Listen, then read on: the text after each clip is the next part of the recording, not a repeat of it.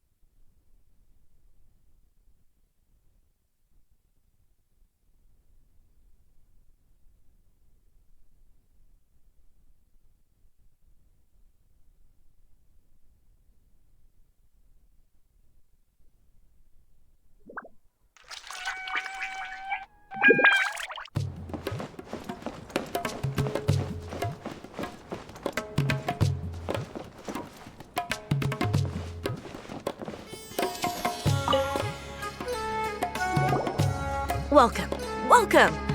How can I help you two? Hi there. We would like to ask you a question. Do students from the academia ever come to Port Ormos? Of course! Especially around this time of year. Students from Sumeru City that are about to graduate often come to Port Ormos to cut loose a little.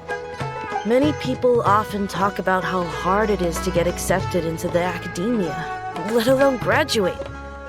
But those who finish their studies and go on to become full-time researchers at the academia have it even harder. Sure, we may not be Sumeru City, but Port Ormos offers beautiful scenery and a stress-free environment. Some even say it's good luck to come to Port Ormos, so students and researchers come flocking here when things get to be too much at the academia. You see over there? Those are students from the academia.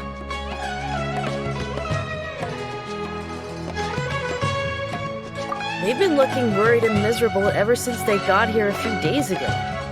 If you ask me, the life of a merchant is better. So long as the Akasha teaches us what we need, then life is good. Those students seem to be discussing something. Let's see if we can listen in.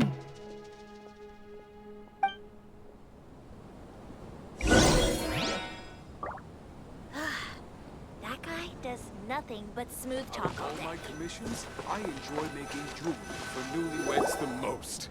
It's no good. I've tried asking around, but I haven't been able to learn anything useful. Not to mention that a bunch of scary-looking Eremite mercenaries have been posted along the streets now. There's been a lot of fighting between the different Eremite factions in Port Ormos. If we choose to move on our own, then it would be wise to steer clear of them. Especially the group that's constantly shouting some stuff about the Scarlet King and some resurrection. I've even heard that the Citadel of Regzar is starting to get fed up with them. What was that group called again? Ein something or other? They're called Ein El Akhmar. Today, I heard that the thing we're after might be in their possession at the moment. Wait, come again? Don't you see? Many of the Eremites in Port Ormos deal with trading this kind of thing. They're usually pretty wary of outsiders, but not so with students of the academia. It's because the kind of goods that students are looking for aren't the kind of goods that Eremites are after. As long as they know you're a student, then deals can be made. I've heard that Ein El Hakmar likes to set up shop at the Jafar Tavern. Supposedly, if you're willing to part with 500,000 Mora, he'll give you info on anything. Wait, did you say 500,000? If information alone costs that much, then how could we ever afford to buy what we're looking for? I guess we might as well give up on trying to graduate this way. I wouldn't worry too much. Our field of research is very niche. Who else could possibly be after that kind of shady knowledge? I bet it's practically worthless to anyone aside from us. Well, I guess that makes sense. Then the only thing left for us now is to find a way in. Why don't we all just pool our money together and pay for the information? Whoa! Did you hear that? A niche field of research and shady knowledge? It all sounds pretty suspicious to Paimon. Is knowledge something people just buy and sell like that?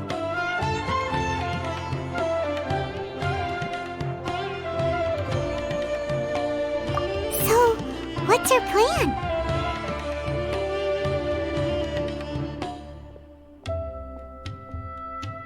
Wait, didn't you hear what they just said? Buying information is going to cost us 500,000 mora! Have you lost your mind?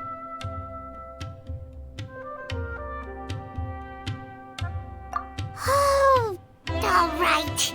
Paimon never thought she'd agree to parting with that kind of mora. But if you know what you're doing, then we should give it a shot.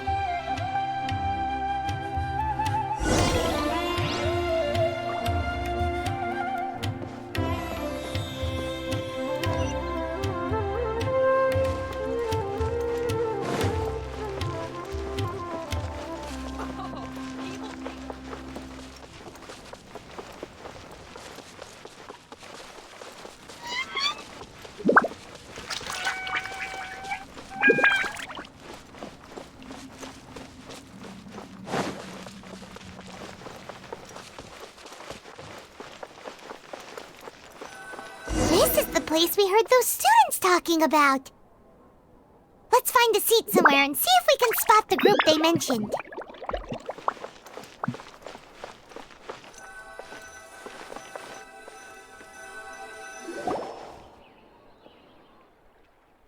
Oh, you've arrived.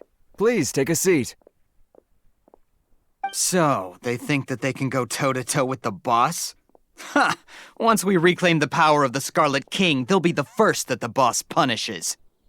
They're nothing to be afraid of. Our main rival now is the Caracal Battalion. They've also amassed a significant amount of mora this time, so we mustn't underestimate them. How can the Caracal Battalion compete with the boss when they're nothing but a bunch of money-grubbing opportunists out for a quick mora? Yeah, with boss's fervent devotion, he'll be able to use this power to bring our god back this time. All these guys talk about is the Scarlet King, so they're probably the ones we're looking for. Greater Lord Ruka Devata. That traitor and her followers must not be spared. The day will come when the Scarlet King exacts vengeance on Sumeru, and all of them shall be punished.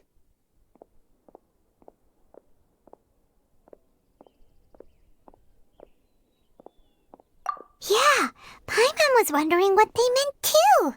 We should ask about that if we get the chance later. Welcome. What you see is what we've got. Feel free to look around. Talk to the bartender if you want a drink. Should I adjust the shit? What's going on? How can they do Huh? Who are you? What do you want?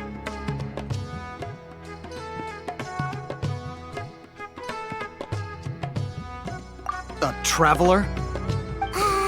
Now's probably not the time to talk about that. Didn't the students say Eremites are wary of outsiders? A student? What's a student from Sumeru City doing in Port Ormos? Ah, well, if it's info you want, you've come to the right place. The question is, can you afford it?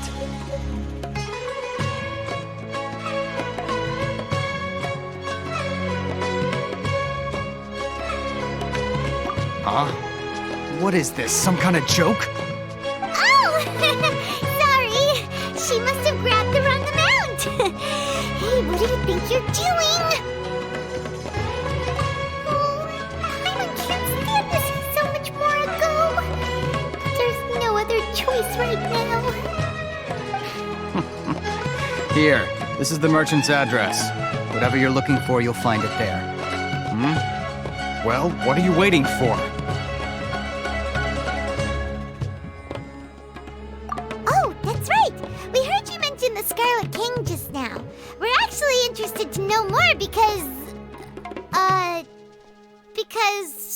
we're, archaeology students! Fine. Since you've already handed over the mora, I guess I can throw in a little extra info. As you can see, members of Ain al-Ahmar are devout believers of the Scarlet King. Years ago, the Scarlet King founded the great desert nation that was our homeland. It was an advanced civilization, far beyond anything you'll see in present-day Sumeru. The Scarlet King was the rightful god of wisdom, but he was betrayed by a companion he trusted. She even stripped him of his title, God of Wisdom. So, you mean the traitor was... Greater Lord Rukkhadevata, yes. That shameless wretch destroyed the Scarlet King's civilization, and our ancestors were forced to flee to this land where we were made to suffer the tyranny of our enemies. Furthermore, she conspired with the Academia to cover up the truth of her actions, and create the merciful and benevolent facade for which she is now known. Ugh, just thinking about it sickens me. But the story doesn't end there, oh no. The Scarlet King isn't truly dead. The voice of the Oracle has been heard in the desert, prophesying his resurrection. Mark my words, our god shall return. And when that day comes, all followers of the traitor and all the desert dwellers who have forgotten their true god will suffer retribution together. If what I'm saying makes you shiver with fear, it might not be too late for you to become a believer of the Scarlet King.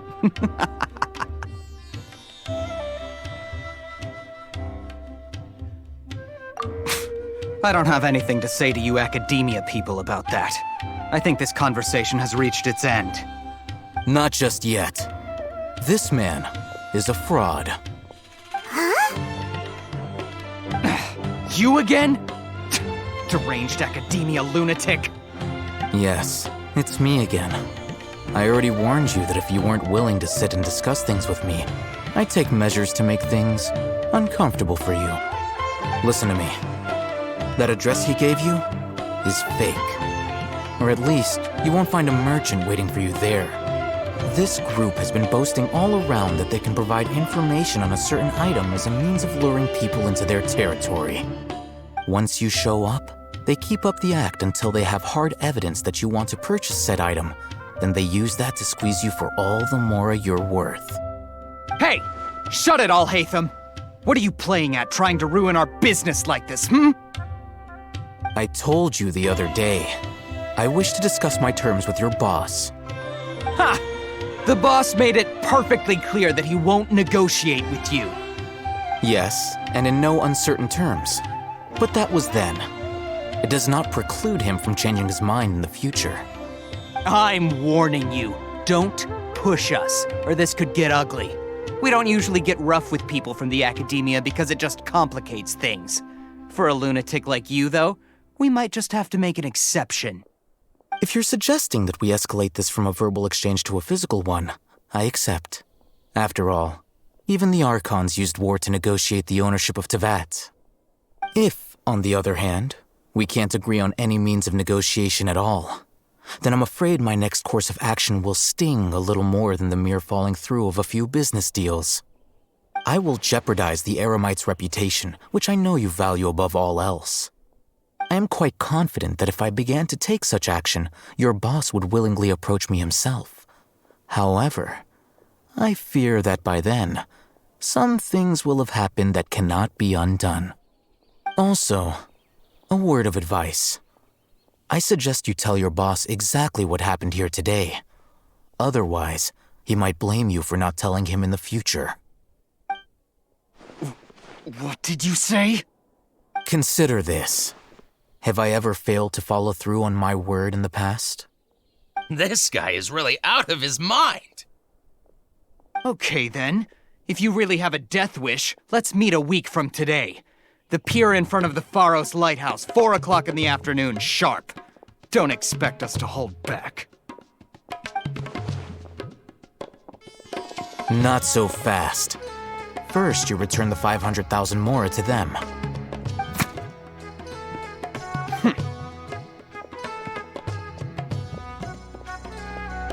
Please, I beg you, don't provoke them.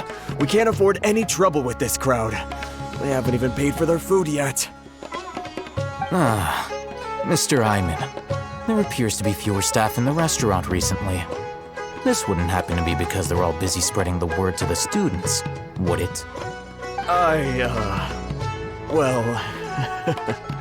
Someone who chooses to do business with a group like that really can't afford to get so flustered the instant someone confronts them about it. Consider the meal compensation for our silence. I'd say you're getting an excellent deal. Whoa, did Did you see that? He not only got us our Mora back, but sent the Amorites running too. Plus, he seems to know a lot about what's going on around here. Let's catch up with him and ask some questions. He went that way! After him!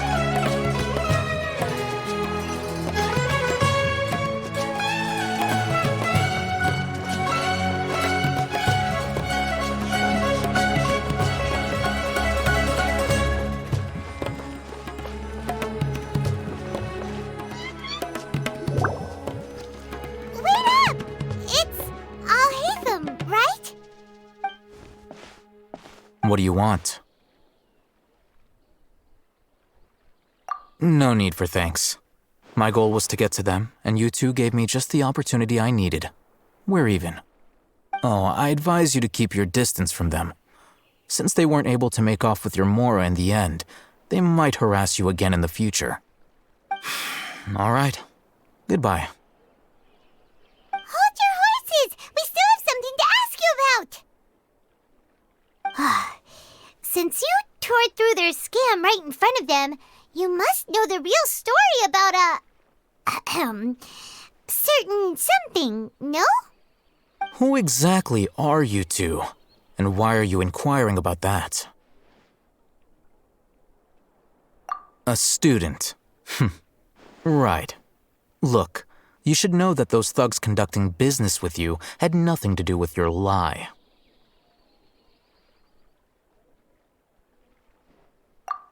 Huh? Oh, yeah! She's really strong! Weren't you saying something about a physical exchange? We can help with that. She doesn't even have a vision. Forget it. Maybe not, but she can still use elemental energy. Otherwise, there's no way we'd go asking for info from from guys like that. Those high-headed thugs are definitely gonna bring a lot of backup for your next meeting. Even if you don't go alone, you won't regret taking us with you.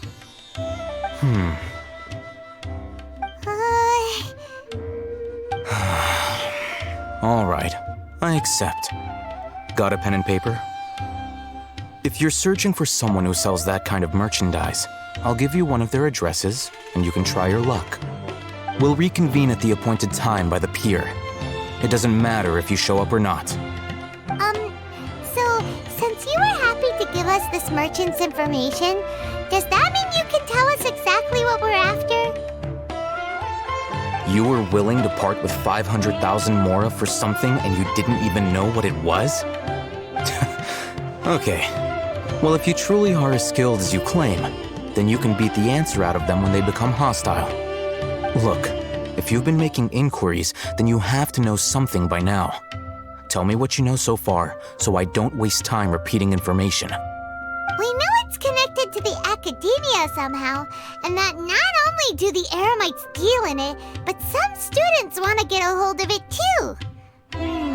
What else? You know almost everything there is to know, but you're unable to compile this information because you've never seen the object before. This is what you've been looking for. Huh? Paimon can't tell what it is. It looks like some kind of ornament.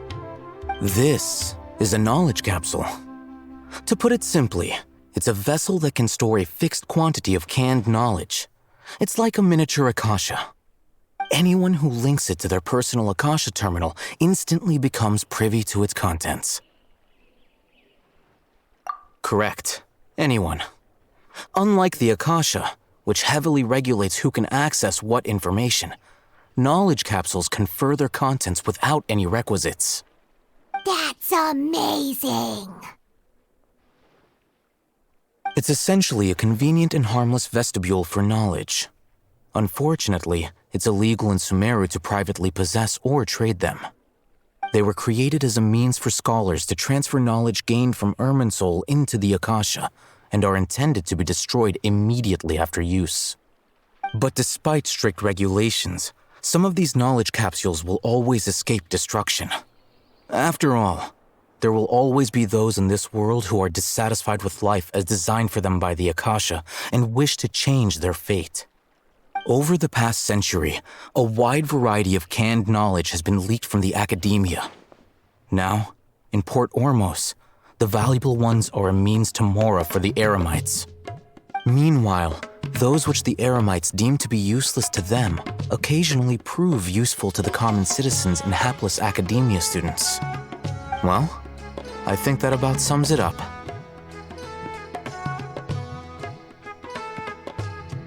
Oh, so that's your true objective. With our current arrangement, I don't believe I can offer an answer.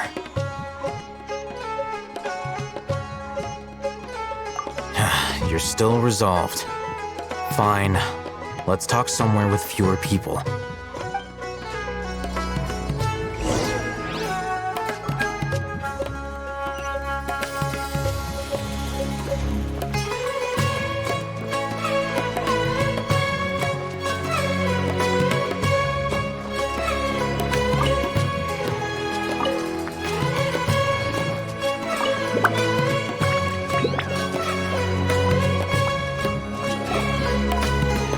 Let's continue our conversation here.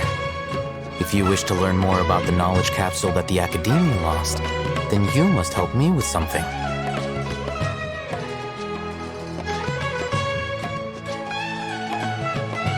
I need you to find someone named Dory, a traveling merchant. Unlike the peddlers who hawk inferior knowledge capsules, she often has quality goods in stock. Some say that as long as there is profit to be made, there is nothing she won't dare to sell.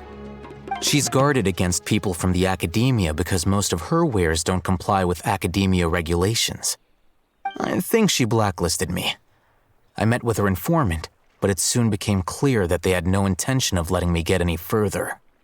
Become one of Dory's customers and earn her trust. This is my condition for further collaboration. Why do you want us to meet with her? Until you complete this task, you don't have question privileges. Fine. So how do we go about doing this? You two are outlanders who haven't been here for long, so Dory should view you as safe clients. I'll give you the informant's address and their contact password. Beyond the password, though, I have no way of knowing what other tricks she might have up her sleeve. You'll have to improvise. This is kind of nerve-wracking. The true challenge begins after you meet her. She has a keen nose for Mora and a shrewd eye for wares, and she only likes customers who she deems to have good taste. I'll prepare some funds for you.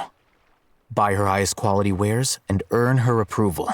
But we only just saw a knowledge capsule for the first time. We don't know how to tell which ones are good and which ones are bad. Is that something we can learn quickly? That's true. Have you two heard of elemental sight? Oh, that's a surprise. Guess I'll have to hold you in higher regard. Anyway, that ability should resolve your issue.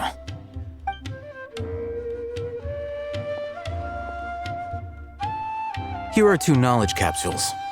Tell me, can you detect any difference in their quality?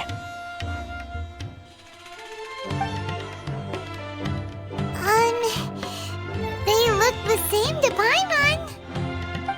Try inspecting them with elemental sight. How'd it go? Did you see anything?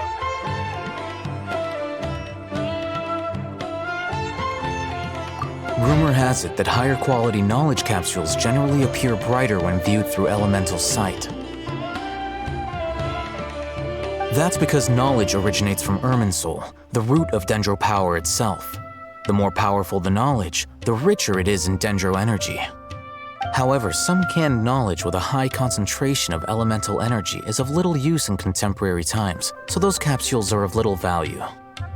Using elemental sight is merely a stopgap measure, but it should suffice for earning Dory's trust. That sounds pretty impressive. Here's a sheet with the informant's location and contact password, and here is the Mora for purchasing canned knowledge. Don't be cheap. You'll need to spend to catch Dory's eye. If there's any Mora left over, just keep it. Oh, and be sure to exercise some caution. There have been Matra present in Port Ormos lately. Your efforts will be for naught if they catch you. Matra?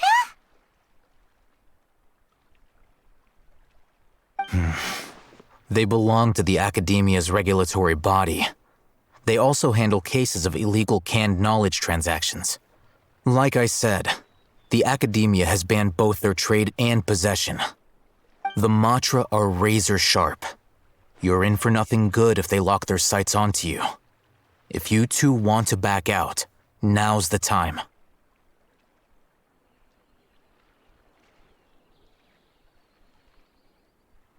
Okay, then we have a deal.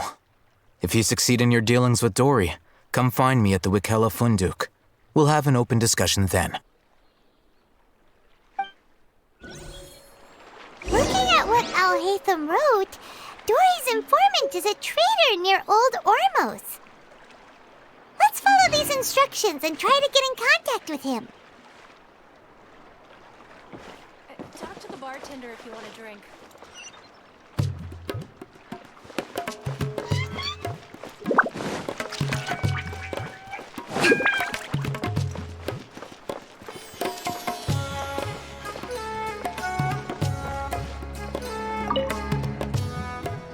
Hello. What are you two looking to buy? Wait, are you sure you're remembering that right? Paimon doesn't think it was that on the paper. What a unique palate. We have unripe horror fruits, but we usually keep them in the back. I'll have someone escort you. Following the paper got us past the first round. Ronak, these two want to buy unripe horror fruits. Show them to the warehouse. Got it. You two, please follow me. You two have a fascinating fashion sense. We haven't seen a customer wearing a Sumeru rose for quite some time. Hold on. Let me think. Sumeru rose means common merch. No, look again. We're obviously wearing morning flowers. Ah, my mistake. I do apologize. Whew. That pop quiz sure was scary. The warehouse is up ahead. Please follow me.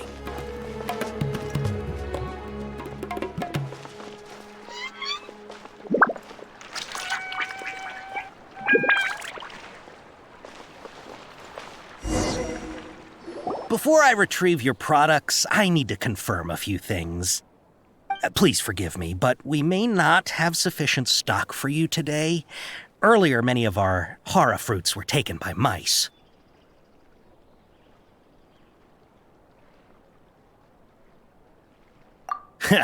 Thanks. If better goods come in, you'll be the first to know. You look like you have some skill. Why don't I pick out some fruits that'll make you dizzy?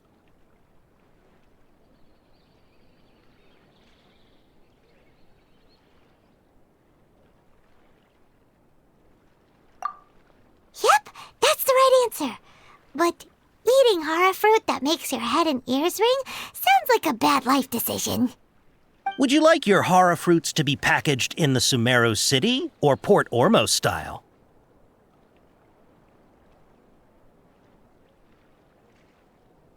Wow, you two sure are generous customers.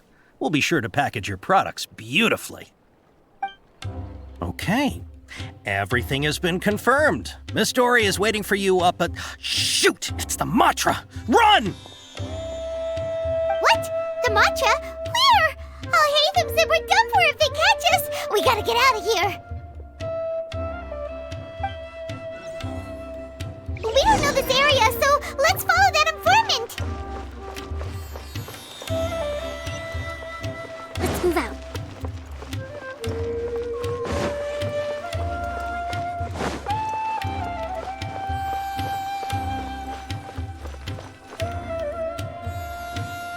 He ran that way!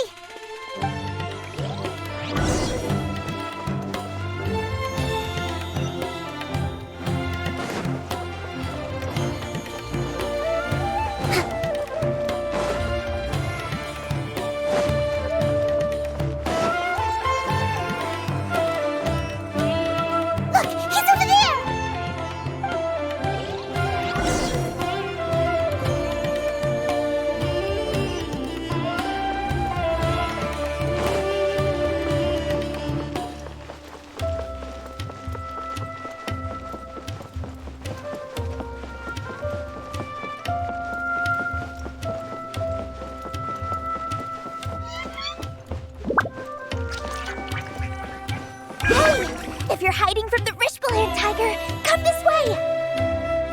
Another password! Huh? Oh, that voice came from behind the building on the right!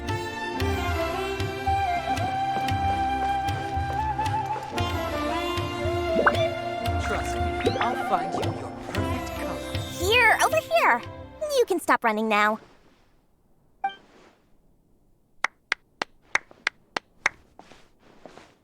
So you were the one who was calling out to us just now.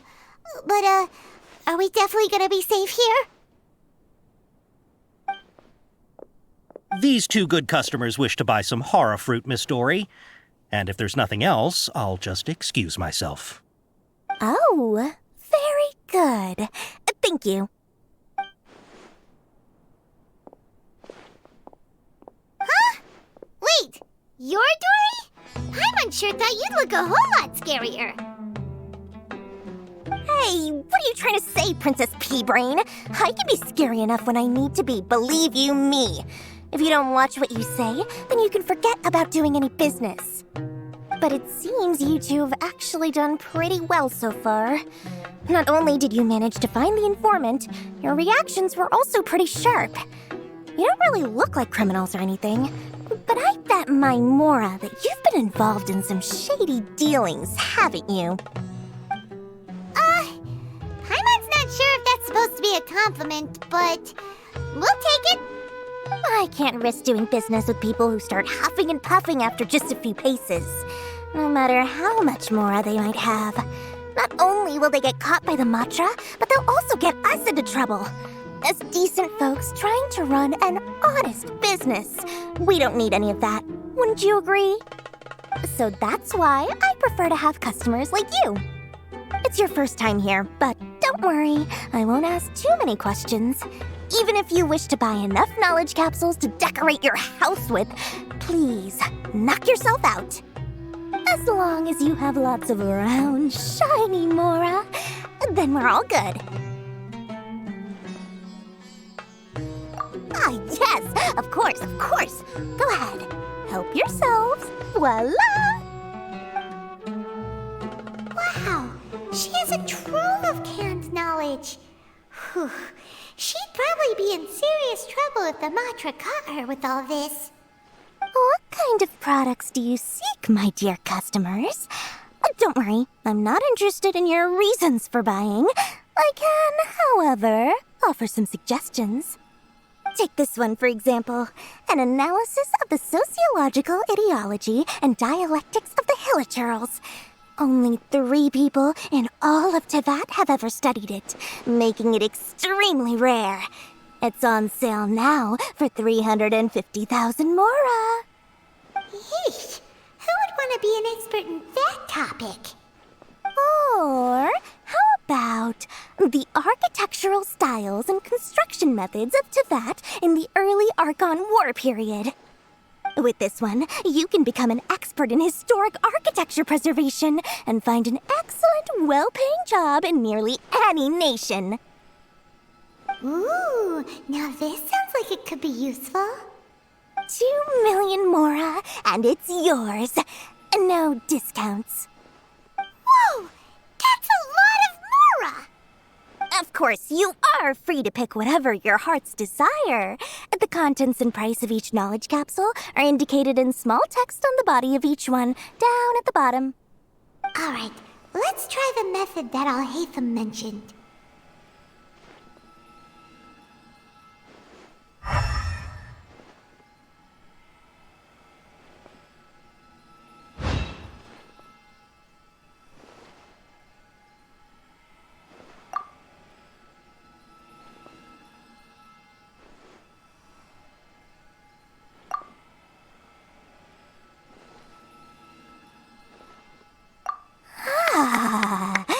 You've really got a good head on your shoulders, and quite the eye for quality.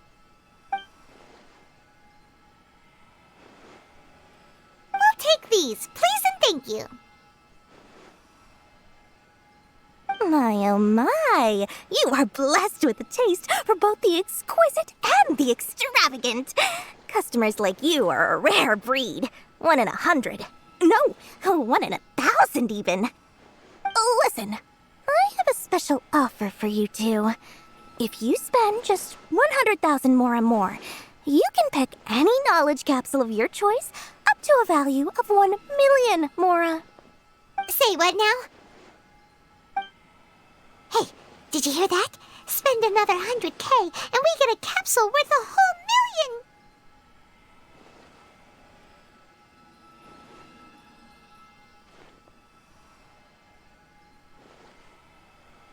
But all the canned knowledge we just bought is easily worth 500,000 mora. If we spend just a little more, we can get something worth 1 million mora. Isn't that a fantastic deal?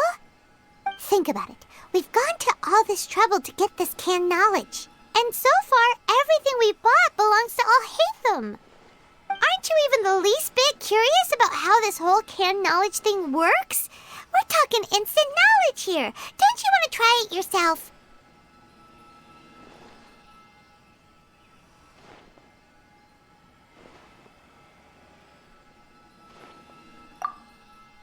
Come on, come on! We still have around 100,000 of Alhaitham's mora left, so let's put it to good use by finding something useful for you. Ahem, you've got a deal, Dory! We'd like to spend an extra 100,000 mora. Excellent! Then please, select from this fine collection of canned knowledge over here.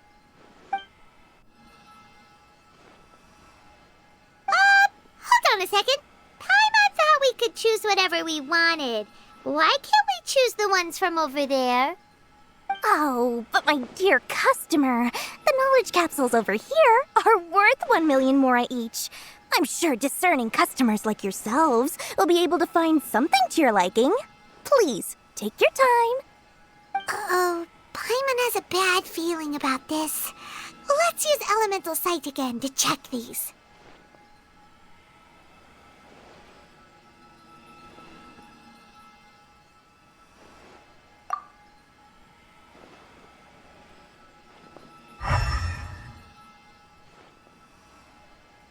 So, what did you see?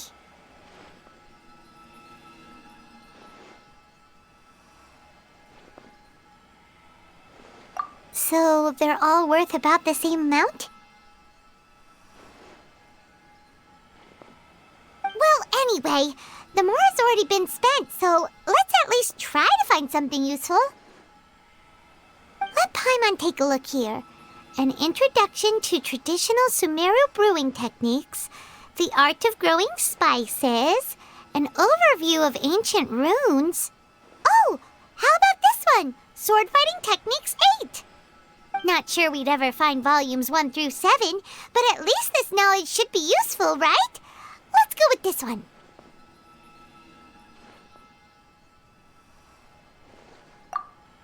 Dory, we'll take this one. All right, very good. I'm expecting some new goods in the next couple days, so be sure to check back again soon. Whether it's canned knowledge or anything else you need, bring your mora to Dory and doors will open. Our dealings with Dory went smoothly enough. Let's head to Wakala Funduk and meet up with Alhaitham. Hopefully now he'll finally tell us about what the Academia lost. Something more exciting than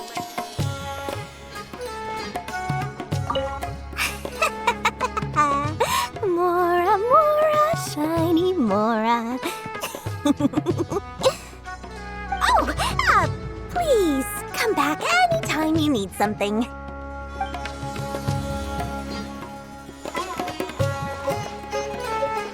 true history is sometimes even more exciting than legend.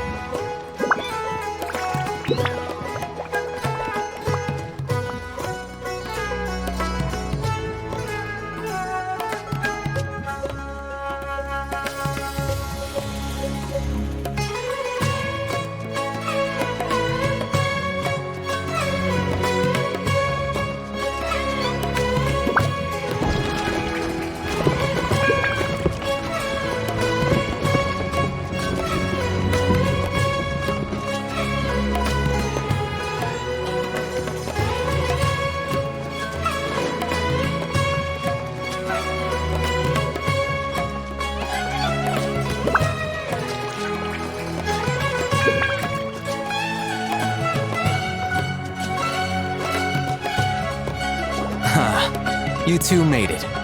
And from the looks on your faces, you were successful.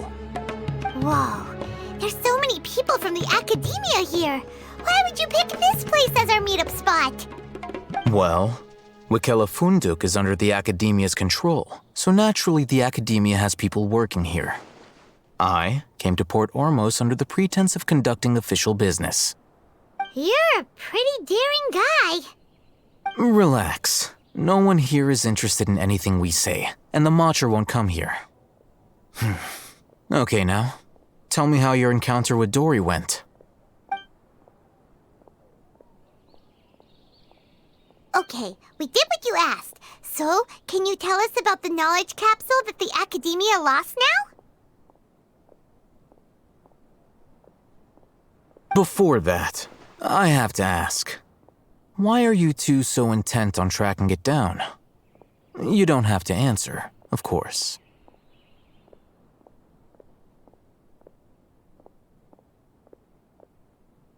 Yeah, she just wants to meet the God of Wisdom and ask her about something important. We've been in Sumeru for a while now, but we still haven't found a way. When we heard that the academia had lost something that might be related to the gods, we came here in case it turned out to be our lucky break. In that case, you're on the right track. A short while ago, the academia lost a knowledge capsule in the desert. It's supposedly a divine knowledge capsule. Use it, and you'll gain the wisdom of the gods. Wow, there's really such a thing as that? Hey, if we find it, do you think we could learn how to meet the Dendro Archon?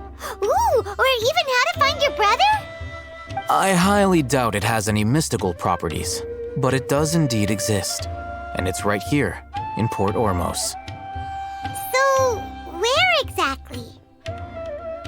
That's what we need to find out next.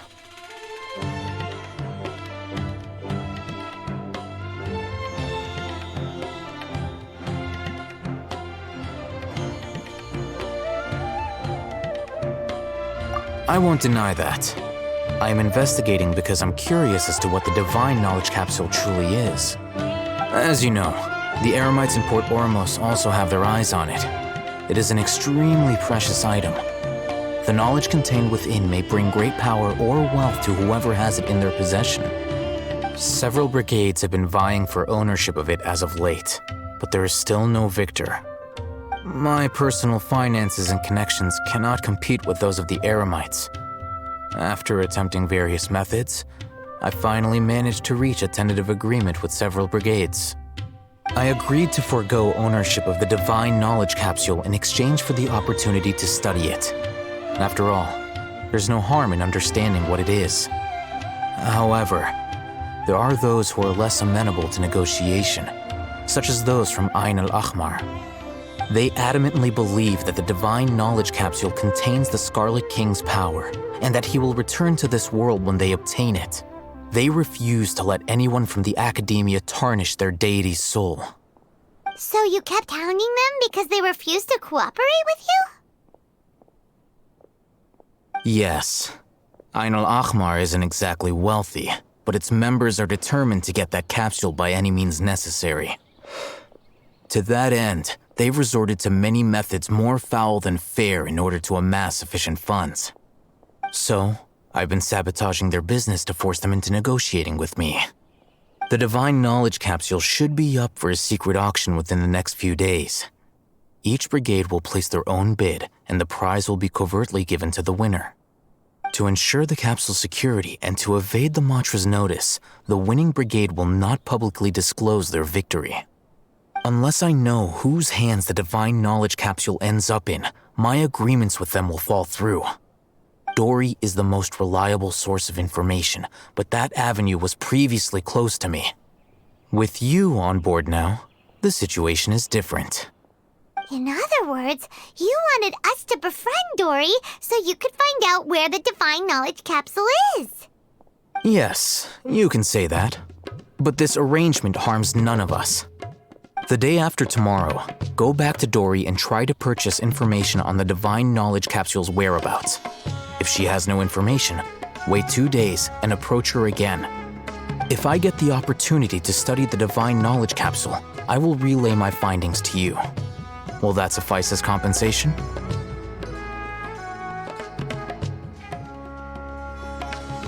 Okay, then we'll meet up in 2 days. Alhaitham, before you go, we actually bought a knowledge capsule for ourselves, but we're not sure how to use it. You two want to try using a knowledge capsule? Sure, I can teach you. Doing so right under the Academia's nose is a bit problematic, though. What do you say we head to the outskirts of town?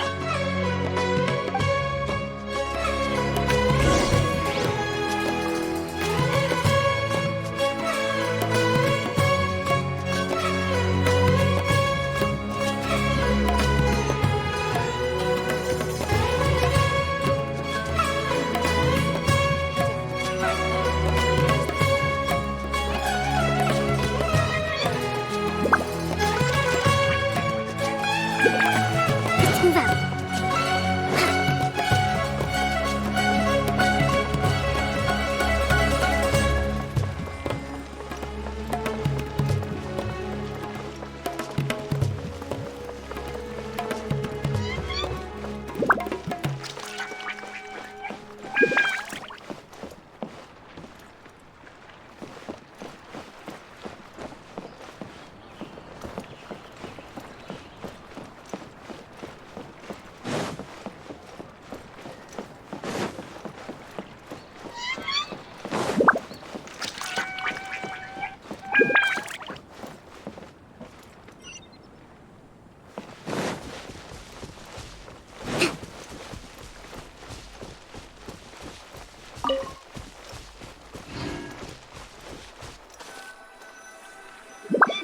All right, this place works. Show me the capsule you purchased. Here. Sword Fighting Techniques 8. Huh. A combat class knowledge capsule.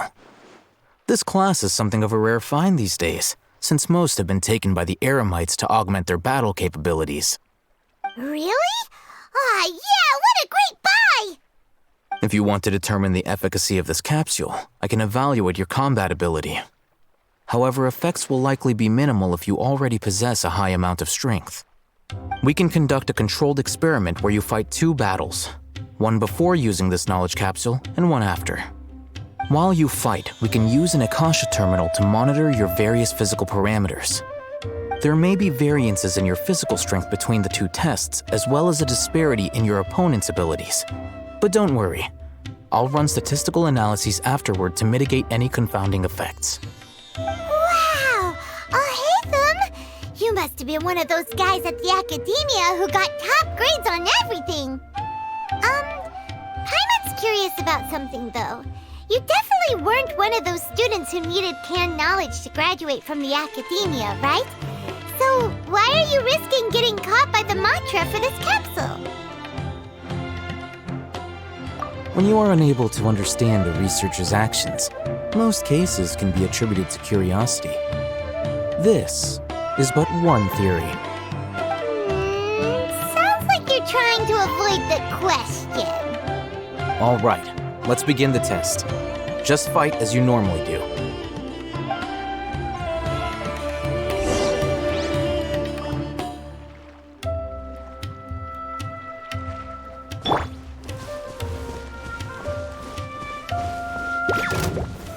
Solidify! Illusion shattered!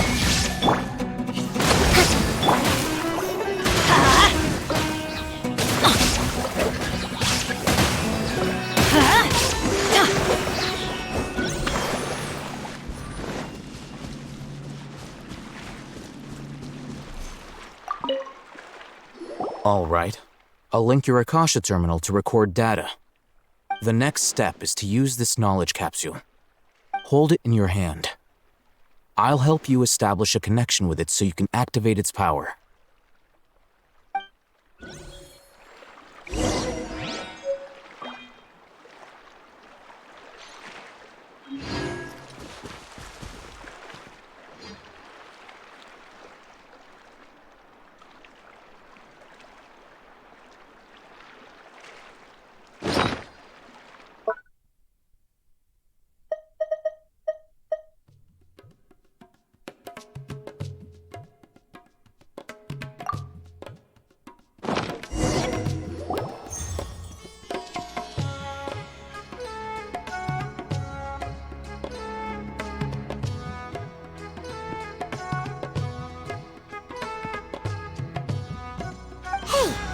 you feeling?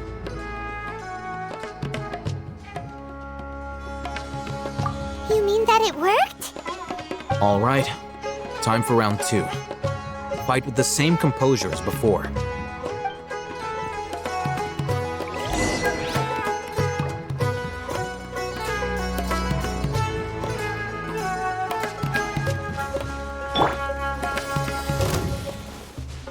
Order guide you. Stabilize. There is no escape! Adventure time! Let's light it up! Yeah.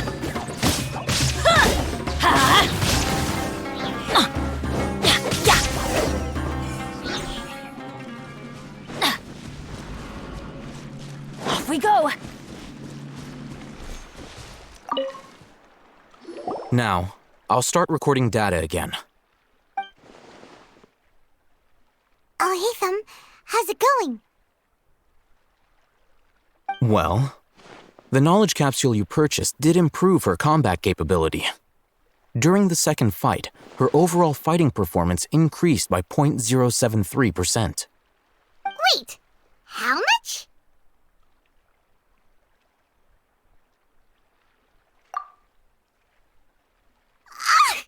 Dory's such a jerk! She totally scammed us! 1 million Mora? This thing isn't worth a tenth of that amount! Of course, this could be because she is so powerful that the capsule's contents were unable to produce a substantial increase. At the very least, this test allowed me to gain more insight into you two. Our deal seems increasingly worth my investment. I'm heading back to Ikela Funduk. I await your response in 2 days' time. This is Mora for when you ask Dory for information. Pay her as much as she requests.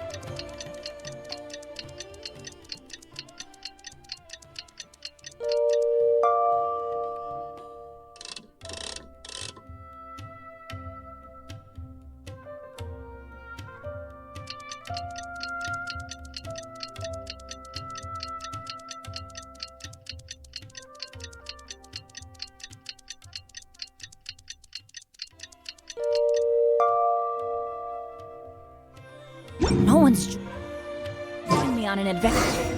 Let's see Dory today and ask her about where the divine knowledge capsule is.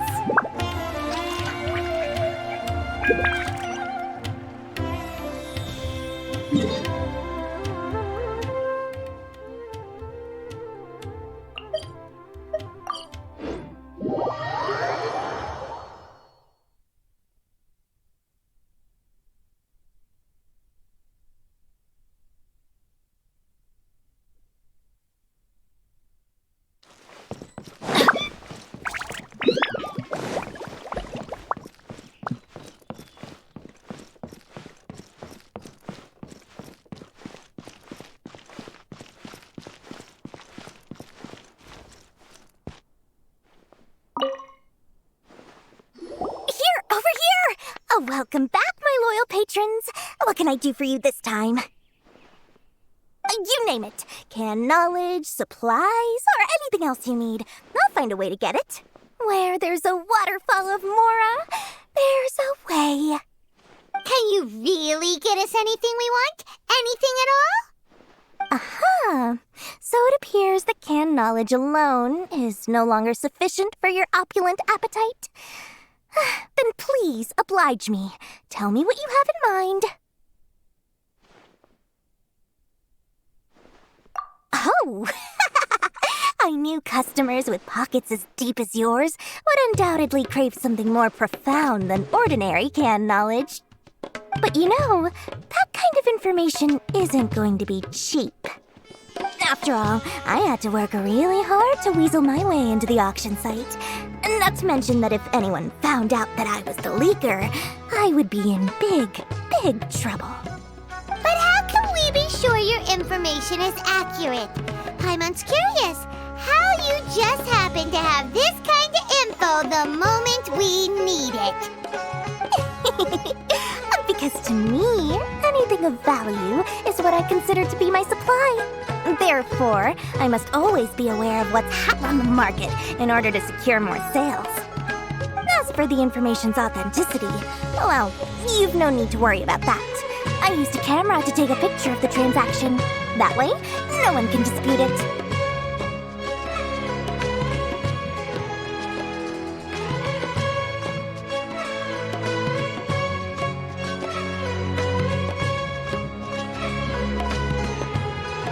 It's always a pleasure doing business with such sterling patrons. Now that you've paid in full, here's the scoop. The Divine Knowledge Capsule was purchased yesterday by a certain Misery, the leader of Ain el-Ahmar. Ain el-Ahmar? You mean the Eremites who worship the Scarlet King? Ah, so you're already familiar with them. The group has done everything in their power to obtain the Divine Knowledge Capsule.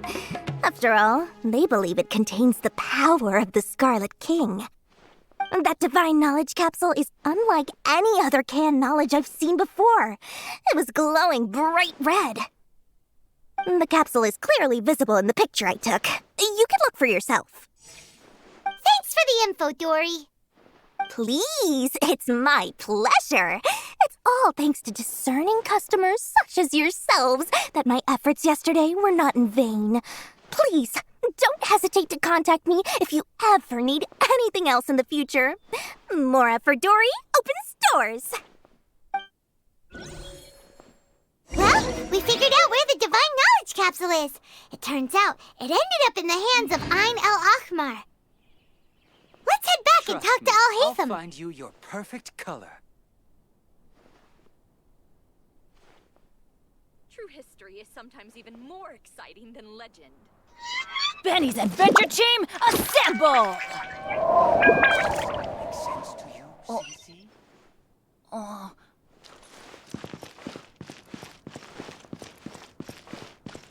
Trust me, I'll find you your perfect color.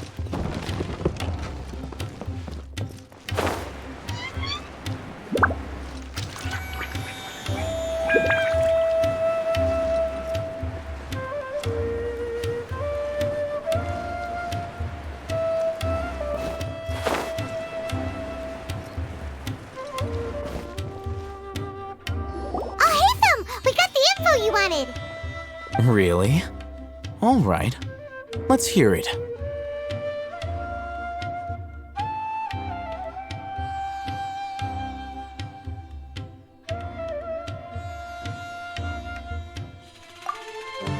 Dory even gave us evidence to verify the intel. Have a look. Huh, look at that. Clear as day. It must have taken some guts just to infiltrate the scene of the Eremites' transaction. But then to get close enough to take a picture like this. Bold move, Dory. Very bold move. All right. The person in this picture is indeed Misery, the leader of Ain el-Ahmar. And the glowing red capsule he's holding appears to be the Divine Knowledge Capsule.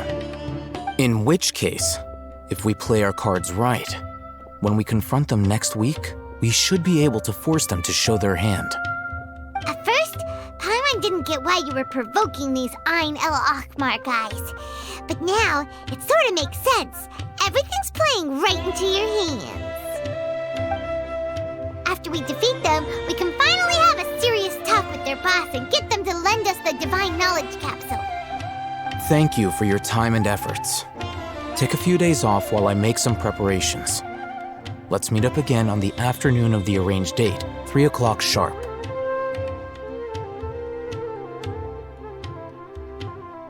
See you then.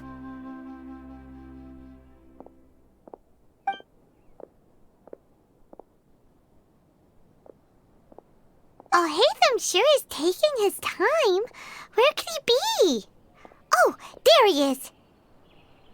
Sorry to keep you waiting. Let's head to the pier in front of Faros Lighthouse. Yep, let's go!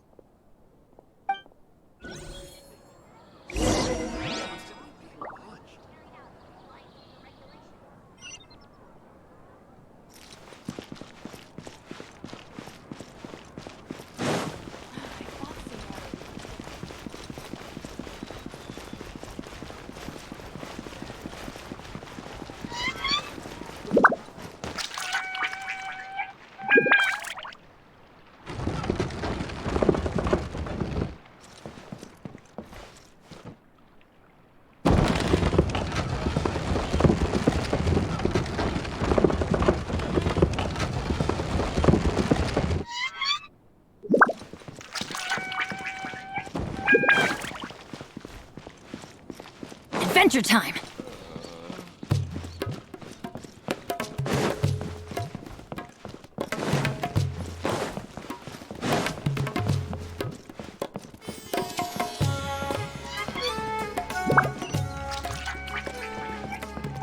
Off we go! Off we go!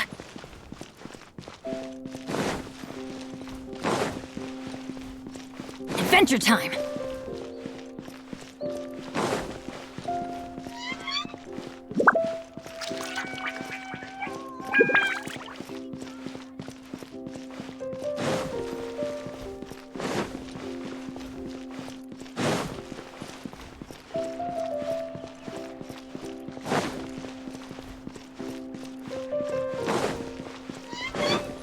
Off we go!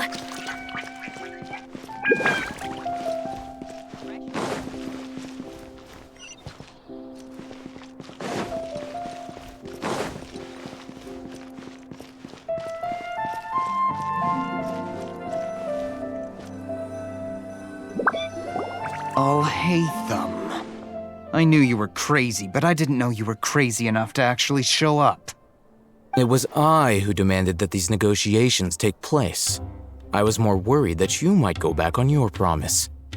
But to your credit, it appears that you're sticking to your word. This is turning into quite an occasion. I also brought some backup.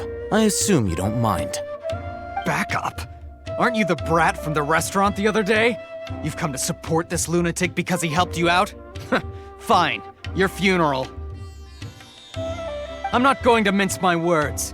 Once we're done with you, you'll be nothing more than fish food. Get 'em, boys!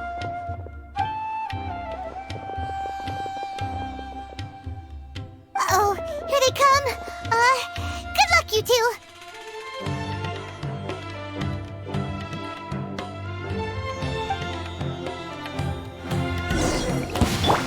This is order.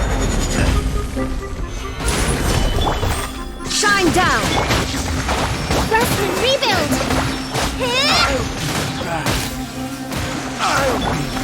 Let's light it up!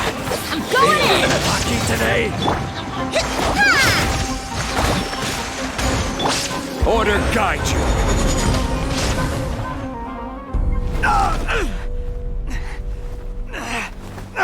Academia scum!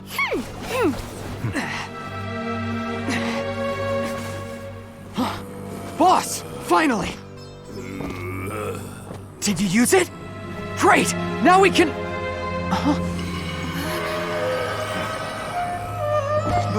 Boss? Boss!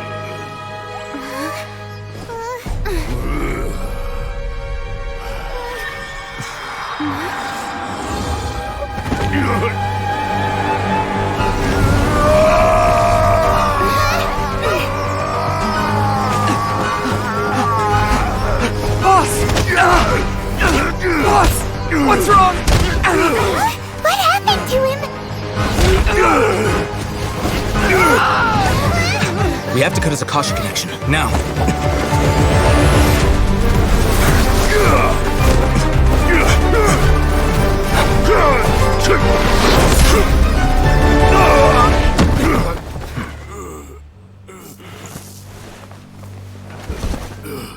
Target acquired. Arrest him.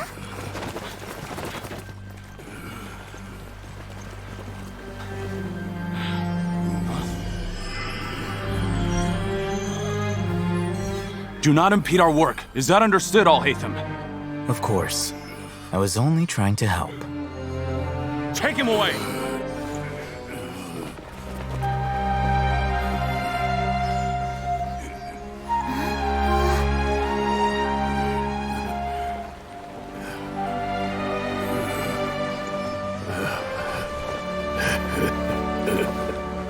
World, forget me.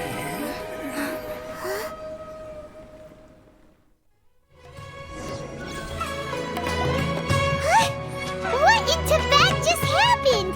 It's like that big guy suddenly lost his mind. It looks like he used the Divine Knowledge Capsule. You mean the Divine Knowledge Capsule did that to him?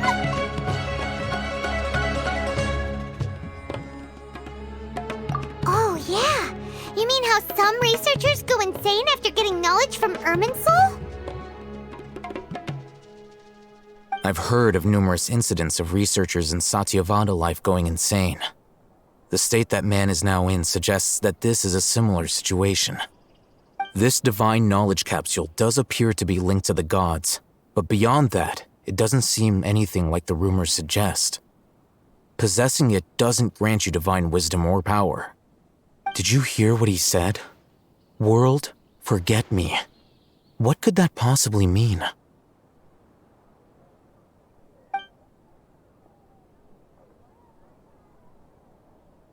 If the mantra took him away, then that means the Academia got the Divine Knowledge Capsule back too. What a shame. We were so close. Still, Paimon didn't expect the Divine Knowledge Capsule would be so dangerous.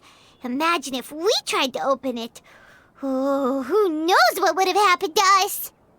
As things stand, there is no reason for me to remain in Port Ormos.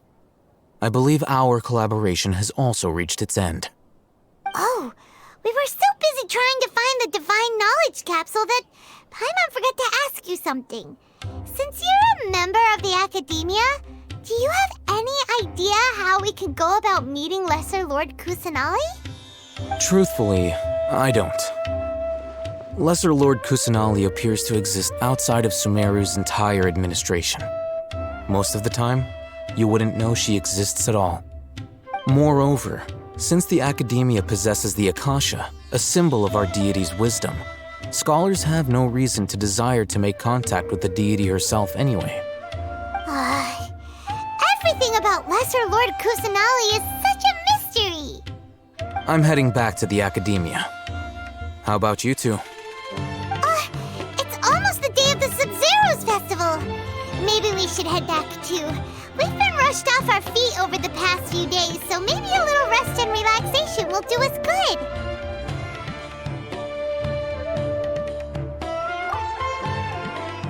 Then we'll part ways here, Alhaitham, until we meet again.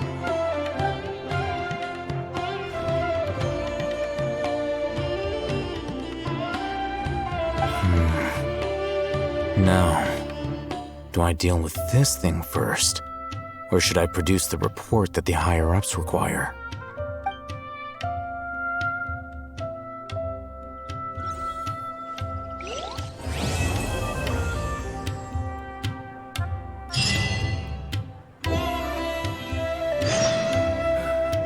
That's enough work for today.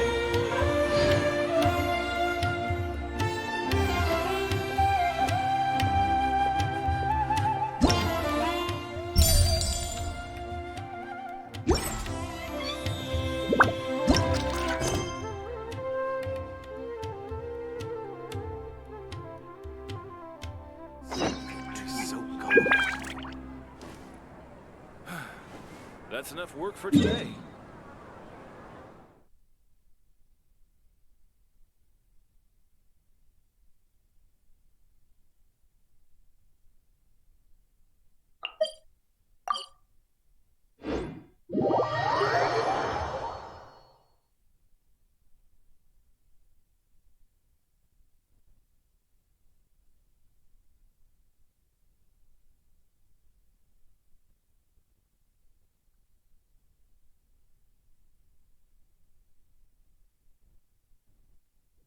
We didn't miss the Sub-Zero's festival, right? and find Dunyarzad. Paimon thinks she must be around the Grand Bazaar, since she showed us around there last time.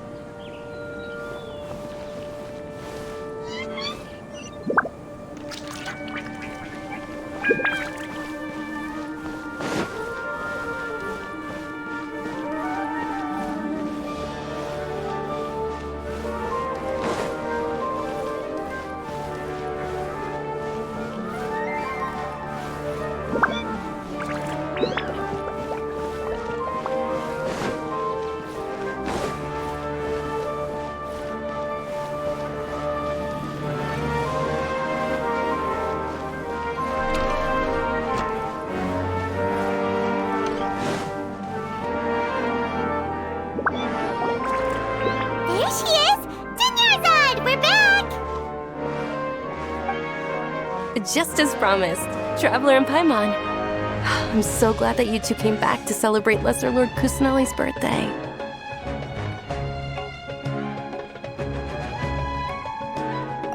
Indeed. The festival's tomorrow. We've been preparing for so long that I can't help but feel a little nervous. There's no need to be nervous. Paimon's sure that Lesser Lord Kusanali will feel everyone's gratitude. Thanks, Paimon. I hope that everyone who comes to the festival will also have a good time. Speaking of which, did you manage to make your way to Port Ormos? Discover anything over there? Of course we went. A lot of things happened there.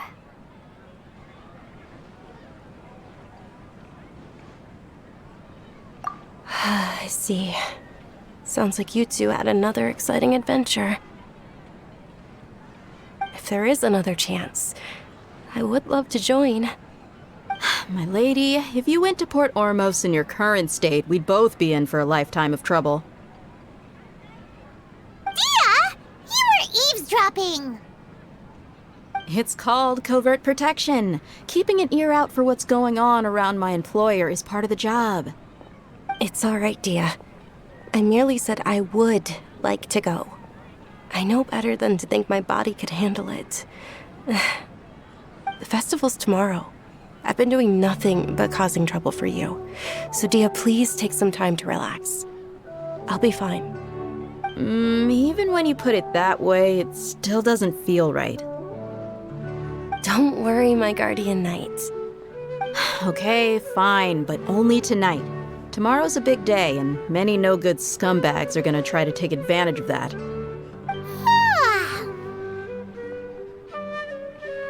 Oh, you two must be exhausted from your long journey back to the city. My apologies for not realizing this sooner. I've already prepared a room for you to rest. Please follow me.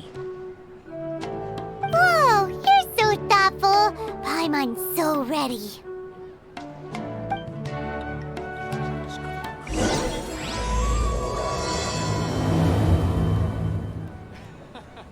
Every item I sell here comes with its own fascinating story. I've got great food and great drinks that celebrate us.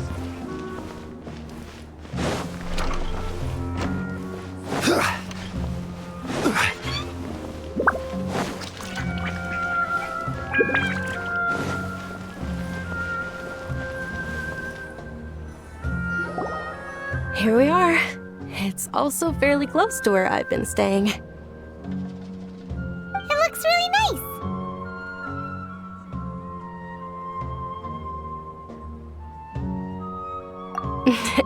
Not at all. Just tell me more about your adventures when you next get the chance. That's Paimon's specialty. Paimon can tell you stories next time.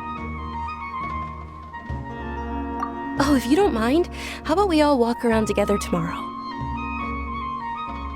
All of my friends will be working the festival, and Dia is still insisting on her covert protection. Yeah, it'll be pretty hard to relax and enjoy the festival if Dia's constantly hovering over you, right? Then let's meet at the nearby bazaar first thing tomorrow morning. Have a great night. It's a deal. Good night, Dunyarzad. I may be too excited to fall asleep tonight. See you tomorrow. Paimon started to really look forward to the Sub-Zero festival too. Will there be lots of yummy food? Oh, no. Thinking about food is just gonna keep Paimon up all night. The earlier we sleep, the better. Let's go inside, Traveler.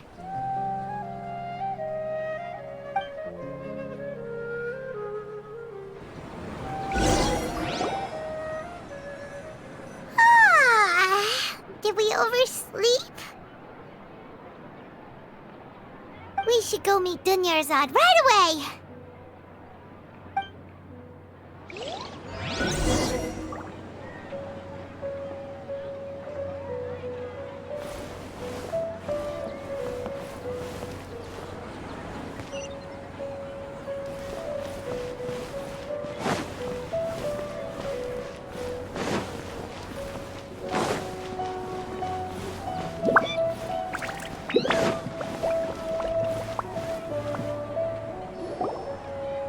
Traveler, Paimon, I've been waiting for you two. Good morning, Dunyarzad. We must have overslept a little bit. Not at all. I arrived early. Today is finally here. I must cherish every moment as if it were gold. You've worked so hard for this day. You gotta enjoy it to the fullest. You know it. Oh, it's just that, as expected, I had some trouble falling asleep last night. I'm hoping my body won't be too much of an issue today. Well, shall we? Let's start with the stalls over there.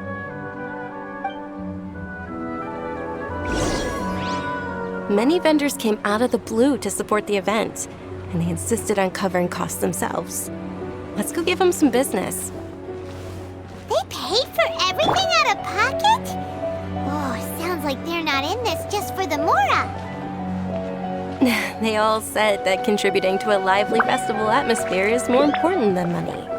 Especially since we don't often get to celebrate Lesser Lord Kusanali's birthday. Ooh, they're selling food over that way! Let's go take a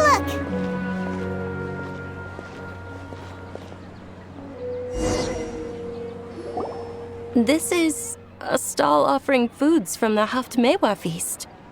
Oh, you could tell straight away. I thought most people nowadays wouldn't know. Mushrooms, flowers, and all kind of fruit? It's all vegetarian stuff. Oh, Paimon's a little disappointed. So, what's the Haftmewa feast you mentioned just now? It's another Sub-Zero's festival tradition. People used to set their tables with 7 different foods. Generally speaking, the most common selections are foods like Rukushifa mushrooms, lunar lotuses, Sumeru roses, sunsetias, kapulatas, hara fruits, and zaytun peaches. So, the Sub-Zero festival is a vegetarian holiday? You don't have to be a vegetarian to enjoy the spread. We just use the 7 foods to symbolize the 7 virtues of the Dendro Archon. Wait, but if that's the case, if Sumeru uses vegetarian food to represent the Dendro Archon, then wouldn't the Pyro Archon's festival be full of food like roasted fowl, juicy meatballs, grilled steak? Oh, Traveler, we have to go to Natlan as soon as possible! I hope your wish comes true one day, Paimon. Thanks! Alright, how about we also check out some of these other stalls?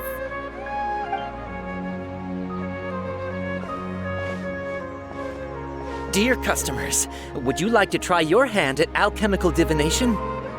What's alchemical divination? Those two things sound like they'd be fun to try together. Right? I thought the same when I first heard about it. It is said to be a mysterious craft invented by none other than Lesser Lord Kusanali herself. So, how does it work? It's quite simple. After you give me any 2 alchemical reagents, I'll use them to perform a random transmutation. Sure sounds random. So random that it will probably fail. That is precisely what we need. After the transmutation fails, your one and only diviner here will interpret the remnants.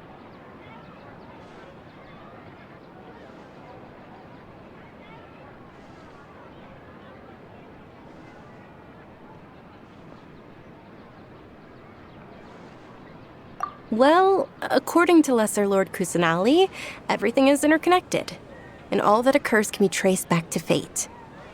You could say this is a pearl of old wisdom. Why does everything sound so much more credible when Dunyarzad says it? Are you guys working together? So that's the true wisdom behind it. This young lady sure knows her stuff. So, how about it? Want to give it a try?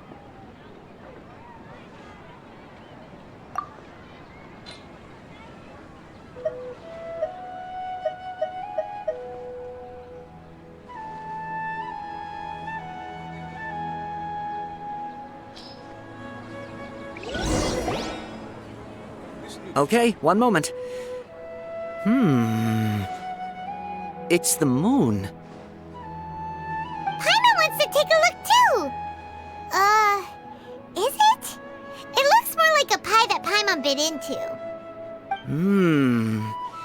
Generally speaking, the moon signifies... It means... Wait a moment. Is he really looking it up in a book? Oh, I remember now. It means illusions and lies. Illusions and lies? That sounds rather ominous.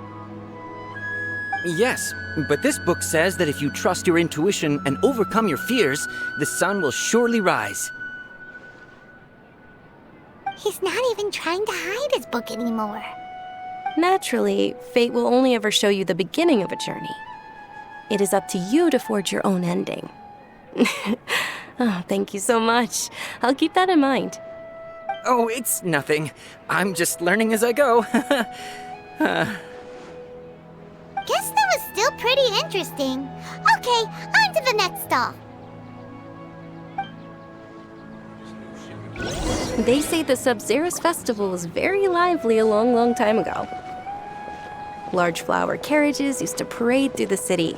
As they headed towards Port Ormos, people would throw flowers, candy, and liquor all along the way. Dunyarzad's eyes are sparkling right now. I wish I could have seen that spectacle. But if you ask me, I'm sure Nilu's Dance of Sub-Zerus would be just as impressive.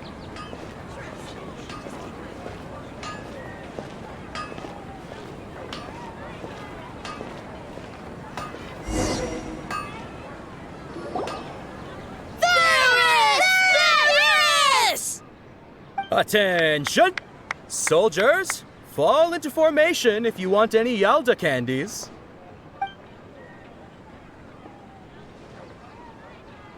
It's a weird guy with a weird hat. Hey, it's Dunyarzad! Wow! Miss Dunyarzad, the children love you even more than the Yalda candies. In the few short days it took to prepare for the Sub-Zerus festival, the children have all grown very fond of you. The Hallowed Night of Flowers. It's an honor that you know my name. Attention! In the name of Ferris, the Knight of Flowers, I commend you on your contributions to the glorious Sub-Zerus festival. All right, little soldiers. Take your Yalda candies and don't forget your loyalty to Lesser Lord Kusanali. Dismissed!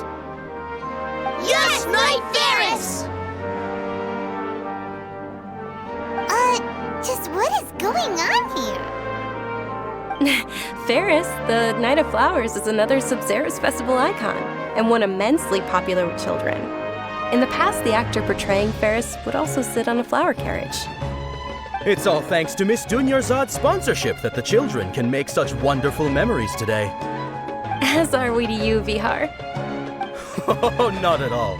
Oh, speaking of tradition, do you want some Yalda candies? They're a festival staple, and I happen to have some boxes readied here.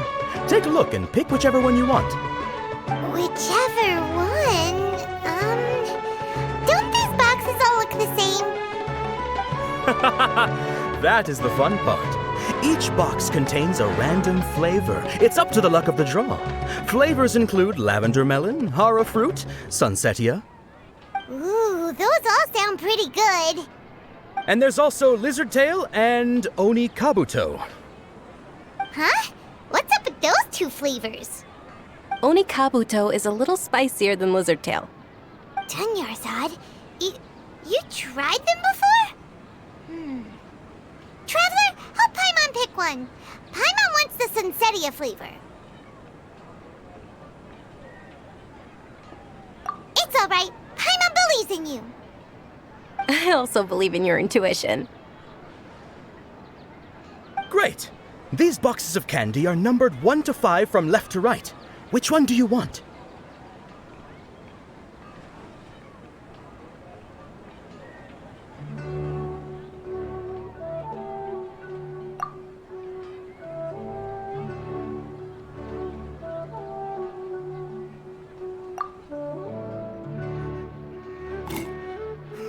Excellent work! That is indeed Sunsetia. Paimon bet you survived so many epic battles because you had incredible luck, and Paimon was right. Attention! Here's your Sunsetia flavored candy. Thanks a lot, Knight of Candies. It's Night of Flowers, not Night of Candies. Paimon really wilted the carriageless Knight of Flowers. They all basically sound the same. We got our candy, so let's keep going. Oh, actually, I just remembered that I left something behind. Since you're here, can you come with me to get it? Dunyarzad, you probably forgot because you're so excited about the Sub-Zero's festival. How embarrassing.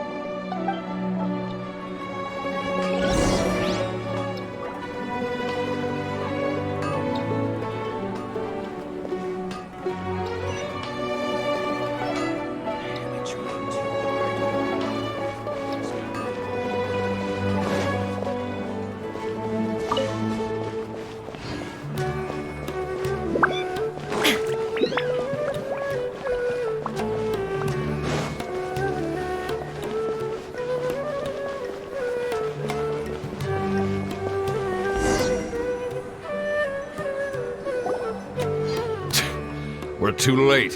Who knew the little lady was such an early riser? I know, right? Hey, wait a minute. Boss, isn't that her? Oh, that most certainly is. We're in luck. She's walking right into our clutches. Those Eremites don't look like they're up to any good. Who are you? I don't believe the Homayanis hired you. That's right. We haven't received any of their mora, but I wonder how much the Homayanis would shell out to get you back. They're a gang of kidnappers! Traveler, hurry and protect Dunyarzad! Hey, did you scumbags even consider that the Homayanis might have hired a merc that outclasses you? You're... Dia! Dia the Flame Mane! No wonder we mercs haven't heard anything about you for so long.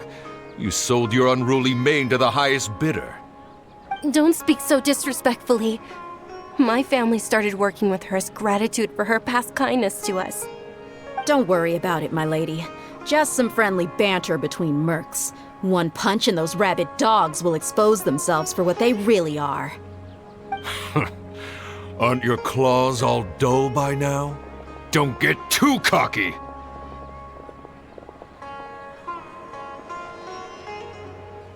Traveler, take Miss Dunyarzad to a safe location.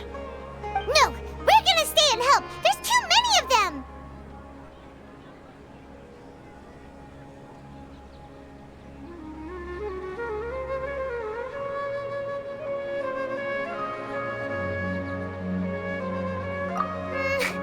You're right. All right, fine. Please be careful, Dia. Don't waste your time worrying about me. This is my job. Look out for yourself. After I've wiped the floor with them, I'll go find you all.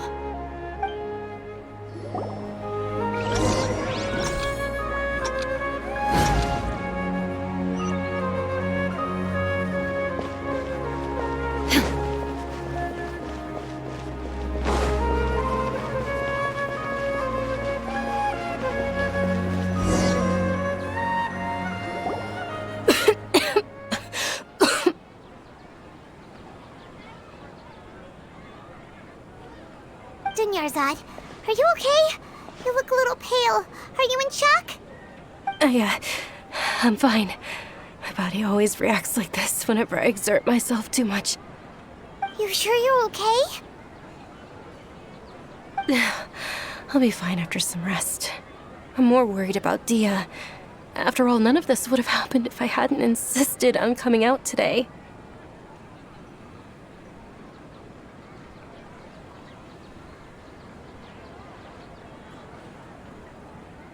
Yeah, don't worry.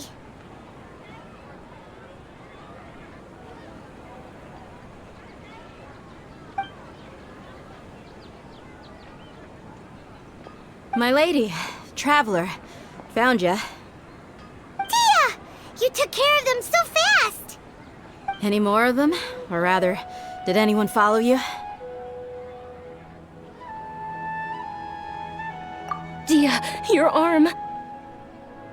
Oh, this? I'm fine. It's just a scratch. Normally, they wouldn't have been able to land a hit on me at all, but I'm still getting used to this new greatsword. Please, let me take a closer look. Come on, it's nothing. Us mercs aren't as fragile as you think. Hold on, you said something about a new greatsword. What happened to the one you were using before? About that. Well, I sold it, because I was low on Mora. Stuff like this happens every now and then. It can't be. The anonymous donation that was used for the venue's final round of preparations?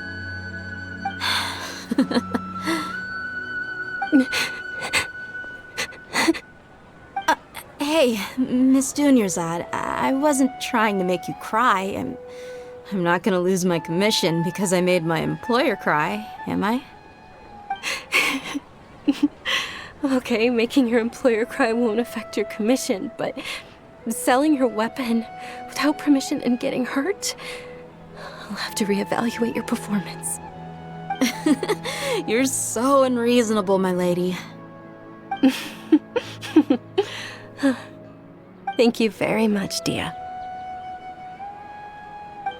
Don't be like that. I get embarrassed really easily.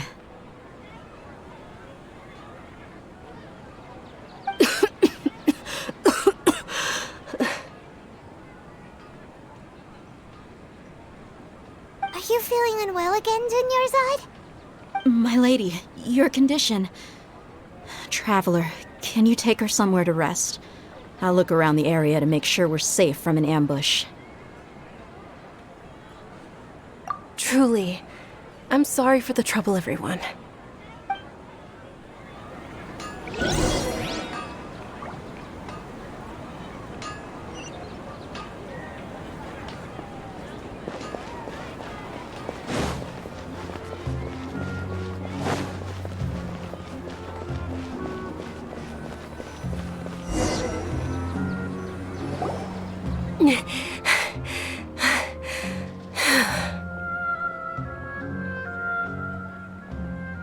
Are you feeling better, Dunyarzad?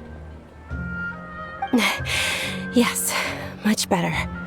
Just give me a few moments and I'll be good to go.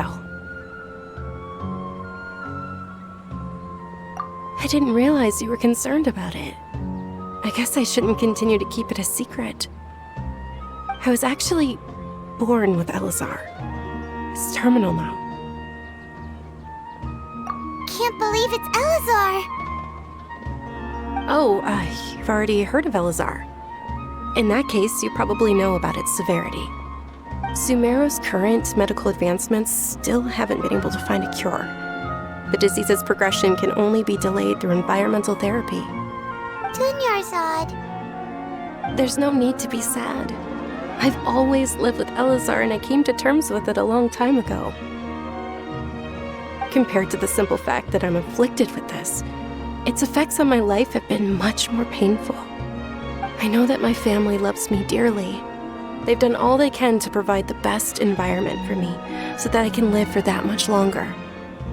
However, I know I will one day succumb to this.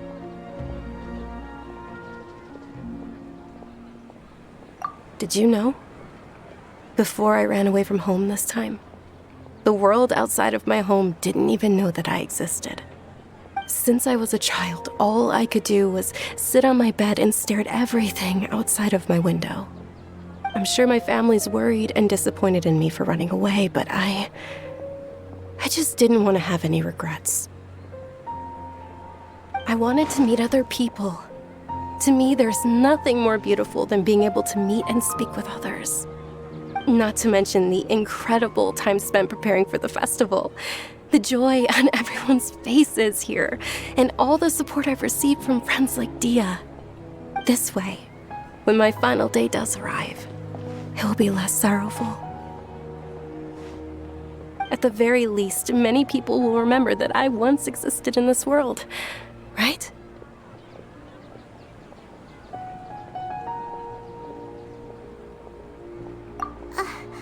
As long as you don't forget Paimon, Paimon also won't forget about you. No, even if you forget Paimon, Paimon will still remember you. Thank you two so much. I apologize for the depressing conversation. This is out of character for me. To be honest, Lesser Lord Kusanali gave me the courage to do all of this. If it weren't for her encouragement, I wouldn't have taken that first step.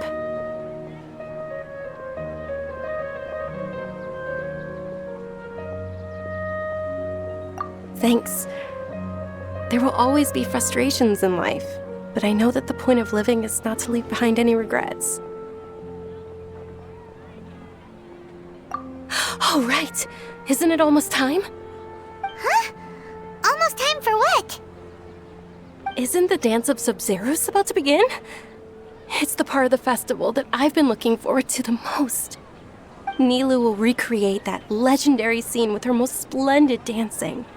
And the Sub-Zeros festival will conclude amid everyone's applause and blessings. And with that, my wish will also... Then what are we waiting for? Let's go to the stage! Yeah, we should still make it in time.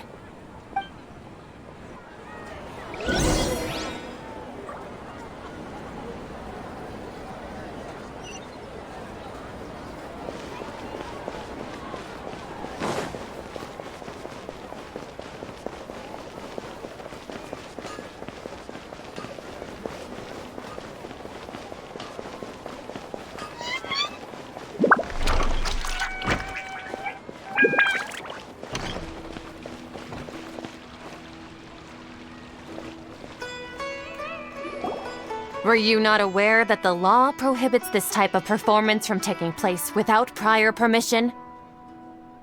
Over there! Someone's yelling at Nilu! I think I just saw the Academia's Grand Sage. Why is he here in person? But the Dance of Sub-Zeros is one of the key parts of the Sub-Zeros festival. If we can't perform it... The Sub-Zeros festival. The law also prohibits the private hosting of large-scale religious festivals. Only the Academia can host such an event. If you continue to resist, we will have to order an investigation into every single event organizer. The Grand Sage has already granted you much leniency.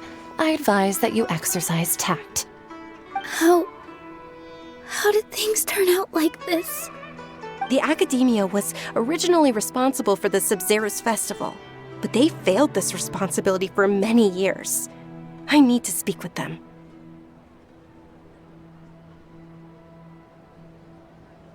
This is a hard pill to swallow, but you're right.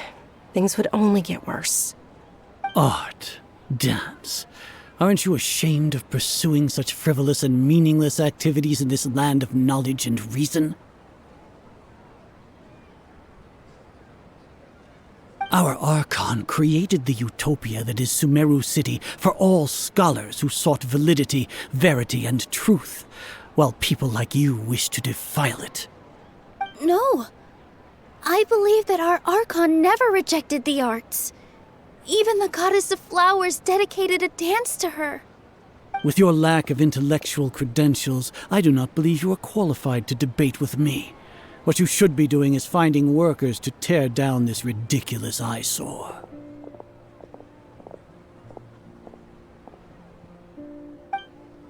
When we return, have the scribe draft an ordinance before the next Nyagarbha day that prohibits public art performances. We will announce it to the public later via the Akasha. Understood. I will inform him when I return.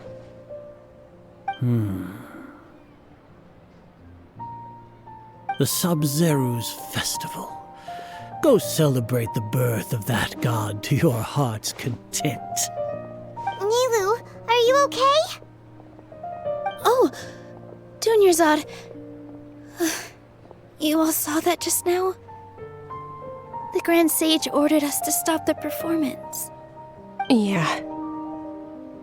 Let's go somewhere the Academia can't find us and perform there. But how do we let everyone know? And what about the atmosphere on the stage?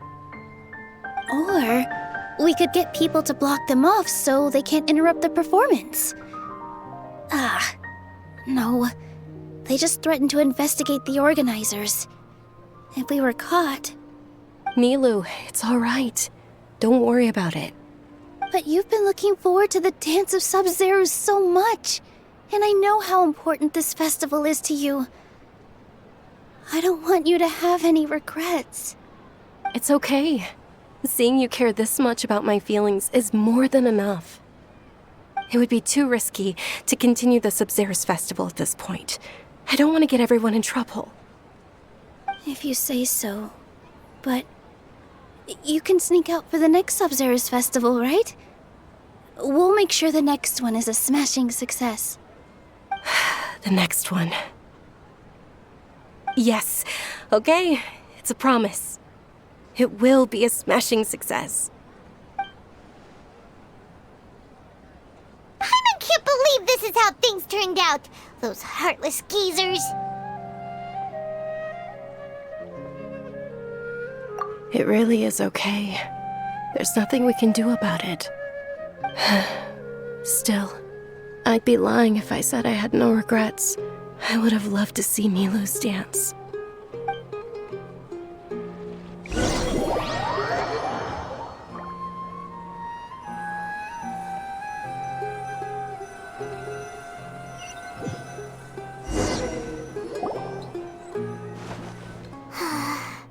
A lot happened today.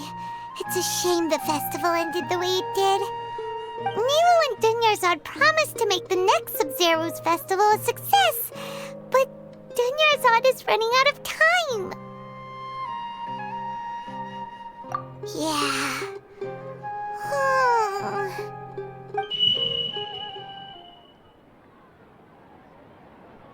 All connections have been secured to construct the most stable framework possible. The project has entered its most critical phase. Power has begun to flow from...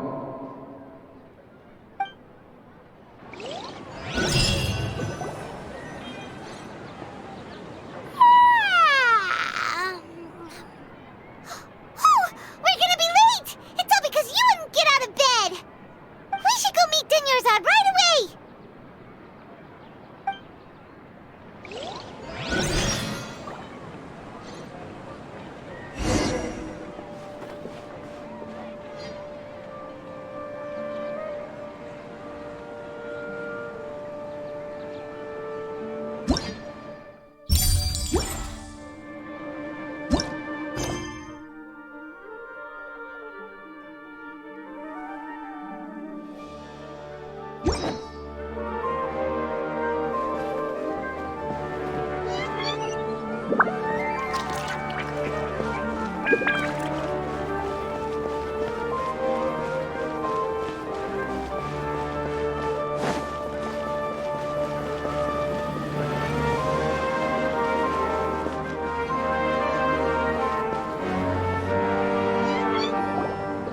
Good morning, Dunyarzad.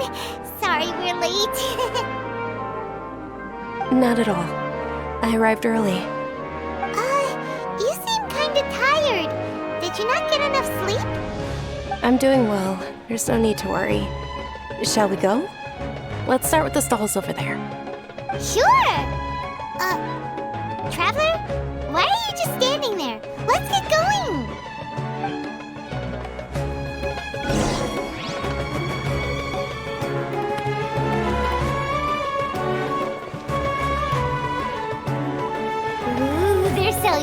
over that way. Let's go take a look.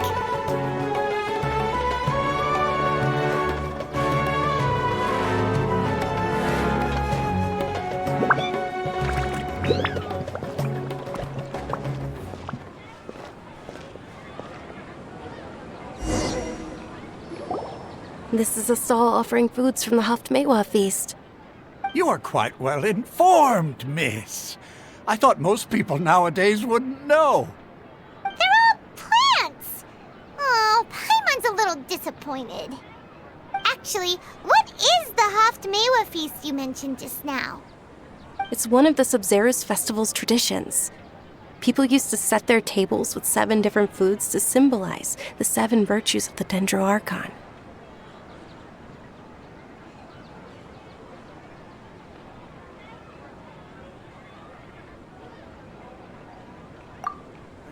Appear to be in the form of the moon.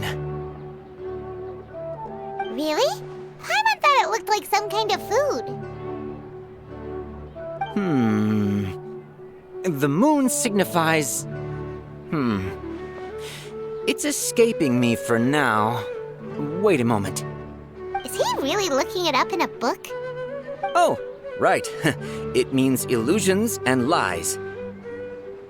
But if you trust your intuition and overcome your fears, the sun will surely rise.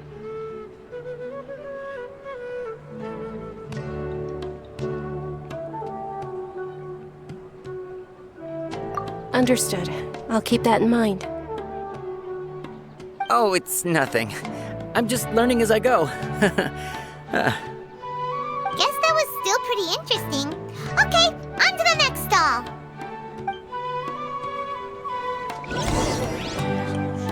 So, where to next?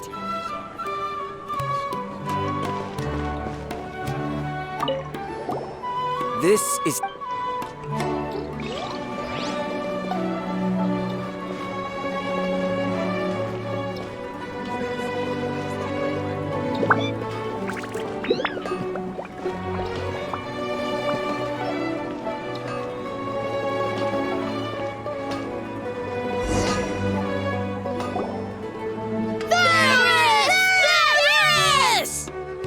All right, soldiers. Now that you have your Yalda candies, don't forget your loyalty to Lesser Lord Kusanali.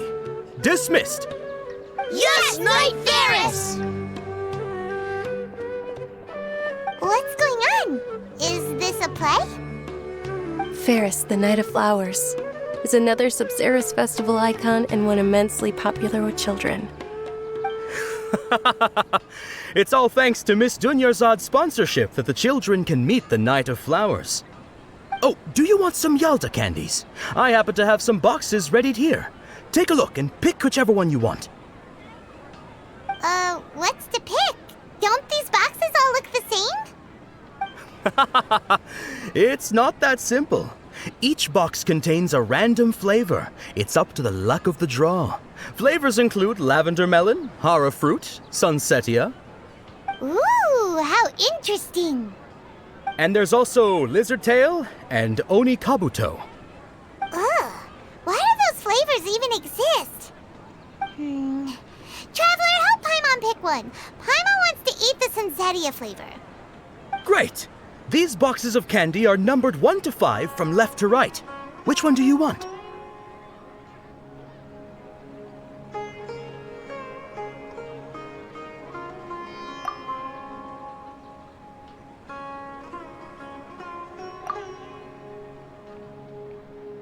Ah, excellently chosen. Number 4 is indeed Sunsetia.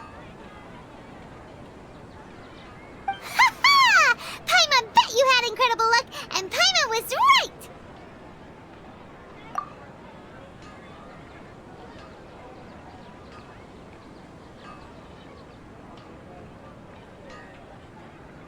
Huh? How's that possible? It's obviously random.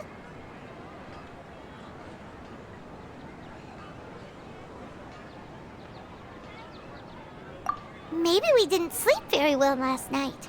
Or maybe we slept too much.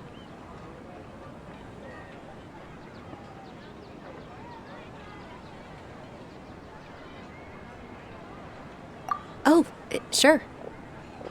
Huh? Where are you going? You're just gonna walk off like that?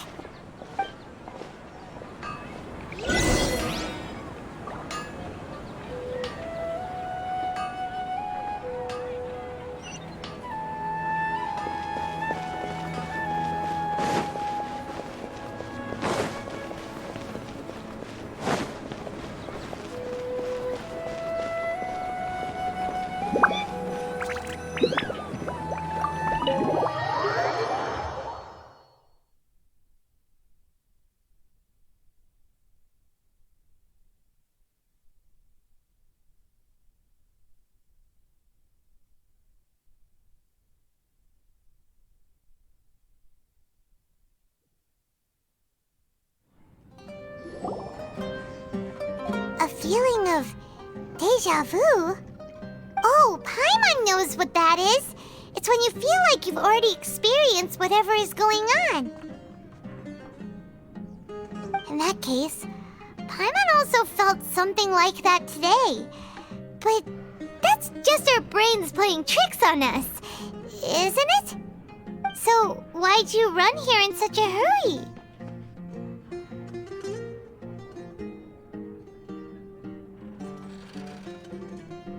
So that's it!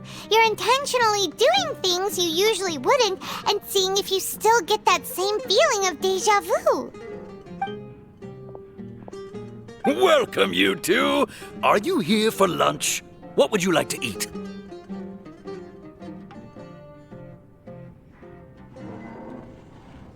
Got it. You don't look like you're from these parts, but I gotta say, you've got good taste. I'll give this order to the kitchen. Coconut charcoal cake? Isn't it that burned thing that didn't look tasty at all? Oh, Paimon understands what you're trying to do now. You'd never normally order something like this.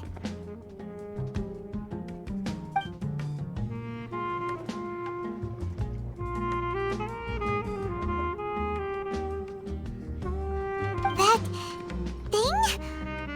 Are you really gonna eat it? Isn't this going a bit too far?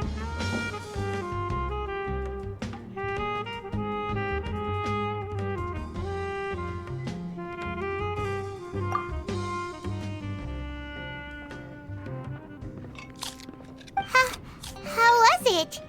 The look on your face is telling Paimon that it tasted awful. Then, you mean...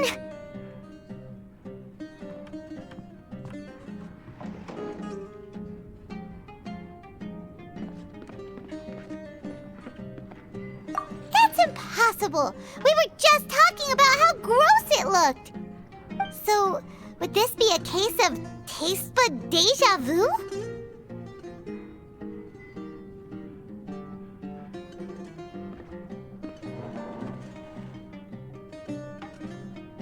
Paimon also gets the impression that we've been here many times, even though we aren't regulars. How about we go out again and try something else?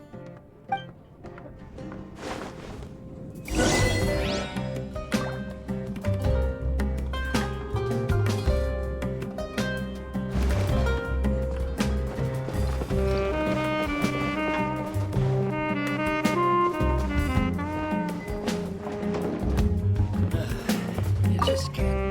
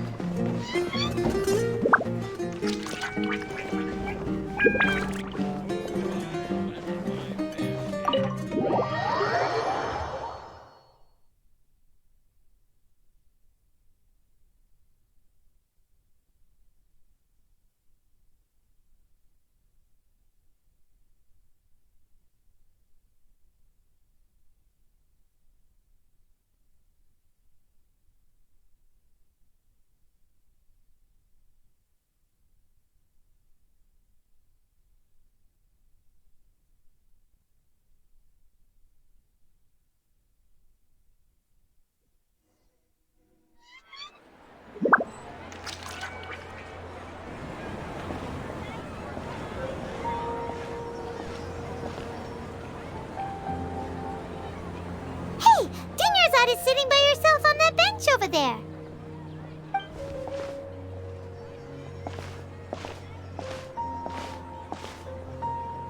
What a coincidence, Dinnersot.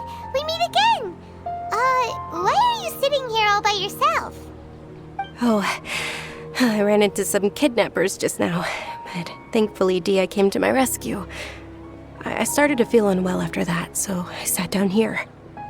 Kidnappers? Oh my goodness, are you hurt? I'm okay.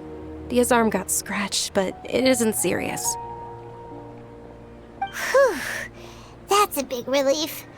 But, Dunyarzad, you seem a little down today. It's the Sub-Zero's festival, and you've been looking forward to it so much. Not at all. I've always been like this. Excessive physical exertion or strong emotions tend to aggravate my illness. Besides, no matter how amazing today may be, it is but a single day. After however many more days, my time will come to an end. Paimon doesn't quite follow you, and Paimon feels like something's really got you down right now.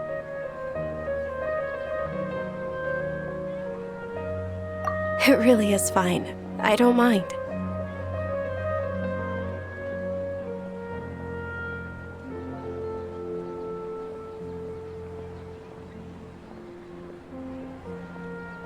Huh? Did something happen? Dunyarzad, have you ever felt deja vu? You know, like when you've already experienced something that's happening right now? Deja vu? No. But my days have been the same for years now.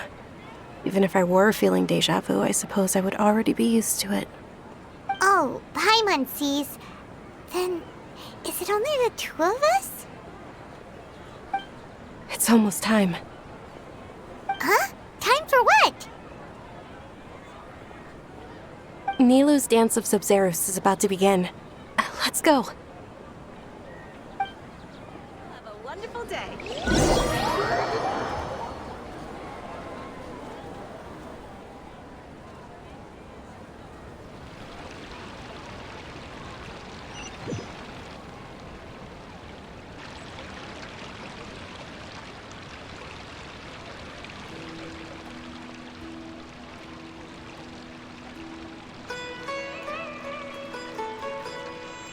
With your lack of intellectual credentials, I do not believe you are qualified to debate with me.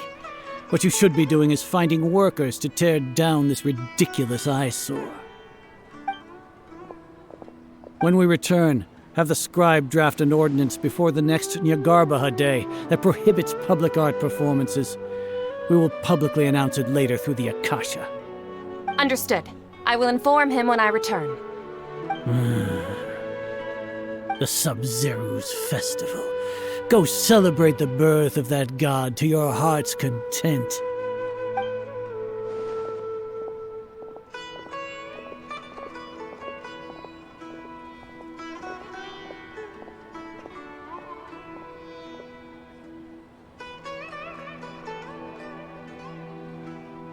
Nilou, are you okay? Oh, Dunyarzad. The Grand Sage ordered us to stop the performance. It's okay. There's nothing we can do about it. But you've been really looking forward to this. I don't want you to have any regrets. It truly is unfortunate, but I don't want to cause trouble for anyone. Didn't the Grand Sage say that he might investigate the organizers? True, but... well, okay. I'll just have to try again next year. The next festival. I probably won't be around by then. Wait, what did you just say? No, nothing. I'll be heading back to rest. Thank you for your help, everyone. Paimon can't believe what those heartless geezers did!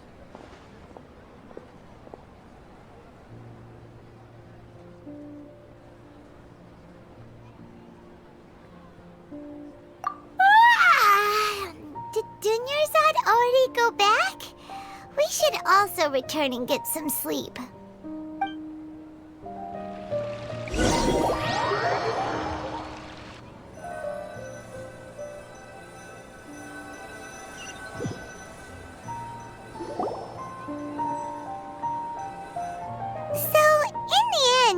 You still couldn't figure out what that deja vu feeling was all about? Maybe it really was because of exhaustion.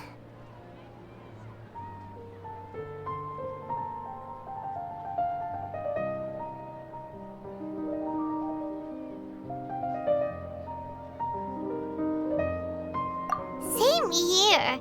That's why Paimon stopped thinking about it halfway through the day. Then, how about we settle in and get a good night's sleep? For now, we can chalk things up to exhaustion. We could do more thinking tomorrow.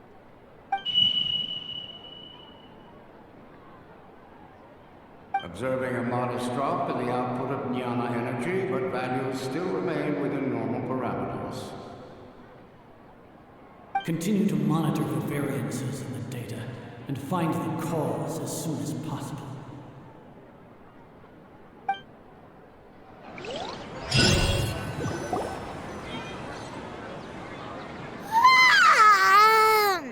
Why does Paimon feel so tired after so much sleep? Anyway, we should go meet Dunyarzad right away.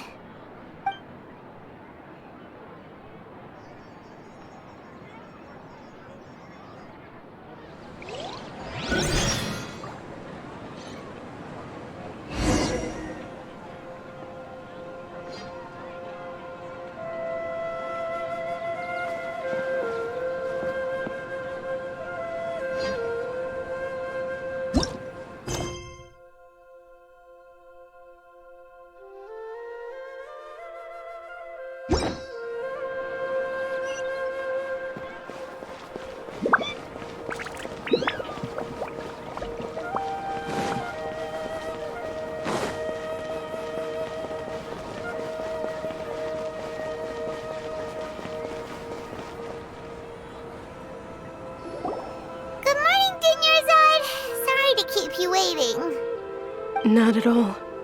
I arrived early. Huh? Paimon thinks you sound kinda tired. Did you not get enough sleep? I'm doing well. There's no need to worry. Shall we go? Let's start with the stalls over there. Great idea! Let's get going! Traveler?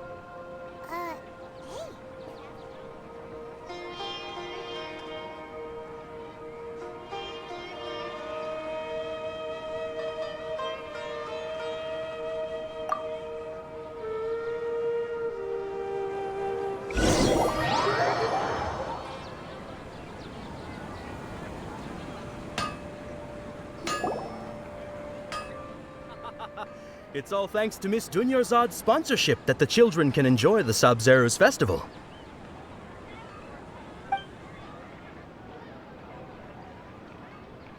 Oh, are you interested in Yalda candies? I have some boxes of candy here. Pick whichever one you want. Not much of a choice. All these boxes look the same. It's not that simple. Each box contains a random flavor. It's up to the luck of the draw. Flavors include lavender melon, hara fruit, sunsetia.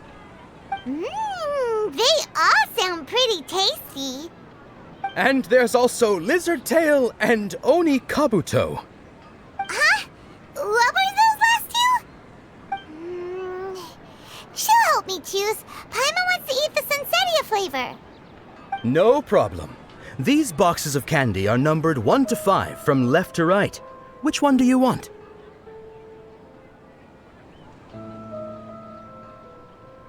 Oh, I like your confidence. No hesitation at all. Oh, congratulations! Number 4 is indeed Sunsettia.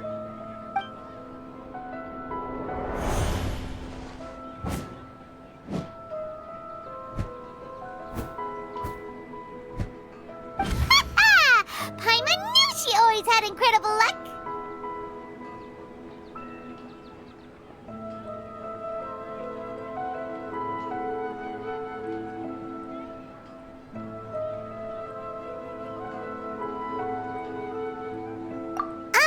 Paimon's not really interested in the other flavors. Wait. How did you know? Don't tell me that you already knew which flavor was in each box. What? She was right about all of them? That couldn't have been luck. How is this possible? I packed all those boxes this morning and they've been sealed ever since. You couldn't have known beforehand. Mind reading? X-ray vision? Or some kind of magic trick? This is way too freaky. Tell us what's going on! Since when did you get superpowers? Traveler?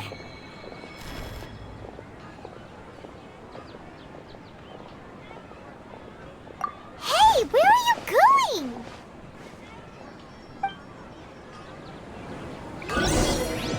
What's going on? Did you see something? Us leaving Dunyarzad without letting her know is kinda rude, you know.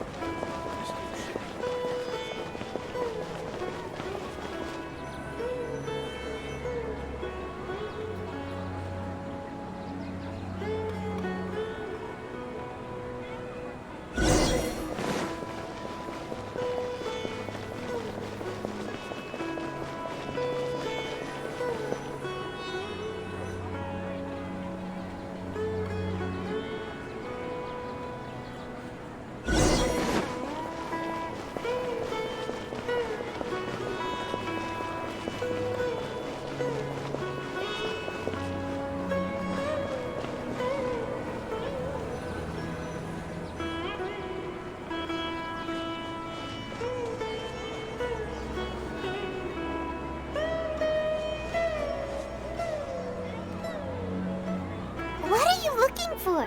Why did we come here?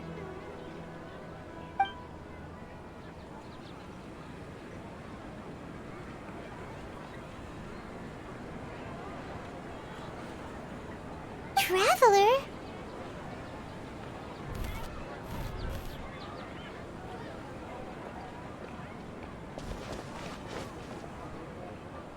That's...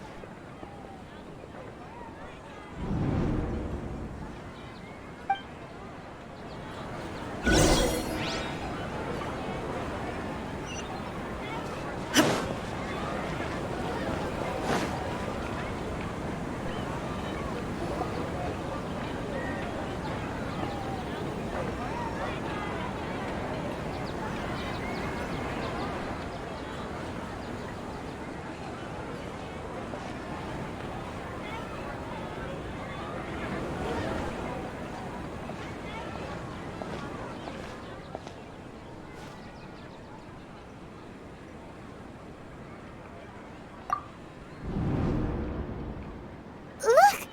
That's... Isn't that Dunyarzad?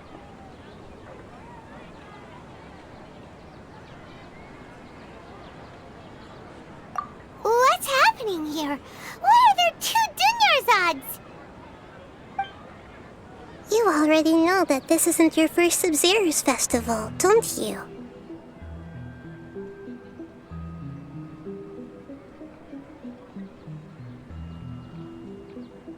I'm sure you already know how to use this. A knowledge capsule? Where did you get it? What's inside? You should use it too, Paimon. You know Paimon?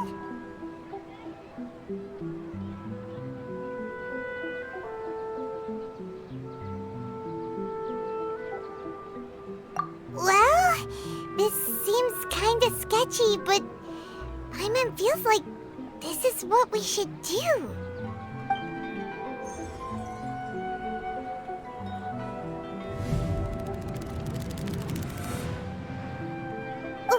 What the?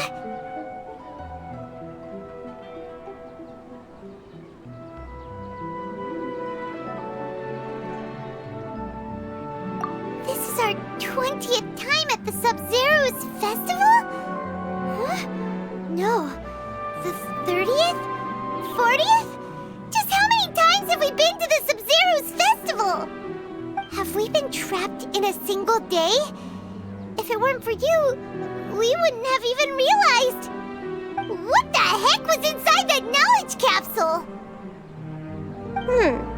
Your memories are still scrambled? Try your best to remember. This isn't the first time we've met, and I answered that question a long time ago. Let Paimon think. Oh, it's coming back. Meeting you was the real catalyst for restoring our memories, and the knowledge capsule was just your means of showing our minds the way. What about everyone else? Why are you only helping the two of us? Your sense of deja vu is stronger than everyone else's, yes?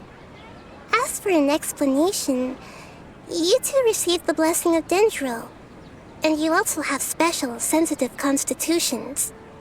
It was as if a single sheet of paper was separating those memories from your consciousness.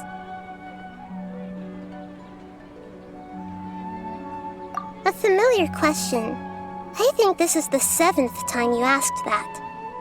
As you can see, she isn't doing well. You probably sensed it too.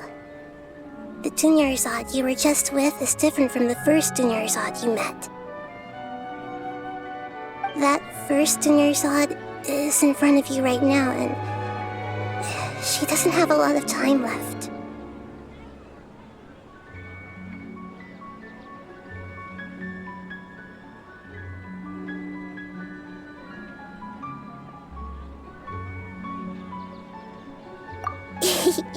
Looks like you're almost done sorting out your brain.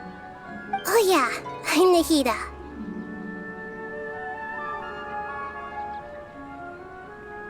Good, you passed the test.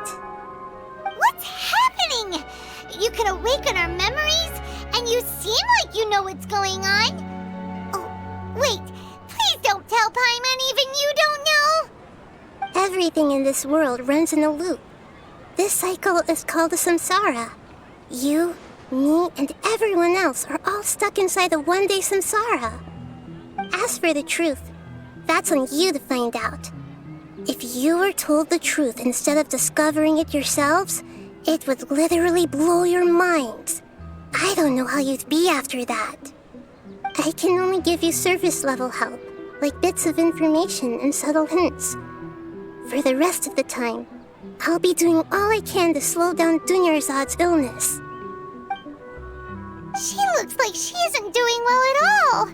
Her illness gets worse after each Sub-Zero's festival. If we can break out of the samsara, I might be able to save her. But as things are right now, she's just a small bird in the sky that's about to lose its last feathers. All I can do is raise a gale to delay her fall. You sure love to use weird analogies. Analogies are wonderful tools. They let you use existing knowledge to understand unfamiliar things. Okay, so, with what you know so far, what do you think the truth is?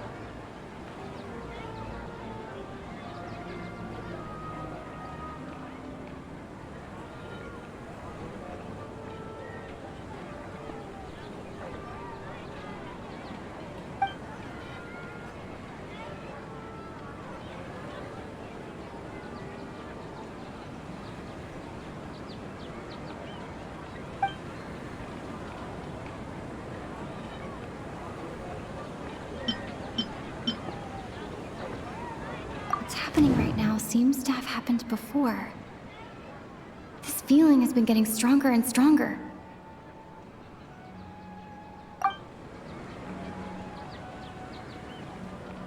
That doesn't sound right.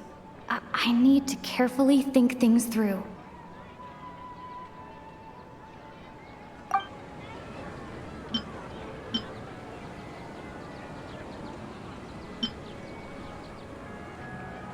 We've already experienced the Sub-Zeru's festival many times, and the day of the festival seems to be in a perpetual samsara.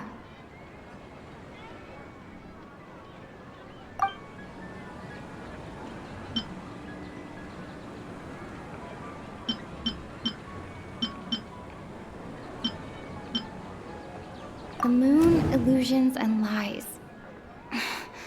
What do they all mean?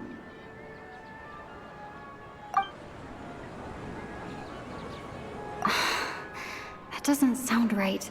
I need to carefully think things through.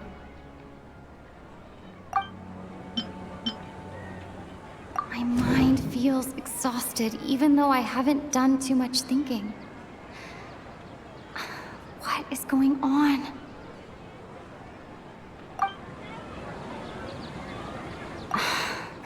That doesn't sound right. I need to carefully think things through.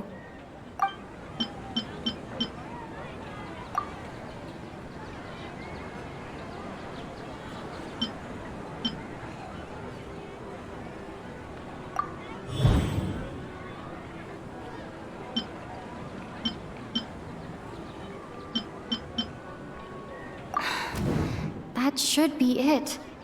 The flow of time is endlessly cycling within one single day.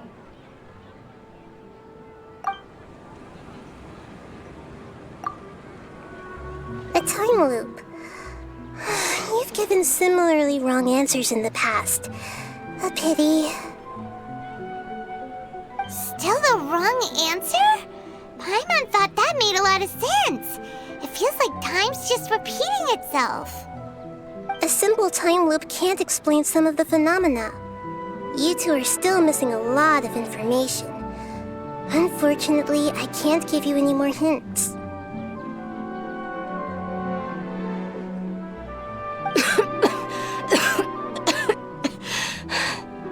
Dunyarzad! The Sub-Zeru's festival is happening every day, but that doesn't mean we can waste an infinite amount of them. Hurry and find the truth before today's festival ends.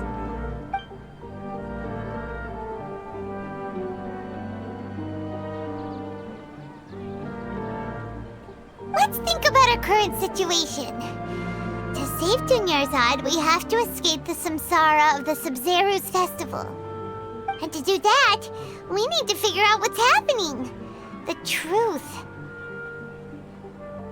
Nahida rejected the idea of a time loop, so we must have missed something, right?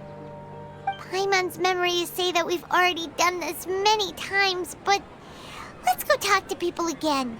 It's more productive than sitting here and scratching our heads. Why don't we start with those stall owners?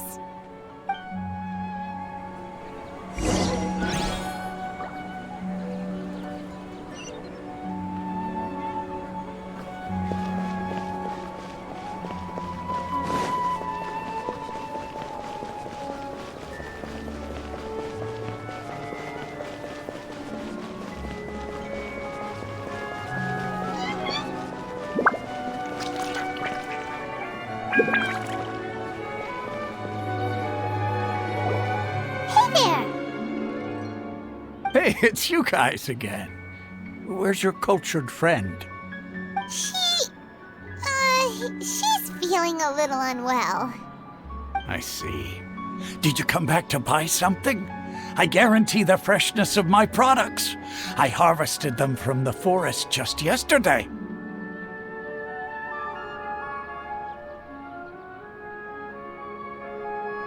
Huh? What brought this about? I hurried back from the forest yesterday, and I'm selling produce here today. I haven't felt anything strange. Anyway, if you really think about it, was yesterday truly yesterday? Did you actually come back from the forest yesterday? What kind of philosophical nonsense is this? Are you two daydreaming? Didn't you know that no one dreams in Sumeru? Go somewhere else if you want to find someone to daydream with.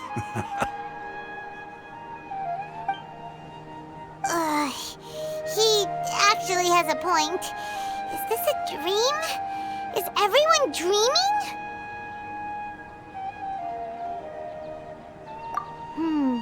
True. It's so weird that people here don't dream. Why is that? Anyway, if this all really were just a dream, we would have woken up a long time ago. Let's keep asking around.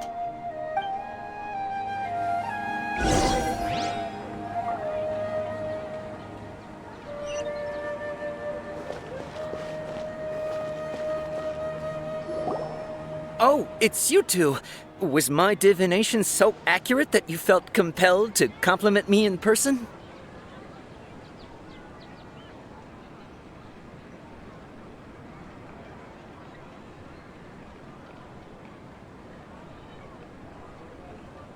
Ooh, I knew it! I told you, the god's divination is highly accurate. You just hadn't fully understood its significance yet. You're really excited about this, huh? That's exactly why we came back. Help us better understand it. Help you better understand it? Well, that isn't exactly what I excel at. So, you're admitting that you don't have a clue? Anyway, what kind of situation did you get into?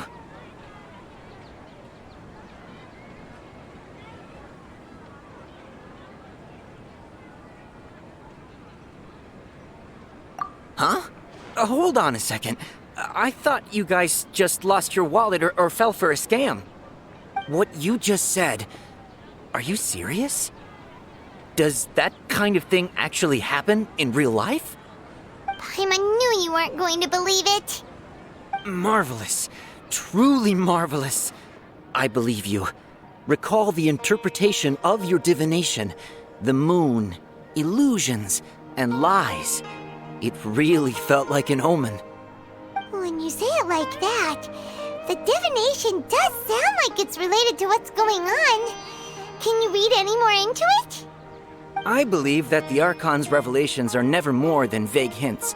Anything more specific is beyond the reach of mere mortals. The book only says, if you trust your instincts and overcome your fears, the sun will surely rise. So that's how it is. Looks like fortune-telling is just fortune-telling. It's no good for practical problems. We haven't made any progress. Who else can we talk to? Paimon remembers that we tried talking to her a couple of times, but she always thinks we're playing pranks on her. You think she'll brush us off again?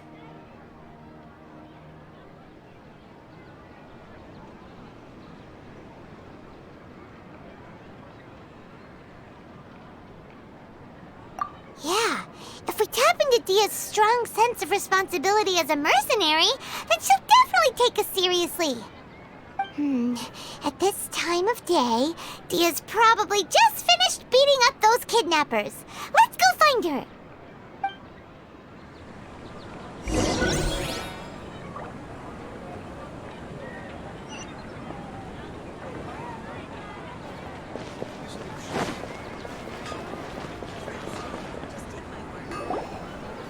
I'm fine, my lady. It's just a scratch. Perfect timing. Both of you are here. Paimon, traveler, you came at just the right time. Listen, there was a dangerous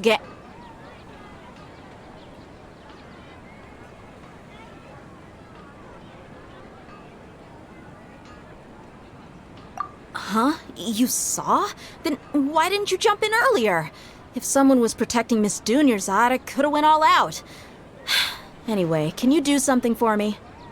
You want the Traveler to take Dunyarzad somewhere to rest up while you check to see if there's still any kidnappers around. Did Paimon get that right? How did you know what I was going to say? We need to say something convincing.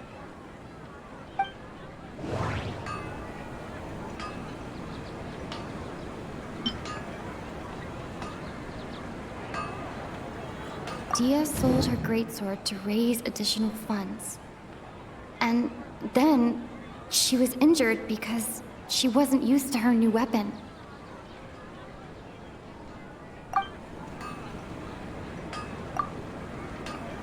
Tell her, Traveler!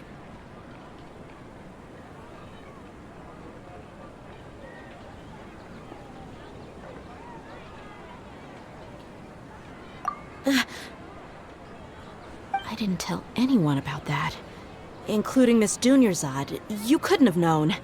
And just now, you literally took the words right out of my mouth. What's going on? All right, so this is the situation.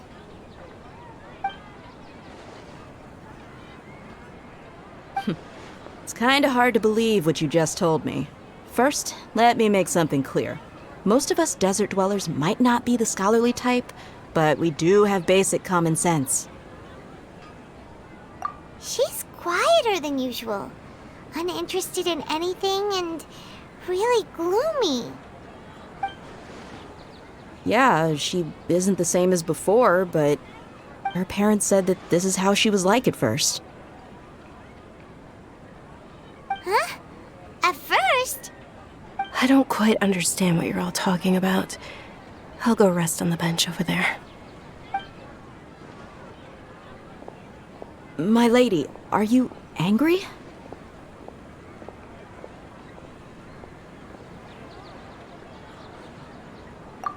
All right, I'll give you the benefit of the doubt since you knew about my greatsword. Let's make this a quick trip. Miss Dunyarzad isn't completely safe here.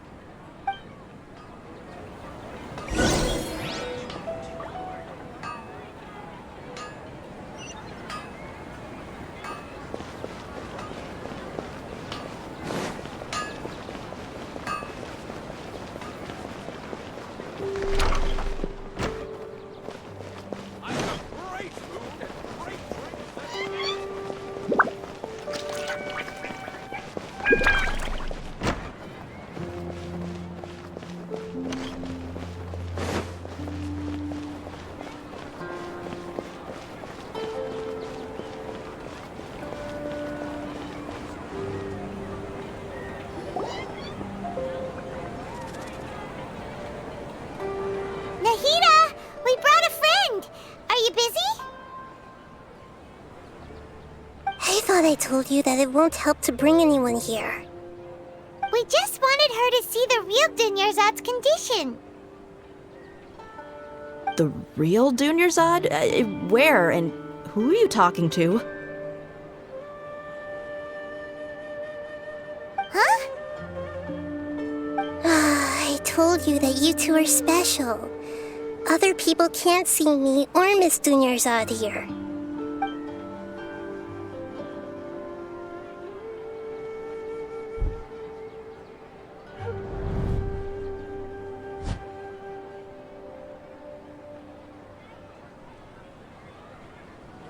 Hold on. Over there. Is that?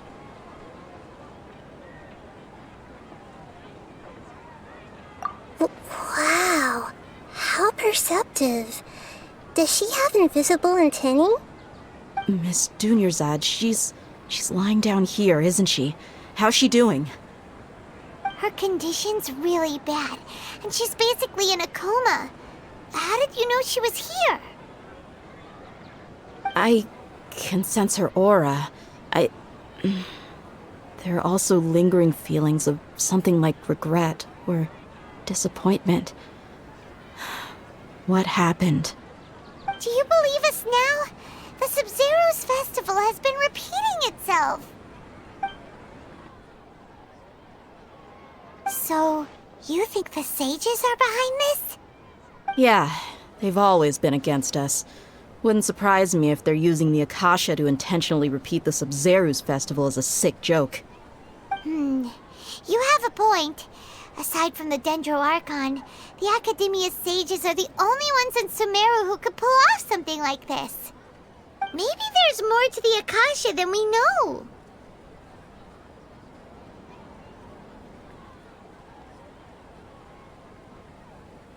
Right! Didn't you awaken our memories using something that looked like a knowledge capsule? That means you must know something about the Akasha! The Akasha relies on the power of a gnosis to operate, as it is the manifestation of the God of Wisdom's power. It compiles the wisdom of the entire populace, and it grants knowledge to the people. A gnosis could do that? No wonder the Akasha is so magical. It's being powered by the gnosis of Sumeru's Archon. So, this Nahida you mentioned, what did she say? She said, and Paimon quotes, "The Akasha relies on the power of a gnosis to operate, as it is the manifestation of the God of Wisdom's power. It compiles the wisdom of the entire populace, and it grants knowledge to the people." Compiles the wisdom of the entire populace and grants knowledge to the people. Wait. I get the grants knowledge part. That's what people have always used the Akasha for. But compiling the entire populace's wisdom? How does that work? Did she mean that the sages enter new knowledge into the Akasha?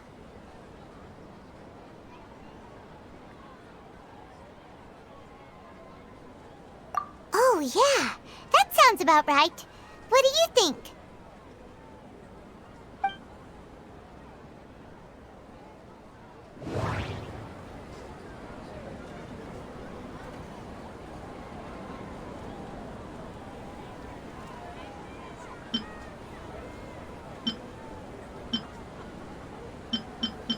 People in Sumeru don't dream. What a strange phenomenon.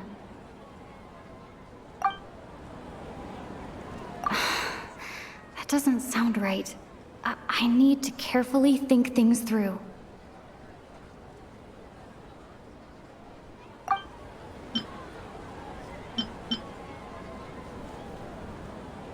What's happening right now seems to have happened before.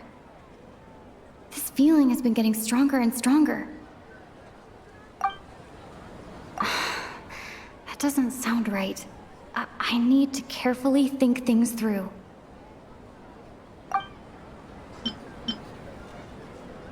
Okay, Nahida said, "The Akasha relies on the power of a gnosis to operate, as it is the manifestation of the God of Wisdom's power. It compiles the wisdom of the entire populace, and it grants knowledge to the people." That doesn't sound right. I need to carefully think things through. My mind feels exhausted, even though I haven't done too much thinking. What is going on?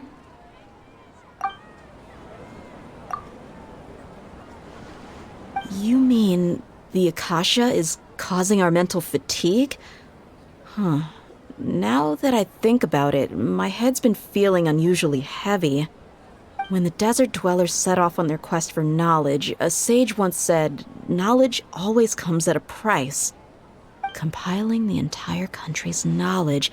You think the Akasha pulled a 180 and is extracting information from us? Who knows? The Akasha can put knowledge into our heads, so who's to say that it can't also poke around in there? We don't know any specifics.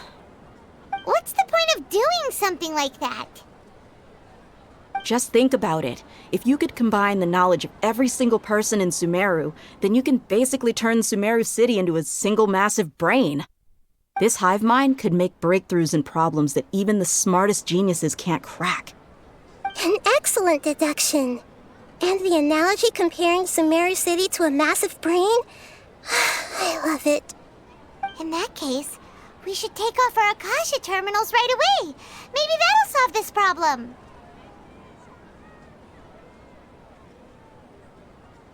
Yeah, I was only wearing this for show in the first place.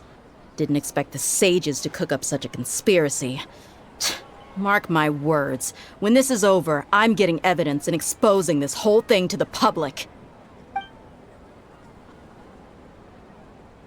How does everyone feel? Huh? What is it?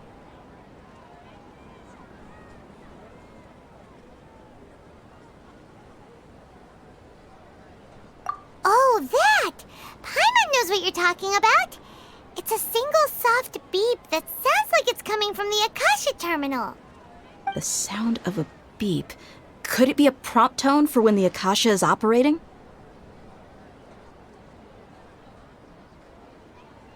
That's probably an important clue. We weren't using our terminals, but we heard a beep anyway.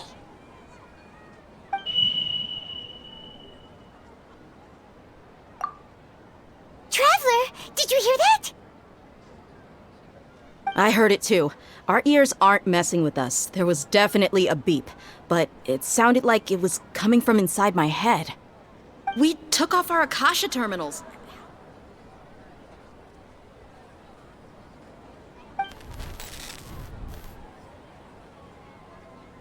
Phase runtime has exceeded its expected length. At this rate, there may be casualties. But we cannot lose all of our progress.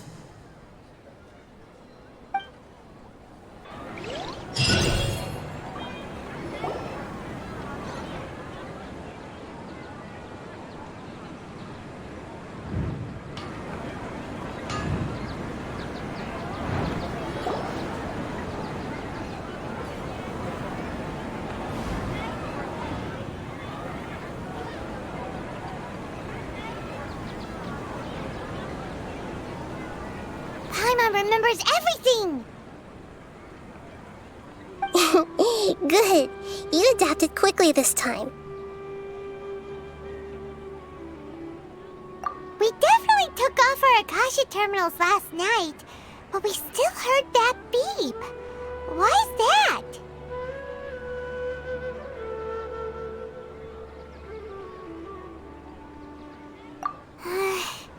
But now we can at least confirm one thing. The Akasha definitely has something to do with whatever's trapping us in this cycle. Oh, Paimon doesn't get it. Why would the Akasha go this far if all it wants is everybody's wisdom? It's extremely difficult for lab rats in an experiment to understand why they're being treated the way they are. If we're lab rats, then what are you? Nahida, you've never told us anything about yourself. I guess I'm the moon. The moon? Wasn't that the result of our divination? Anyway, knowing who I am won't help you get closer to the truth, so you should focus on other things. Don't get distracted and miss any clues. Okay then. Dia helped us a lot yesterday, so let's go find her. If Paimon's reading the time correctly, those kidnappers should be showing up soon.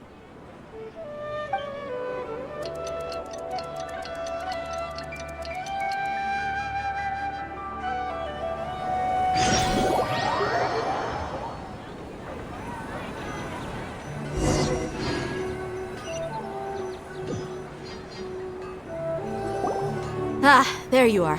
I've already taken care of those kidnappers. My lady, did you get hurt?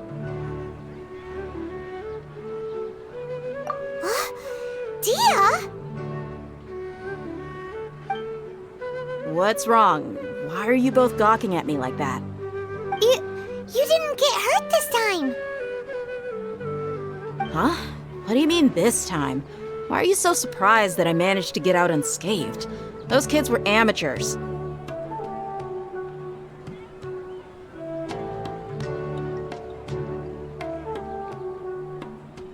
Shh! How did you know about my greatsword? I haven't told anyone about it. Please, don't tell Miss Dunyarzad. So Dia's lost her memories after all.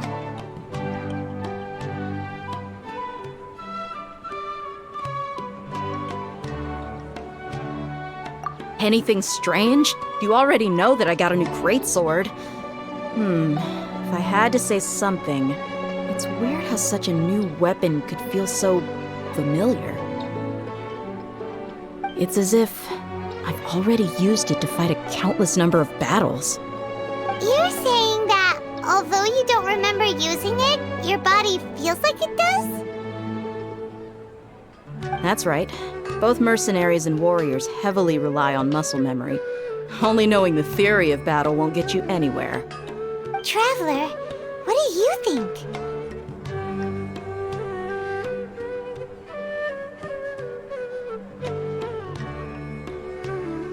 Yeah, Paimon's feeling really hopeful. Oh, you're right! Earlier in the Samsara, something like this would have never happened. I have no clue what you two are talking about, but it's still dangerous here, so...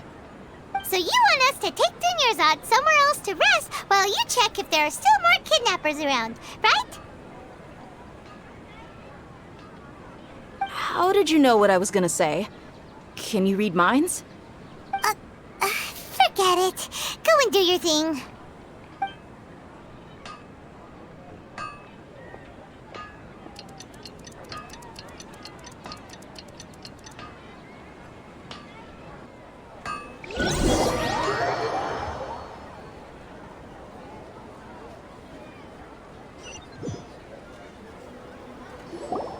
Whew. It's finally nighttime. Aside from Dia not getting injured, everything seems to have stayed the same. Listen, Nahida, we found out that Dia got out just fine today, even though she got injured every other time she fought the kidnappers. Do you think the Samsara has been broken? Have we saved Dunyarzad? Really? Good job on all that progress. Get some good sleep tonight.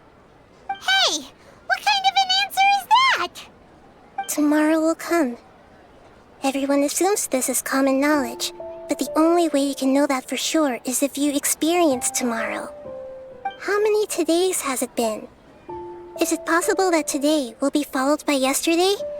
Does tomorrow truly exist as anything beyond a made-up concept? It's even possible that this entire world is a lie, and the history of the whole world has just been one endless Sub-Zero's festival. Okay, no more. Paimon's brain is already shut down. That's why it makes no sense to waste your energy thinking about things you will learn tomorrow. Get some good rest. You know, use the bathroom and flush your anxiety dookie away. Huh? Hold on, what did you just say? Did Paimon hear you correctly? Huh? People always say they feel a sense of relief after they take a duk-duk. That's why I suggested you could try that. Is that so strange?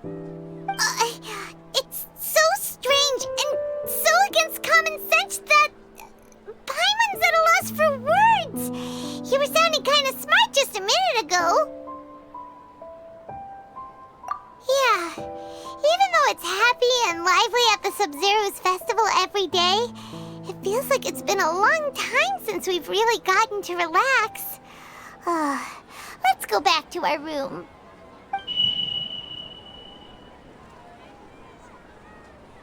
Continue the harvest. Compared to what we stand to achieve, these sacrifices are trivial.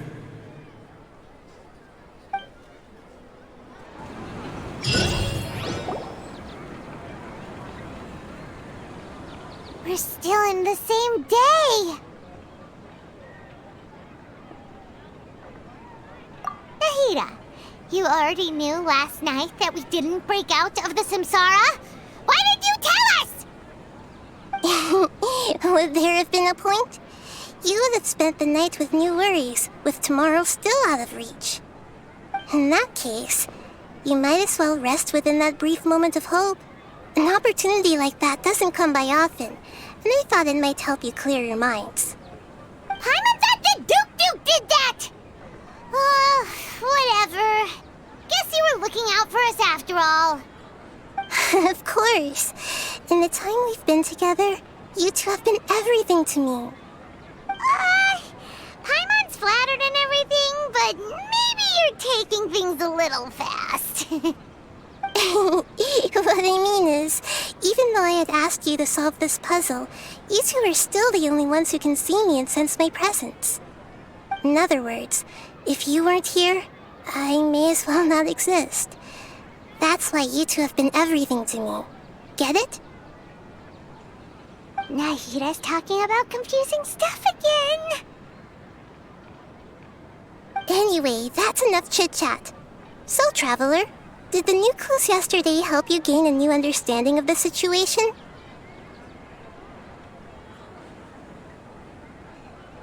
Huh?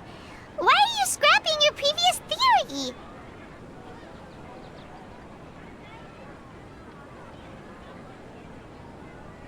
Oh yeah, you're right! Gosh, how did we not notice that? In a simple time loop, people's physical conditions should also reset. So, what's your new hypothesis?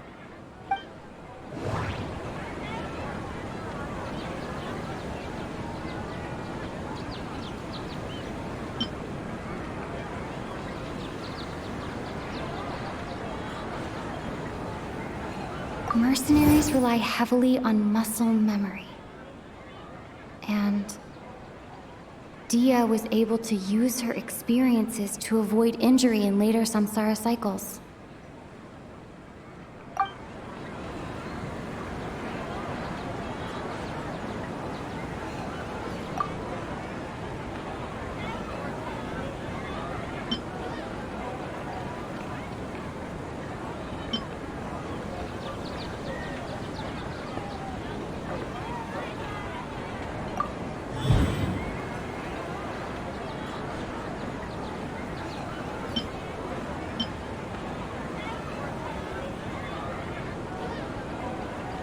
All our memories of a day are erased at the end of that day, then we would unwittingly relive that same day again and again.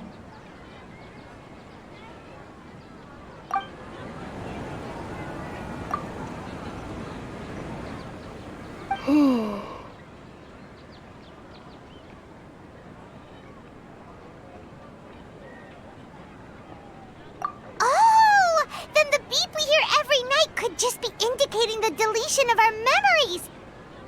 That's why when we wake up, everyone thinks the Sub-Zero's festival hasn't happened yet. It's already the next day, but everyone still thinks it's the day before. But muscle memory can't be erased. That's why Dia has been getting better at using her greatsword. Now everything makes sense. A brilliant deduction. Nahida, tell us if we're right or wrong. To put it simply, it's as if you've mistaken a pyro crystal fly for a firefly in the night. You lost sight of its true nature because you focused too much on your perception that it glows. That isn't simple at all! Why don't you go talk to Miss Dia again? You might learn something new. Right! She did help us find our latest clue after all. Let's go!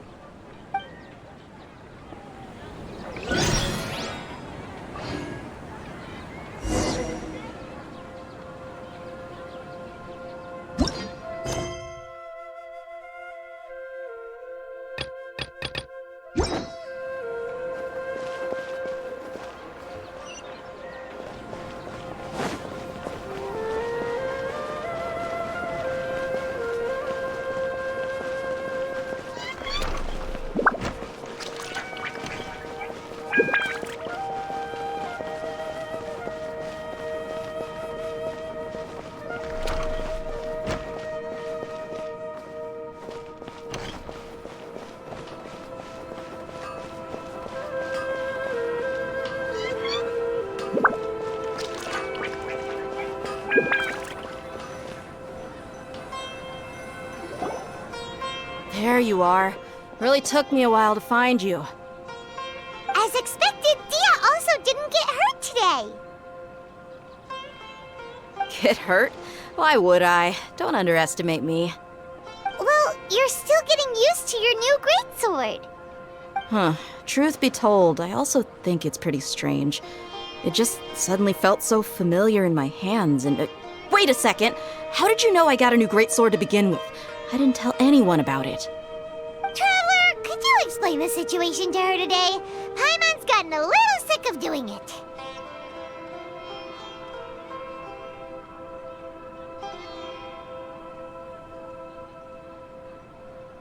Oh, that works!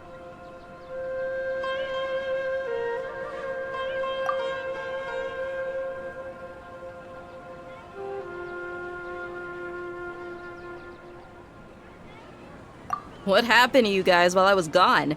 Did you get brainwashed by some cult? Don't think too hard about it. Just take what we're saying at face value. Alright then, let me get this straight. You're telling me that my body's already gotten used to this greatsword, but my brain just doesn't remember it? Yes, your memory's being erased every day! Then I'd have to disagree. That's impossible. Oh? Why do you think that? If we've actually been reliving the Sumeru's festival day after day, then what happened to the things we used, the money we spent, the food we ate? Common sense says my wallet should have emptied itself a long time ago. There's no way I wouldn't have noticed that.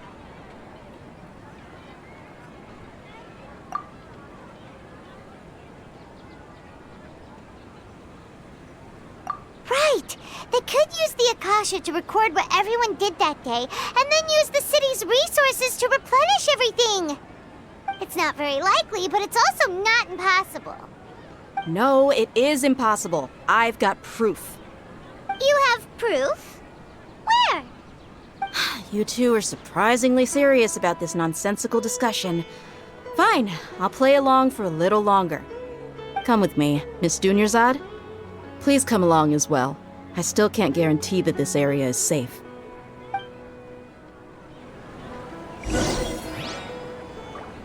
Paimon can't believe it's Dia who wants to show us something this time.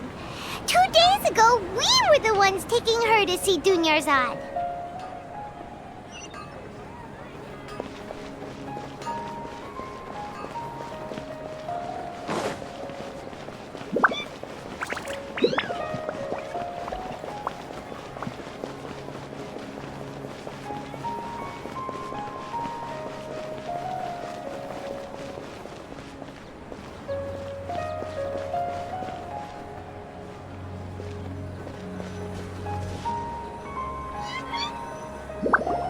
This is it. Huh? This is a wooden training dummy. What about it? See those marks on the dummy? Those are the result of several days' worth of practice. Let's say the sages didn't replace it every day. Shouldn't it be hacked to pieces by now? That's true, but what if they did? Then the sages would have had to reproduce every mark I left during previous training sessions. I'm a professional fighter. My martial school has always emphasized the importance of refined control. The force, angle, and entry point of each strike is calculated and deliberate. That's why I remember every mark on the dummy, as well as my state of mind as I made each strike. It's just as they say, each swordsman has their own unique style, and even the same swordsman can't make the same cut twice. It would be impossible to copy these marks. Is it really impossible? What if they used some fancy machine to carve every single mark? People often say that a camera's photo can never replace an artist's painting because the former has no spirit to it. The same thing applies here. At a mere glance, I can differentiate carved marks from the results of combat training.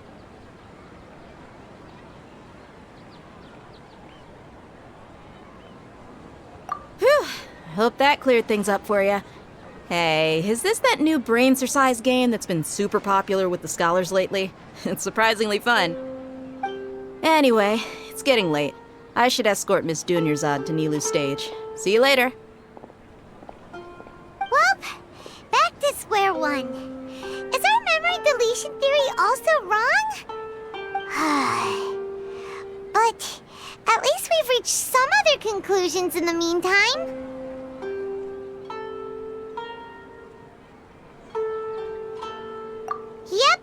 That's true. So, can we think of any new ideas right now?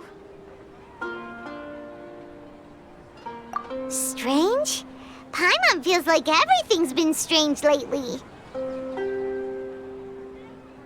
Huh? Leaving the city? You're right! It's really strange how we never thought of such a simple solution! Many things should become clear if we can confirm the flow of time outside of the city. Paimon can't believe it! Did we miss this because we're tunnel visioning too hard on our other theories? Or because we're just too tired?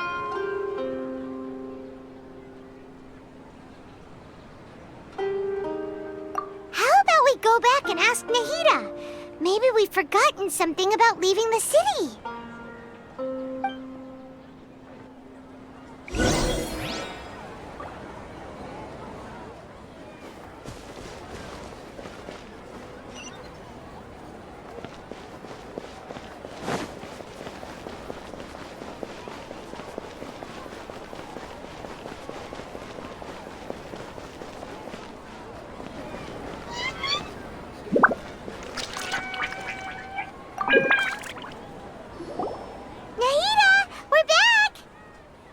Early today. Did you find something new? Sort of. We're mostly sure now that we're not in a time loop. And we also aren't in the real world. But at the same time, we have a new question.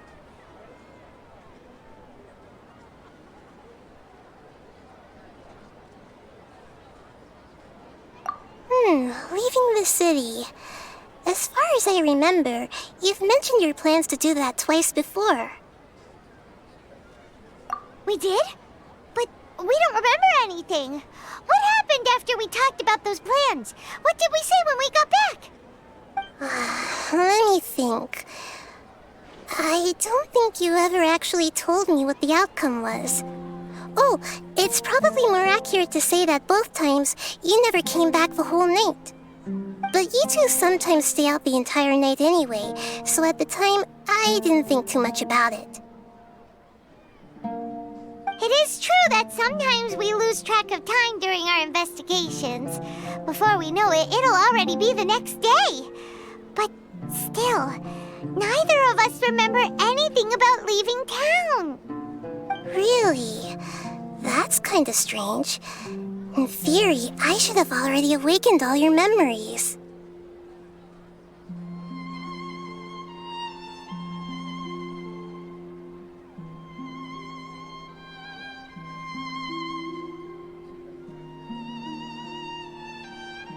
Yep, something here's definitely fishy. Let's get to the bottom of this tomorrow.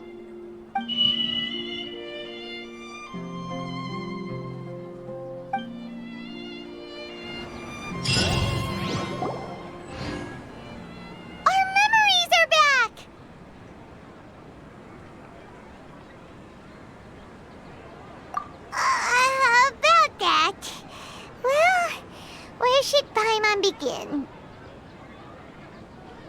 Traveler, aside from your memories that were just restored, I have another message for you. Listen to it and you'll understand. Can't go back. There are countless spaces here. Our Sub-Zero's festival in Sumeru City is just one of them. Traveler, you should be missing 2 days' worth of memories. Paimon will fill you in. It's time to carry out our plan from yesterday. Okay, let's go!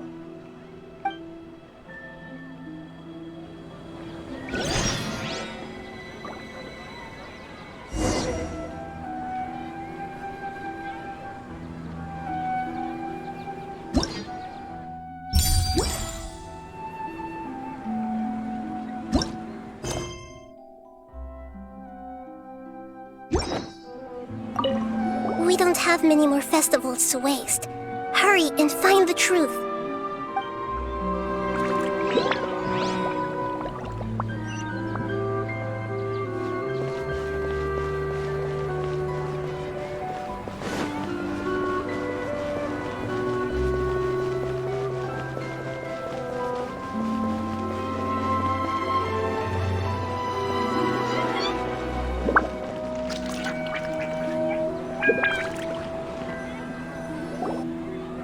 Why can't we leave the city? What is the Academia up to now? Don't ask me. It's not like I can tell you anything. This is a direct order from the Grand Sage. Just wait until tomorrow. I have a real emergency. My goods have already arrived at Port Ormos. If I don't hurry, they'll be stolen. That's your problem. Make sure you make a request in advance next time. But it's not like you can just predict business matters in advance. It looks like the Academia already announced a lockdown for Sumeru City today. How completely unsurprising. Let's go and question them. Hello, sir. Why can't we leave the city today? Here we go again. Don't ask me. I don't know either. We just received an order that no one is allowed to enter or exit Sumeru today. They didn't tell us anything else.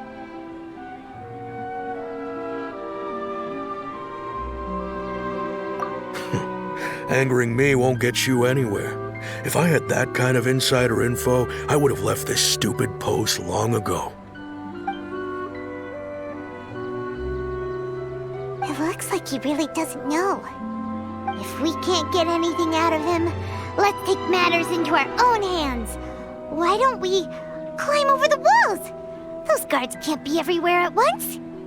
This is a good spot, and the guard hasn't noticed us at all. Let's hurry! Huh? Why? Are you going to leave Paimon behind?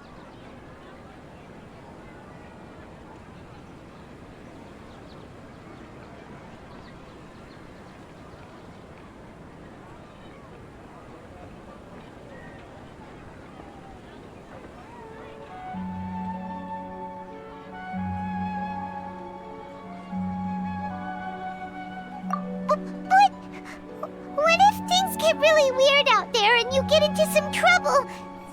Then Paimon won't be able to help you. Oh, Paimon knows that Paimon can't do much, but we've always been together, haven't we?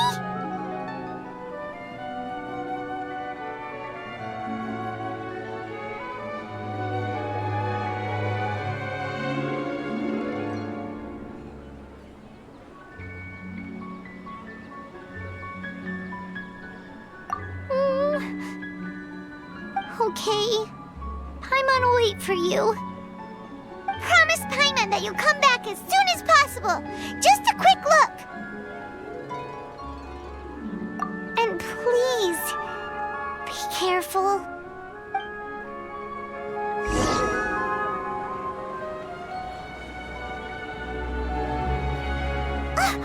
Memories!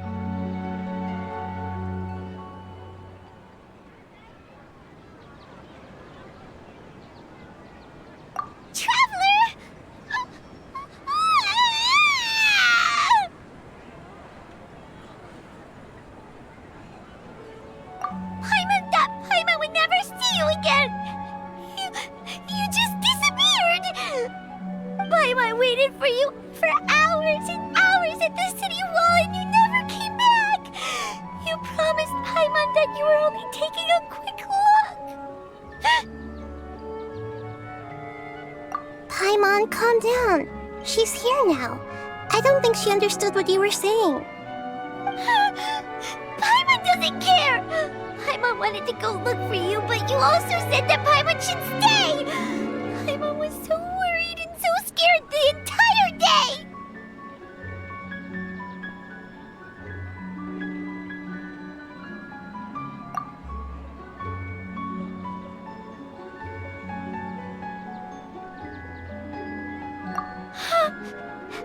Okay. Paimon will forgive you. The most important thing is that you didn't actually disappear. Oh, Paimon was so scared that you had gone into another world.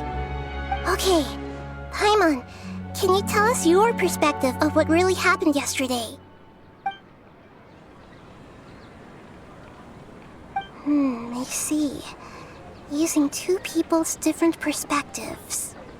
After that, you left the city. Paimon kept her eyes on you the whole time, but then you disappeared in an instant.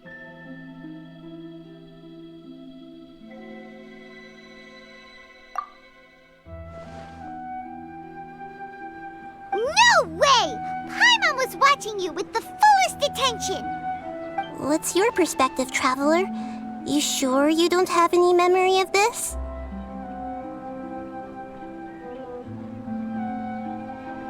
I guess that explains everything.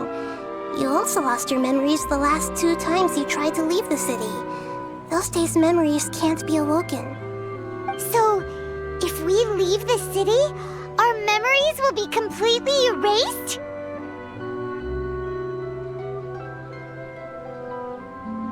It really sounds like something big outside of the city is being hidden on purpose.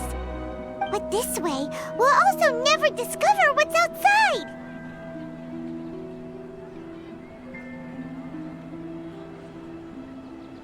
Something like a message? But how can we send it back?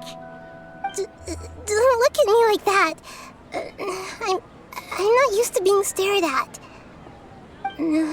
Well... Okay. You want something that can pass on messages, right? Give me some time and take care of Dunyarzad for me. Yep, now we're talking.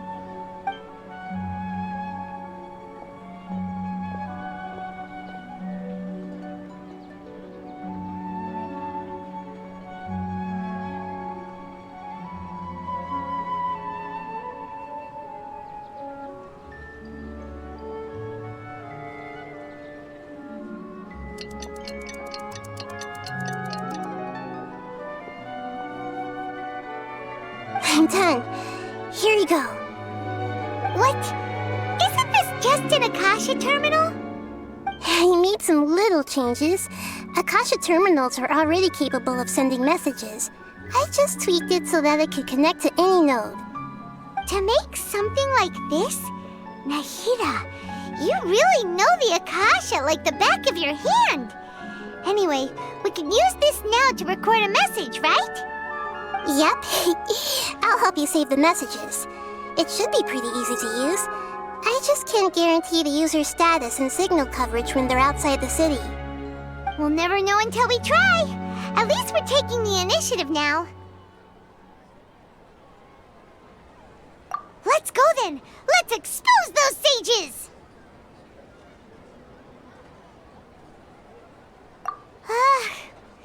Alright. Paimon isn't as worried about being separated since it happened once yesterday. But Paimon still isn't happy about it. Okay, see you tomorrow, Traveler!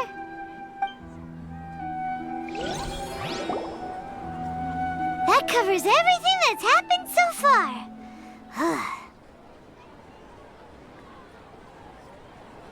Yes, although the signal was choppy and had some interference, we still managed to receive 2 messages from you when you were outside. Okay, now that you understand what's going on, let's hear the messages together.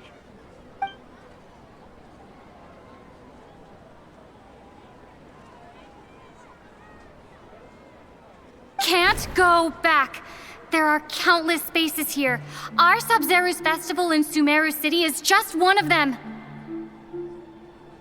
I've entered another space. Before me are flowing sandstone and howling fish. Impossible and surreal sights. All these spaces are empty, except for the occasional ones that contain mute puppets rather than people. I can't sense any human presence.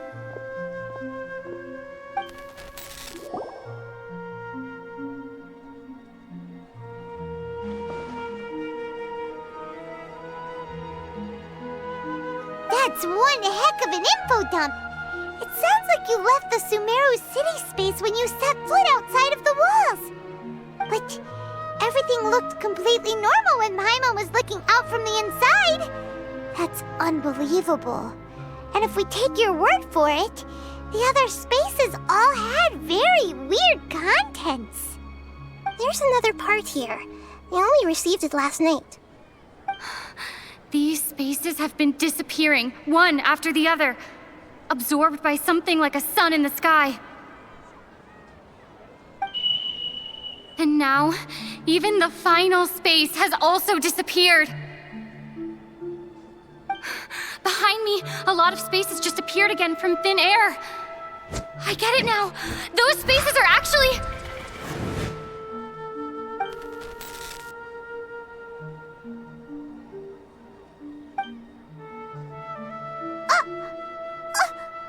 Why did the message end right there? What did the traveler want to say? What are those spaces? Probably because yesterday just happened to end at that moment.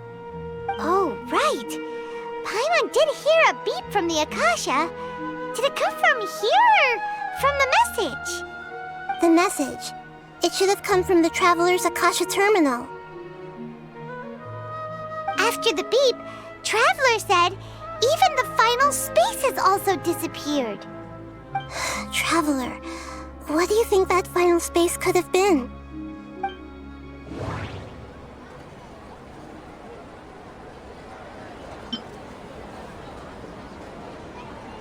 Was that space actually the real world? But wouldn't a real space just randomly disappearing like that be catastrophic?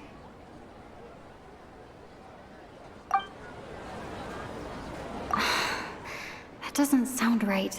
I need to carefully think things through.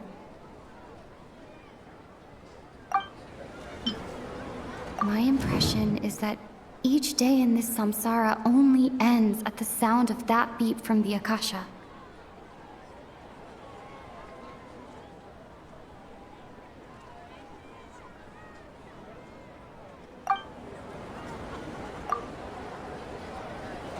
Oh, so that's what it is! After the sound of the beep, the final space, the Sumeru's festival, also disappears, and we're taken to the next day! Later on, Traveler also mentioned a bunch of new spaces materializing behind them. Do lots of new spaces appear every day? Paimon's head is spinning. Just what are these spaces anyhow? Well, consider this. For all the horrors of the Archon War, at its heart, it was just a game where a bunch of gods fought over 7 seats. So no matter how strange or spooky things may look on the surface, maybe all they point to in the end is a small and simple secret. Wow, the Archon War, huh? That's an analogy and a half.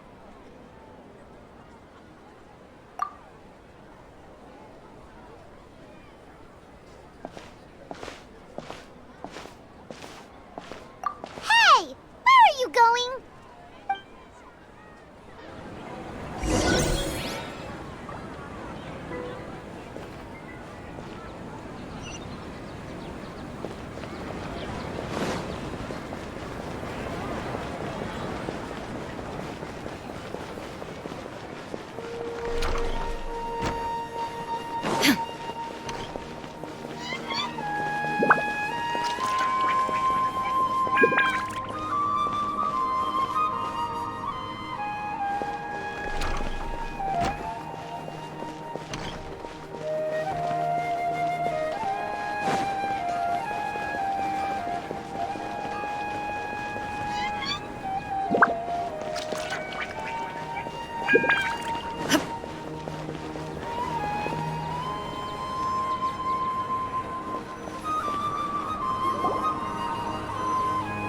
Do you want some alone time to think?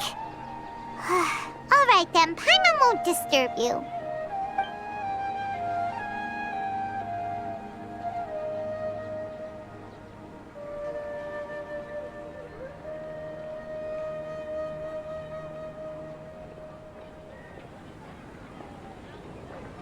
The dance of Sub-Zeros is about to begin.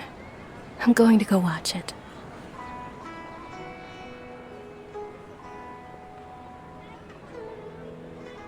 Okay. Why don't you go ahead, Dunyarzad? We still have some other stuff to do first. Okay then. See you later. Have you figured it out yet, Traveler? Time is ticking away.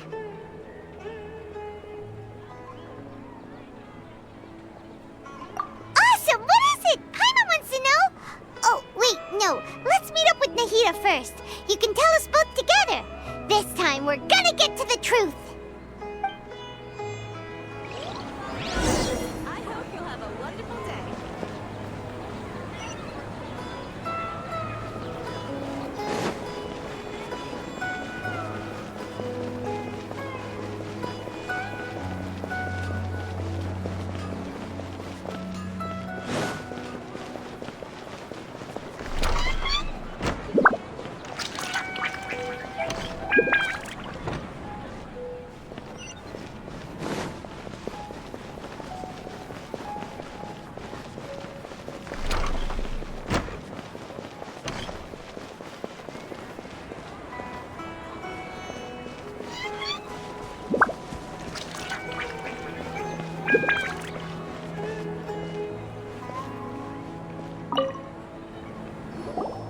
You're back!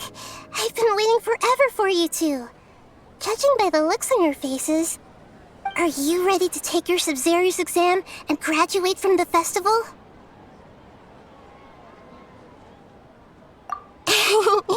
Okay, first off, have you discovered the hidden truth?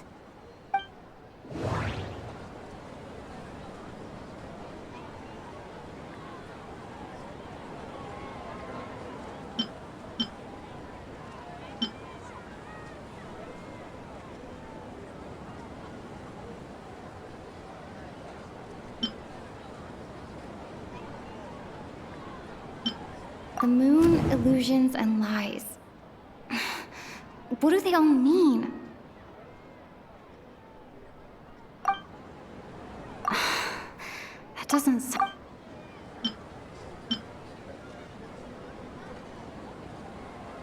We've already experienced the Sub-Zero's festival many times, and the day of the festival seems to be in a perpetual samsara.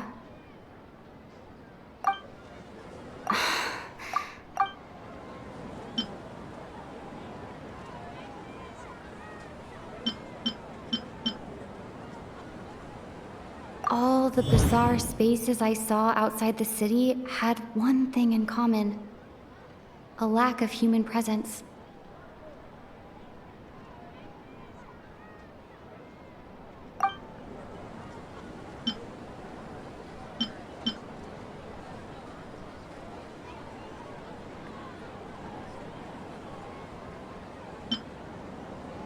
Those spaces remind me of dreams, like the one I had in the Avidia Forest. Except these have no sign of human presence. That doesn't...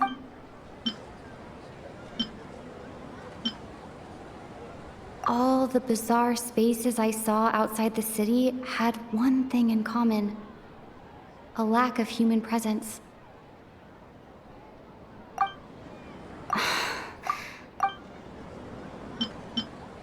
The moon, illusions, and lies. The moon, illusions, and... Those spaces remind me of...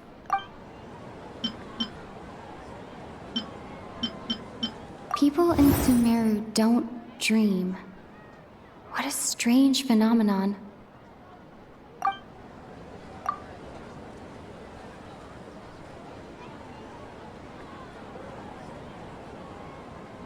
I can't see...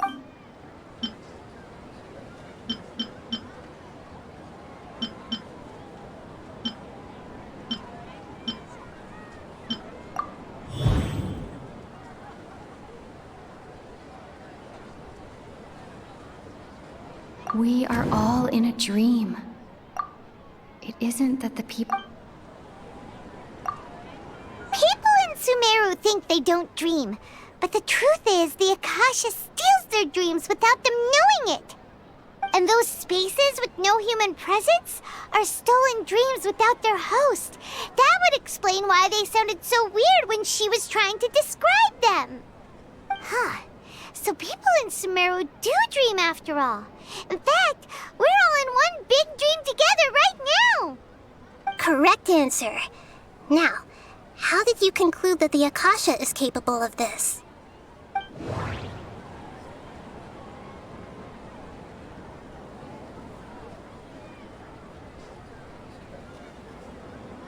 The Akasha relies on the power of a gnosis to operate.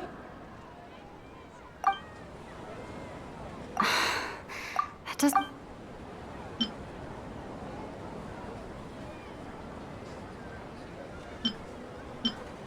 It is the manifestation of the God of Wisdom's power. Oh, okay. Those dream-controlling creatures in the forest also get their power from the Dendro Archon, right? That would explain why the Akasha has the ability to control people's dreams, too. But is stealing everyone's dreams really how the Akasha compiles their wisdom?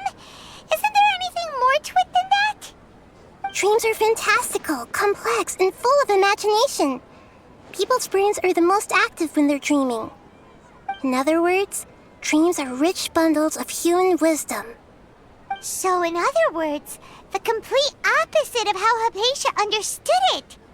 Paimon remembers her saying that the sages think dreams are foolish delusions, and the fact that no one dreams is a blessing from Greater Lord Rukkhadevata.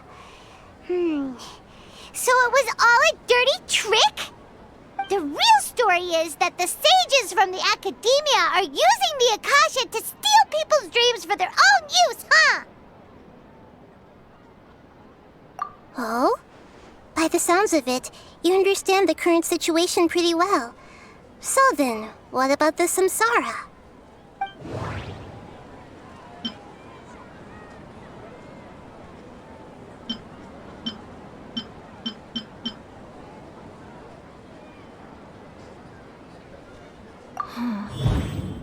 Those spaces kept disappearing before my eyes. But as soon as that beep sounded, many more spaces materialized.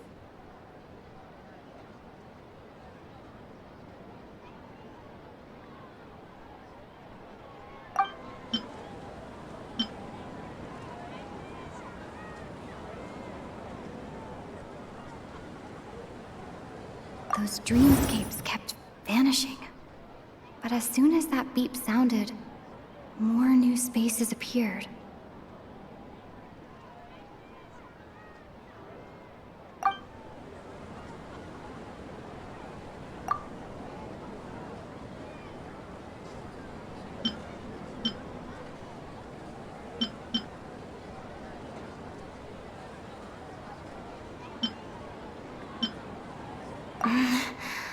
I can't seem to cohesively piece everything together.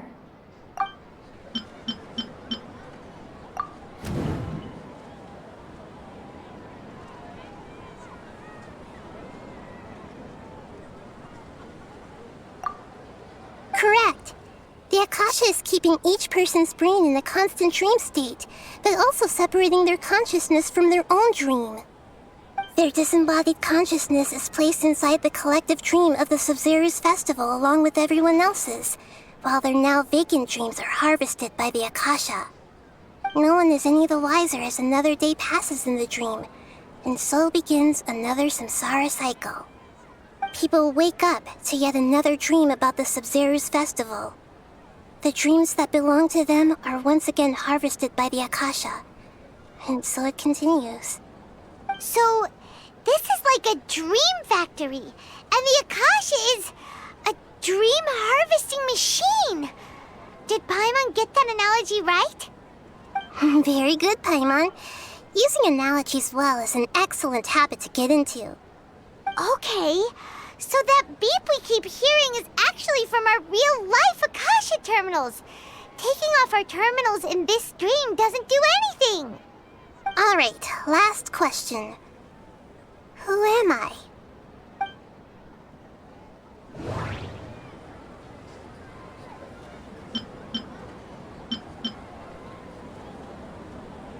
They say that alchemical divination is the Dendro Archon's divine revelation. So then, if Nahida has referred to herself as the moon...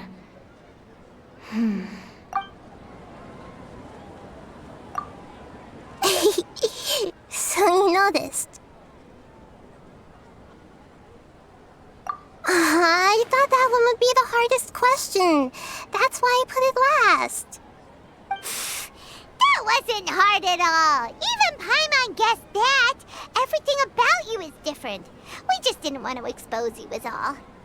Now that you mention it, Nahida, you've been hinting to us since the very beginning. It's funny. Thinking back to when we were asking all over the place for info about Lesser Lord Kusanali, Paimon didn't expect to meet you like this. Yes, those can wait until we're back in real life. On the other hand, I'd be happy to answer any more questions you have about here and now.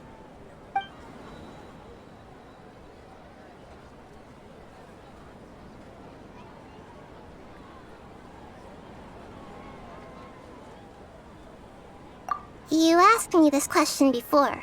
My answer was, it would literally blow your minds. Now that you know this is all a dream, this answer should hopefully make more sense. Have you heard the saying, don't wake a sleepwalker?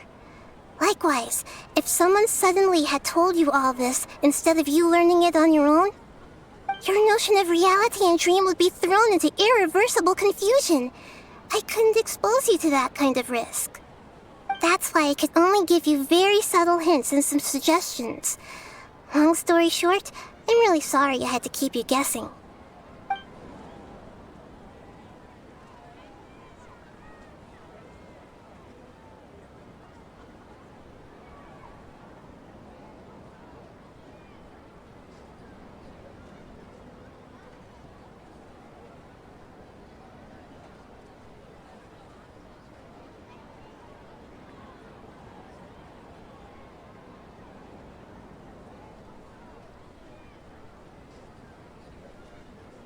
Firstly, this dream we're in is completely based on reality. People have already experienced this Sumeru's festival, so it would be very difficult for them to find anything that strikes them as surreal. Secondly, you're probably wondering why people don't have any memories from earlier samsara, right? That's because people don't remember their dreams most of the time anyway. And in any case, their actual dreams are being taken away from them by the Akasha. So whenever they wake up in this dream of the Sumeru's festival, they don't remember anything from their previous identical dream. That reminds Paimon. Traveler had a dream when we were in the Avidia forest, but couldn't see what it was about after waking up. Is that an example of what you mean? Yes.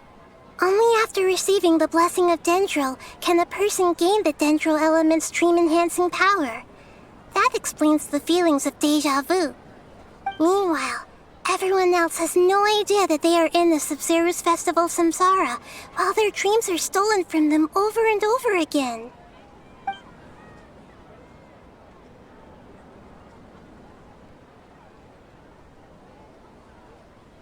Can humans really keep dreaming forever like this? Will it ever end?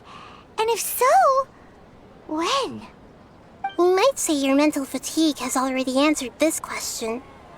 Eventually, there's only so much that people can tolerate. Especially those whose health is compromised to begin with, like Dunyarzad. This relentless exploitation takes an even harder toll on them. People's lives are at stake here, and nobody knows a thing! We've got to put a stop to this!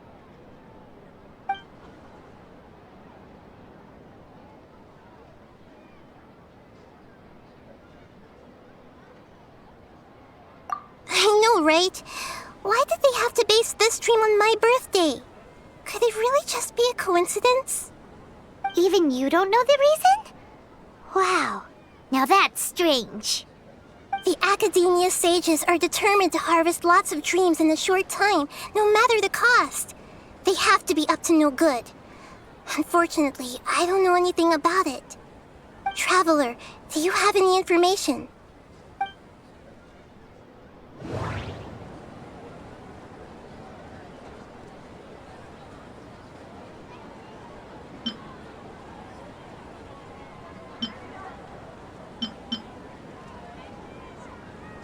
Grand Sage said, go celebrate the birth of that god to your heart's content. Did he mean something more?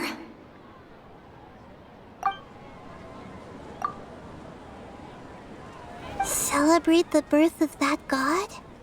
Could it mean...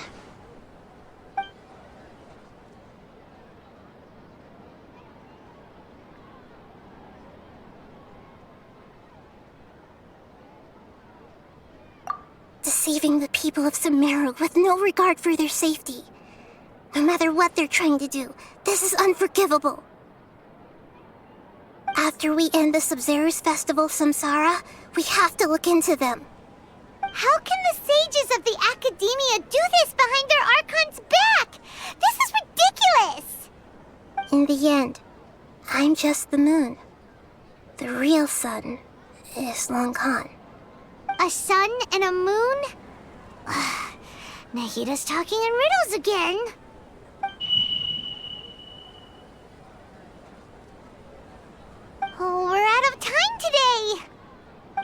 how to break free of the samsara tomorrow.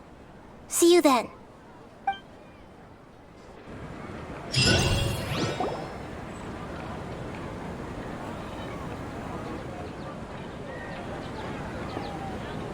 Good morning, Nahida. Wait. Now that Paimon remembers everything, should we instead say good morning, Lesser Lord Kusanali? Hey! What's wrong, Nahida? You don't look too good.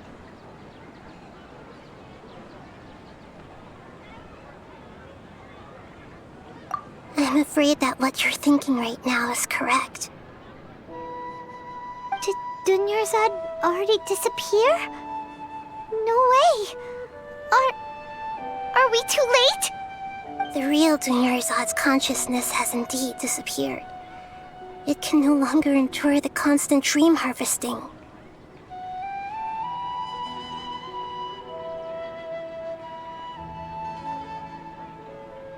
Paimon can't believe it.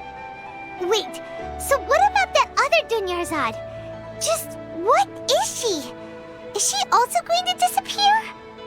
She's actually something like a puppet, but not completely. The real Dunyarzad's consciousness could no longer keep playing her role in this dream. So another Dunyarzad appeared to replace her in the dream. Just like the grass and the trees, that Dunyarzad is just a building block of the dream that helps to keep it going. But personality-wise, she's nothing like the real Dunyarzad. Puppets are stiff, and can't copy a living person's vitality. After all, they're just there as filler. You know, speaking of which, the old Dunyarzad might not have been too different from a puppet. Dunyarzad truly believed that she met you within her consciousness, and it was you who inspired her. So you do remember her after all. Yes. Back then, her family was overly protective of her. No one cared about her personality or thoughts. It was as if she only lived to stall her Elazar. I just gave her a little wisdom so she could look at life in a new way. So that she could be her own person. But even so, she still...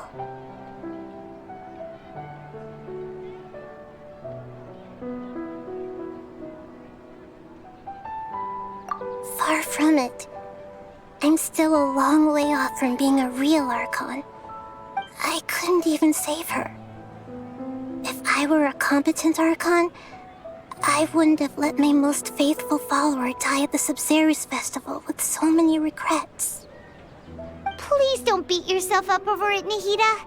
It's the sage's fault, and theirs alone. I'm not beating myself up. All I did was to rationally observe the distance between myself and a real Archon. Don't be like that, Nahida. Even real Archons are still allowed to be sad.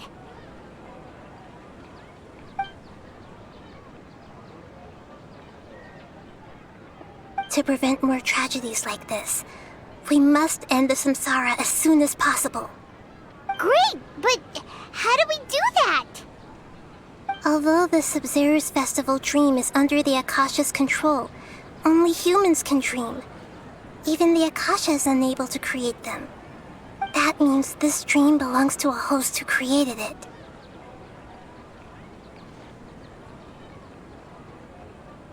Huh? So, how should we find that person? Well, if this is someone's dream, then everything here must come from deep within their consciousness. Which means, with the power of imagination, they can change anything in this dream. Imagination? What do you mean by that? Imagination means breaking through what you perceive as normal. Like when the server at a tavern brings a plate to you, you'd naturally assume that food is on it. However, if you're the dream's host and you become aware that you're dreaming, when you imagine gold and more on the plate, the dream will respond in kind, and the server really will bring you gold and mora. But right now, our host is unaware that this is a dream. No matter how many times they're served, it will always be food. Find some way to make that person realize that they're dreaming.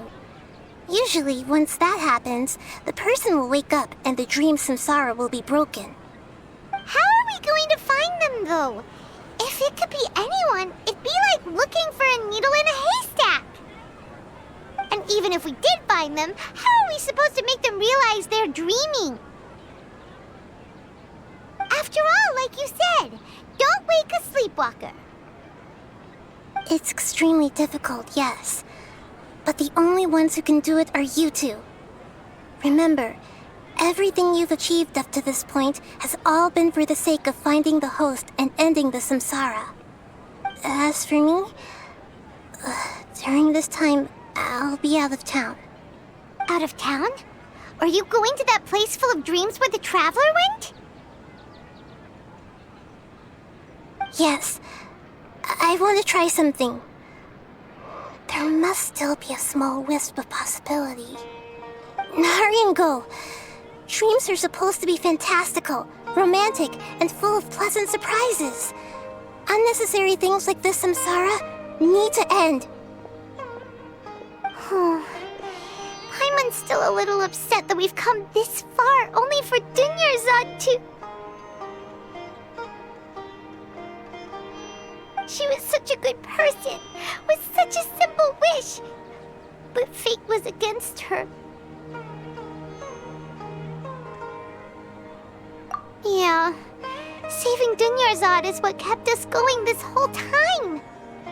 But we mustn't lose hope, Traveler. Dunyarzad would definitely want to see us save everyone else. So let's break the samsara for her sake. Paimon's wondering, do you think the sages would get one of their own to be the host of this stream? Feels like it would be easier to control it that way, no?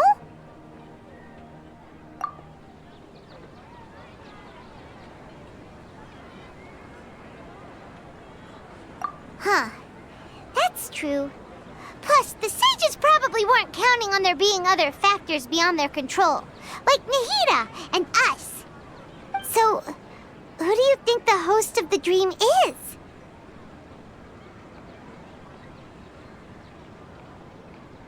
Oh, that would make sense!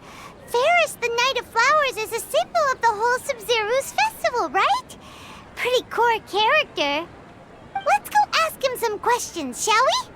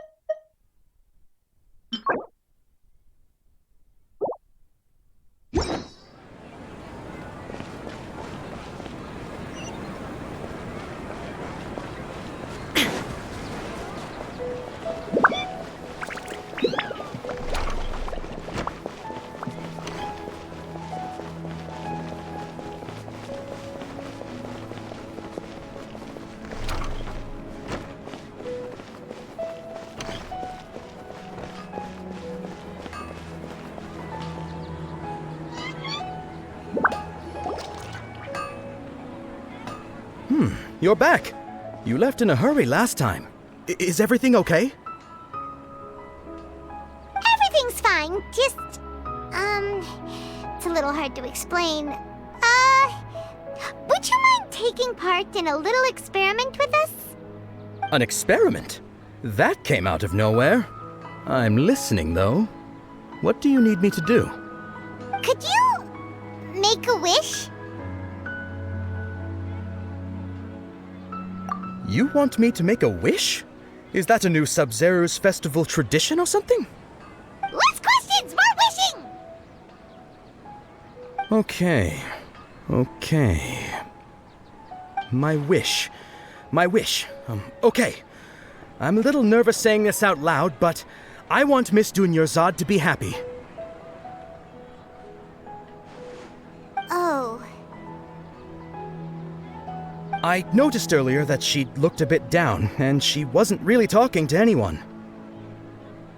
She just doesn't seem like herself. She's always so gentle and kind, and all the kids love her. I've also wondered if the reason she asked me to be Fairest Knight of Flowers is because I'm special to her, or something. So, you have a crush on Dunyarzad? Oh, is it that obvious? After what I just said, I guess it is. When she placed the hat of the Knight of Flowers onto my head, she said to me, "I want everyone to have a happy Sub-Zeru's festival." What she didn't realize was that I'm not that interested in how everyone else feels. In that moment, I just wanted to be her Knight of Flowers for the rest of my life. 50 years, 100 years, I'll serve her till the end of time. Okay, yeah, that was a bit much. Felt like the right moment to get it off my chest, but that was pretty embarrassing. Okay, I'm ready to make my wish. I would like Miss Dunyarzad to appear in front of me right now with a smile on her face. Here goes. Please come true.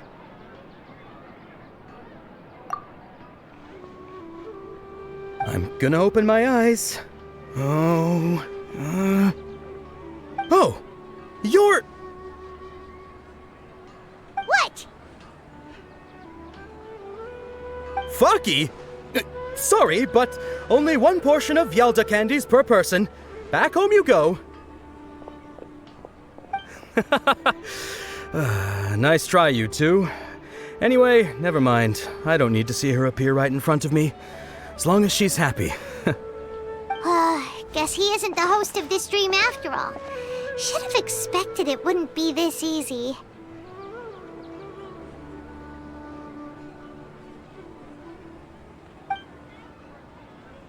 It seems like everyone who knows Dunyarzad loves her, but none of them has any idea that she... My lady, step back. That sounds like Dia! Oh, right. This is when Dunyarzad bumps into the kidnappers. Huh? But Dia can handle them! Hey, Traveler!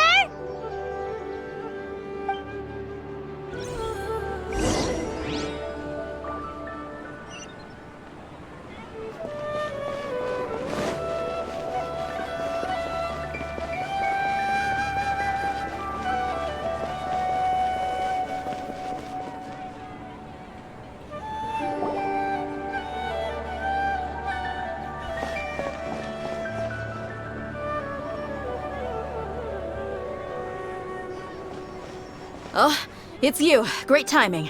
Please take...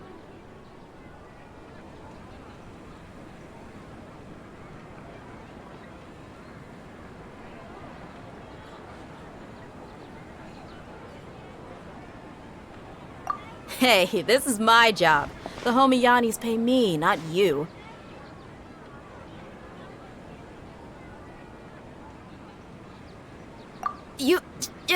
Fine, alright. Knock yourself out.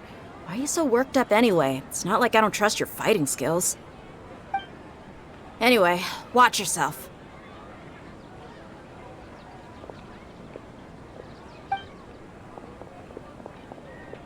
So you got yourself some backup. Suit yourself. You're going down!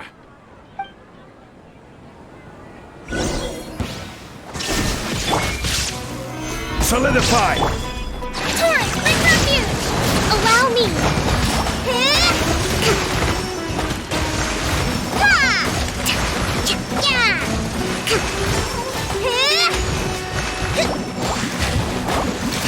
I'll be back. That's close enough. Stabilize! Rest and rebuild!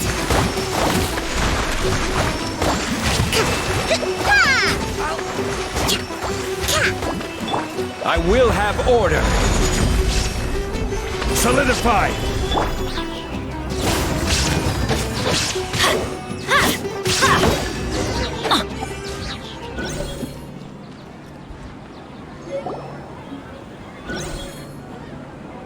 Traveler, were you just taking your anger out on those guys?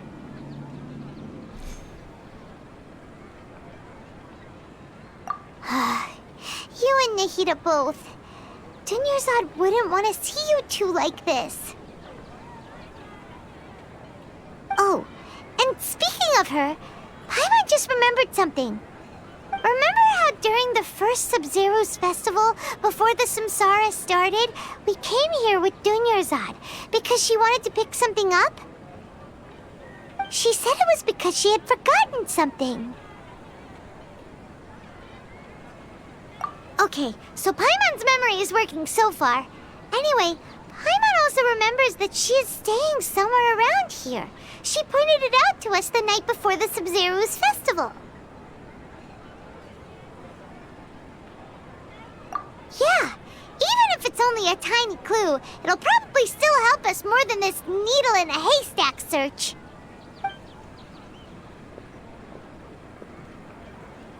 This is the place!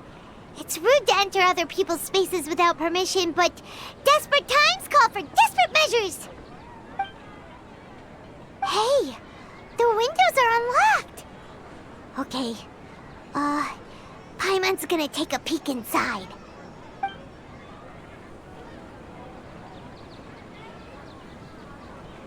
This was only a temporary residence, so there was pretty much nothing inside except this book on the table. Should we open it?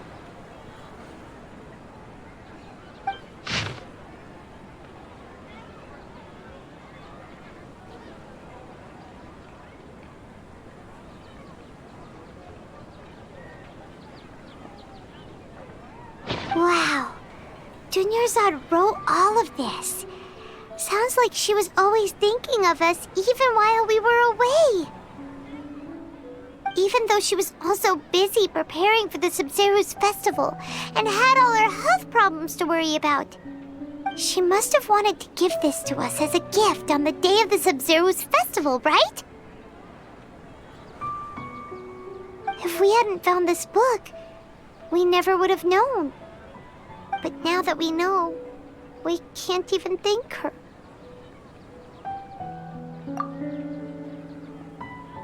Hey! Where are you off to now?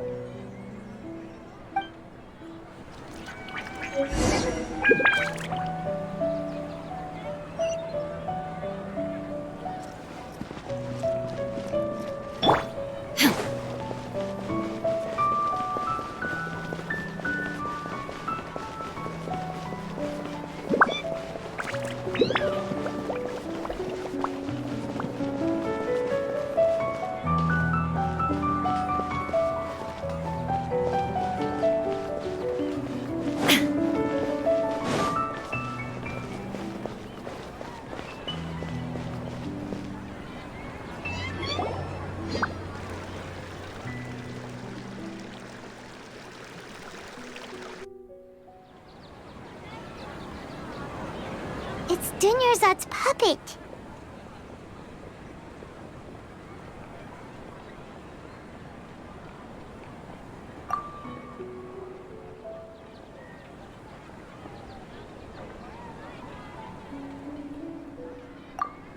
Traveler? You must be exhausted. Come to think of it, we've been stuck in this place for a really, really long time.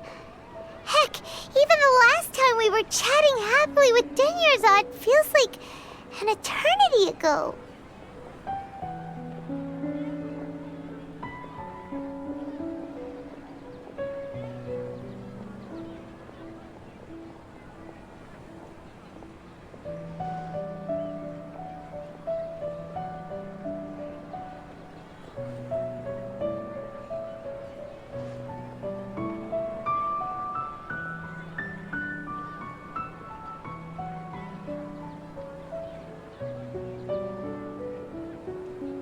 Paimon still remembers when we were sitting here, And the way her eyes sparkled when she talked about Nilu's dance of Sub-Zerus. There will always be frustrations in life, but I know that the point of living is not to leave behind any regrets.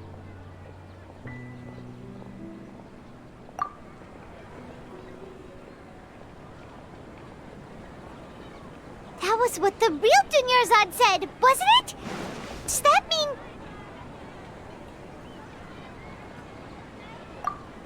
Yes, Traveler. What is it? Oh, so she's still just a puppet. But just now, how come...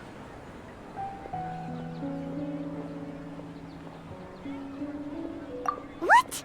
Where are we going this time?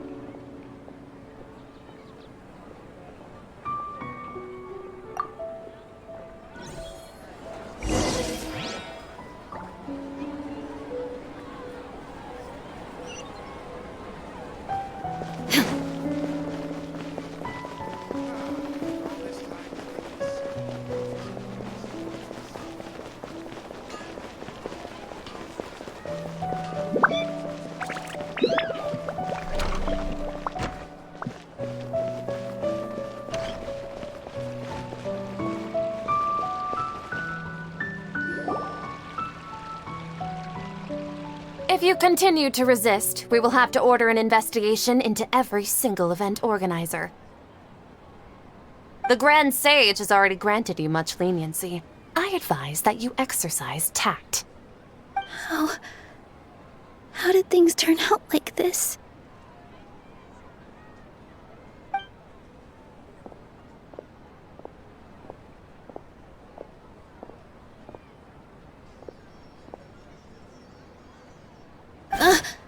Traveler?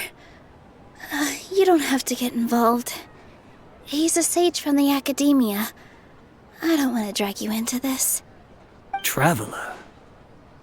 Traveler? What the heck are you doing? If you get arrested by the Academia, that's another day gone to waste!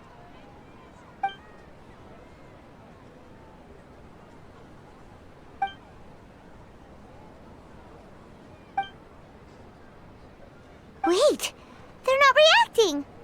Have they been scared stiff?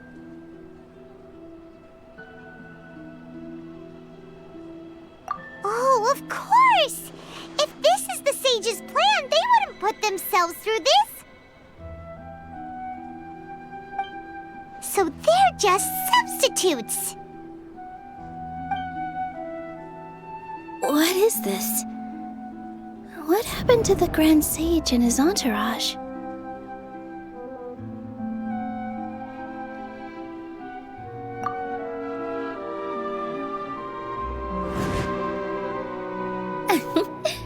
Like I said, they symbolize the goddess of flowers. It's just a shame that all the real Bodhisattvas went extinct after her death. Yes. The Greater Lord brought forth new Bodhisattvas in memory of the goddess of flowers. But she ultimately could never truly replicate that beautiful shade of purple.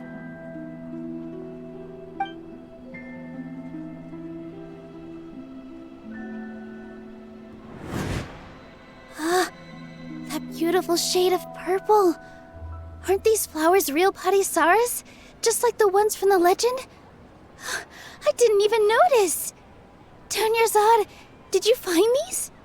But didn't you just say all the real flowers went extinct after the goddess of flowers passed away? So, how? Yeah. What's going on here?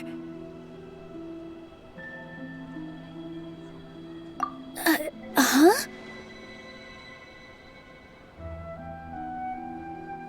You guys are acting weird.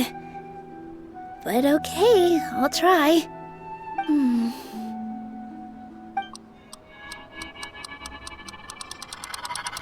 Hey! They disappeared! So Nilu's the host! What a surprise! Purple Bodhisattvas don't exist in the real world anymore.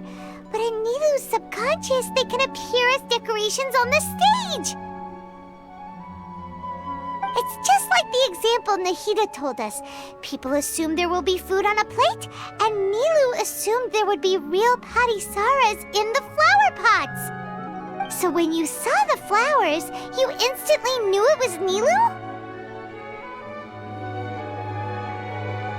But if we want to end the samsara, we need the host to become aware that they're dreaming. How should we make Nilu realize that? Am I dreaming? Huh?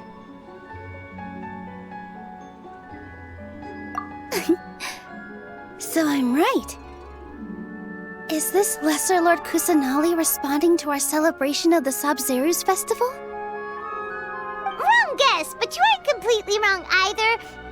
The point is, what made you think this is a dream?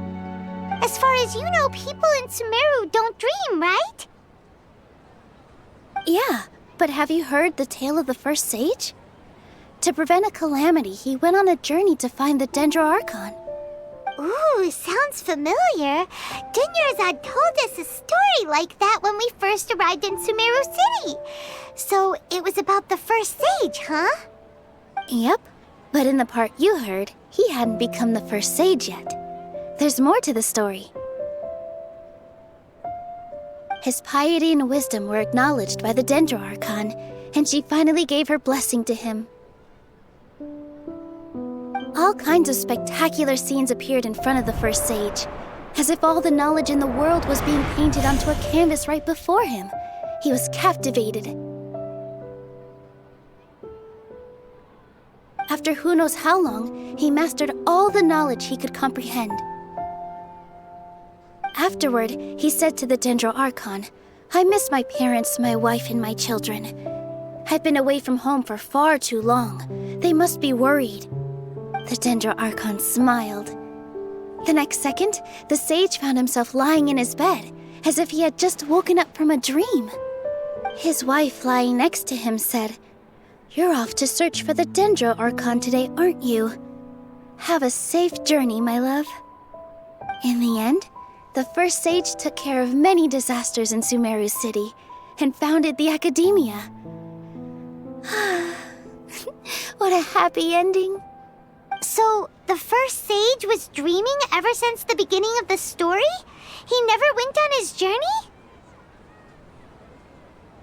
Yes, but his faith and determination were conveyed to the Dendro Archon, so she blessed him in the form of a dream. Paimon understands where you're coming from now. That's a really interesting connection. But we really gotta wake up soon, like the sage in the story!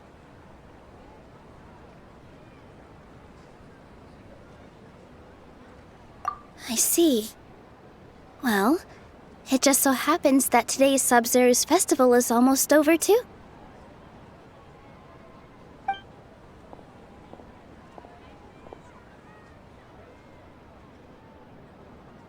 Since we're in a dream, let's make this final dance of Sabzeruz as beautiful as we can.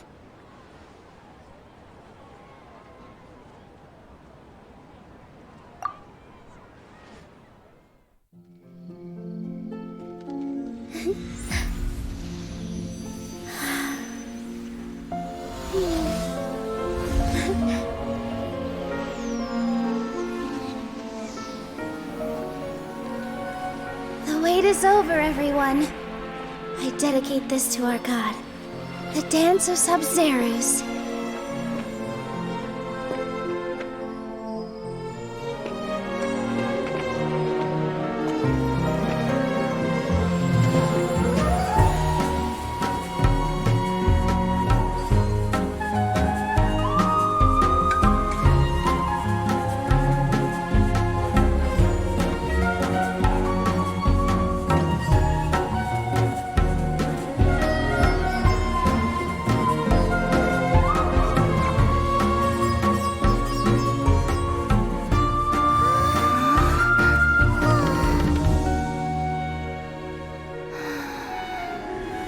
I'd be lying if I said I had no regrets.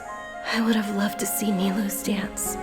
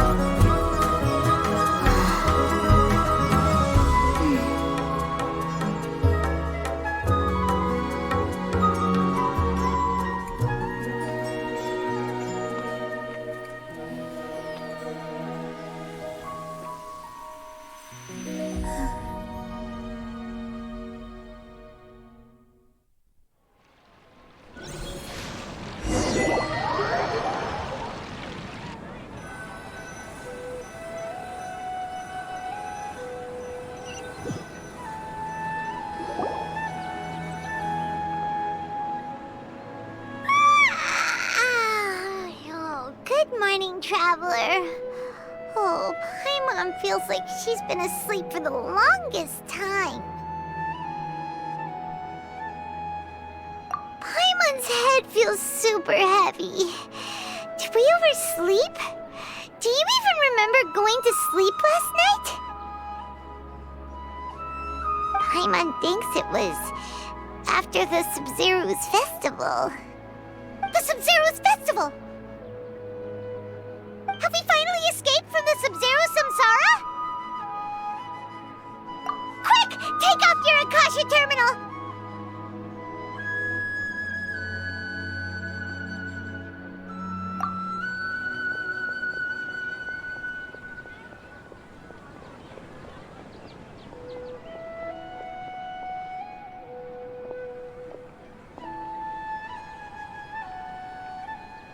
She's not in her room. What happened?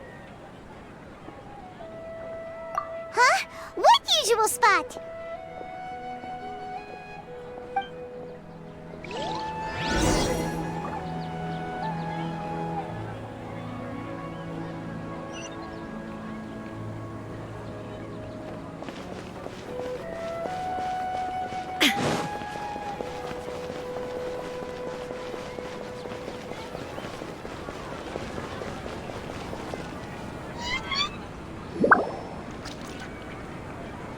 Well done, Traveler and Paimon. And thank you, Dunyarzad, for organizing the Sumeru's festival for me. I'm sorry, who are... Dunyarzad! You're okay! Oh, don't scare us like that! Oh, Traveler Paimon. I have something amazing to tell you. I just had a dream, and I saw Nilou performing the dance of Sumeru's.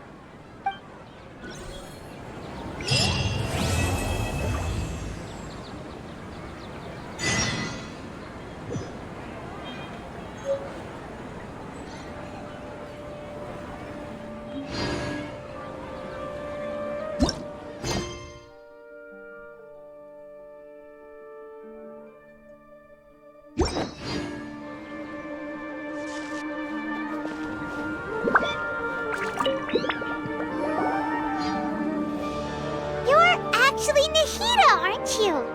Paimon felt like Catherine was acting weird when we met at the Sumeru's festival. And Dunyarzad, did you save her? It's a really long story. We shouldn't disturb her. Her consciousness is still weakened. Let's chat somewhere else. How about by the Traveler's favorite bench?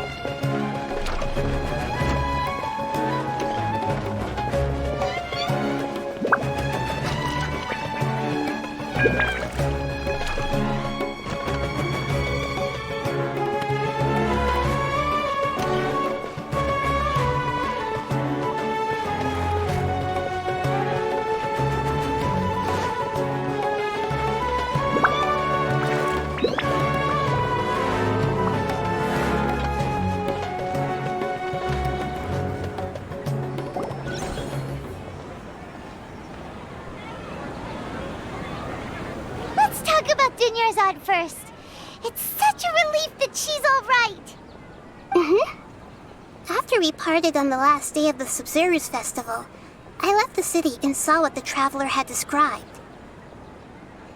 Among the countless dreams, I found one that was growing fainter and fainter.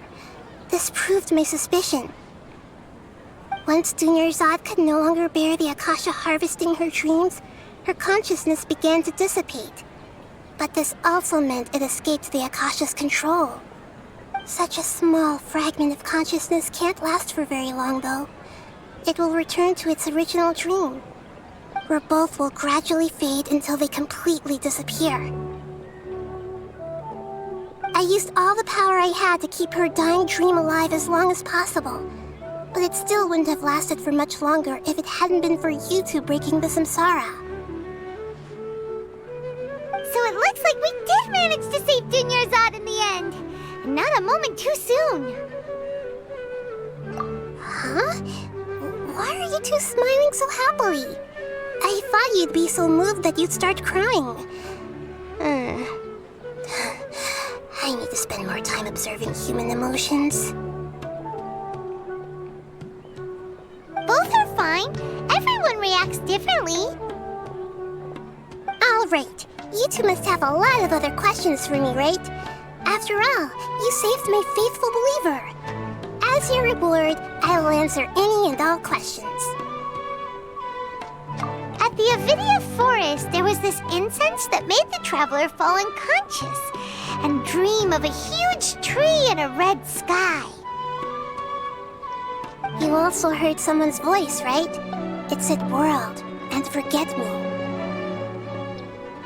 Yeah, so you do know! We've been wanting to ask you what that was about, and if the red sky was related to Conria. It seems like the traveler established a connection to Irminsul. That was a message left by Greater Lord Rukkhadevata's residual consciousness in Irminsul. Perhaps her last memory before she died. As you two probably know, Greater Lord Rukkhadevata disappeared after the disaster in Conria. The timings of these events do line up, so your suspicions are reasonable. A message from Greater Lord Rukkhadevata? We thought it was from the Scarlet King. The Scarlet King? That god who died even longer ago? Some present-day desert dwellers still worship him. You probably just heard some of their conspiracies. Okay, so what does the message mean? I still haven't managed to decipher it.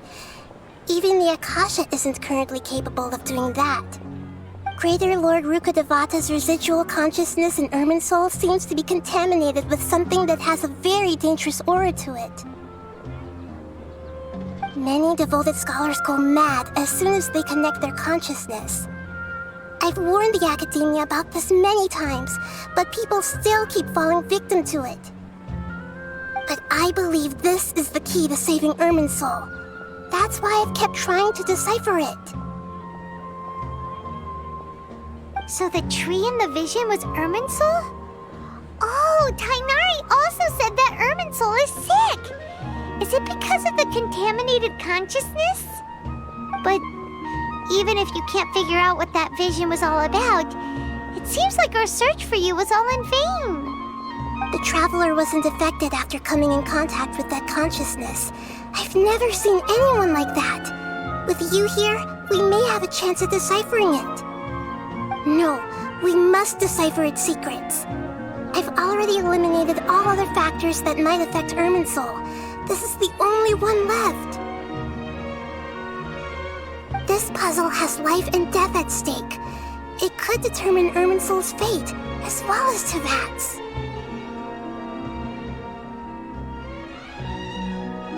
To be accurate, I'm using the Akasha as a medium to occupy Catherine's consciousness. How did you do that? Poor Catherine. Does this mean you can also occupy other people's consciousnesses? Theoretically, I can enter anyone's mind as long as they're wearing their Akasha terminal. The Akasha is the legacy of Greater Lord Rukkhadevata. As Lesser Lord Kusanali and the first Akasha terminal, my consciousness has always been linked to the Akasha. I've always respected my people's free will, so I've never actually occupied their consciousness. When necessary, I just borrow this bionic Snezhnayan puppet. Hold on. Did we just learn some deep, dark secret? So Catherine is... No wonder Paimon felt something was off about her. What about your own body? Why do you need to borrow other people's? Don't you live in the sanctuary of Surasthana? That story begins a long time ago. After Greater Lord Rukkhadevata disappeared, the sages found my newly born self and took me back to Sumeru. At that time, I was young and weak. The sages kept me in the sanctuary of Suristhana, ostensibly for the sake of protecting me. But I've hardly heard from them since. However, I do understand that they had hoped to find Greater Lord Rukkhadevata instead of me, a symbol of her passing. So, the sages basically put their new Archon under house arrest? How dare they! Why don't you teach them a lesson, Nahida? In some ways, they aren't wrong. Greater Lord Rukkhadevata was omniscient and omnipotent. Even after her death, the Akasha is still empowering this nation. And I'm still really far away from being able to call myself the God of Wisdom. Moreover, the Academia is also more proficient at governing this country. My existence has little meaning. Yeah, you got a lot of believers. Just look at the Sub-Zero's festival. Everyone who showed up truly loves you. Thank you for the kind words. But I honestly don't need physical freedom as long as I can connect my consciousness to the Akasha. Trying to find a way to save Irminsul is my life's mission and top priority. I will work on that, and try to live up to being a deity in the meantime. Every once in a while, I will also take up the duties of the God of Wisdom and enlighten a lost soul here and there. Doing all that should be enough. There's never been any big problems with the Academia's governance of Sumeru. This is the first time I've seen them step out of line. I wonder what caused them to go down this path, and what they hope to achieve. Even though the city's residents haven't noticed anything strange, if the Traveler hadn't broken the Sub-Zero's samsara, the situation could have become dire. I tried to do some investigating in the Akasha, but I couldn't find anything suspicious. And all the people of interest seem to purposely avoid wearing their Akasha terminals. I think they're deliberately trying to hide something. Oh, that reminds Paimon. In Gandharvaville, there was a sage who had invited Tainari to join some kind of project. Could it be related? Regardless, I need to first investigate the sage's motives, make things right, and punish them if needed. But I'll have to be discreet, or they'll see me coming.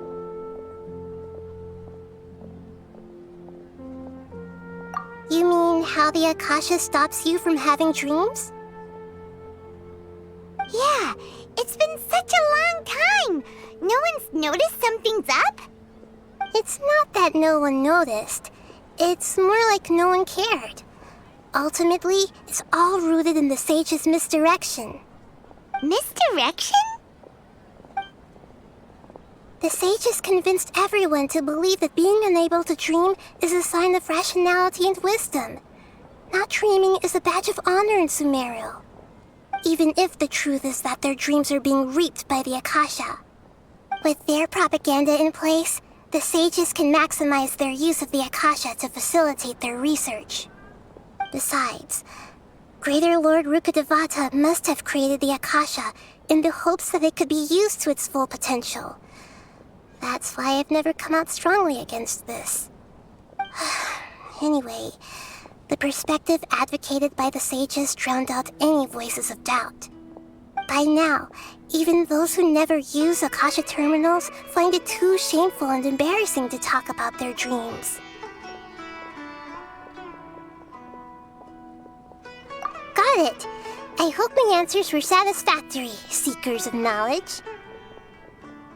To be honest, maintaining Dunyarzad's fading dream took a lot of mental energy.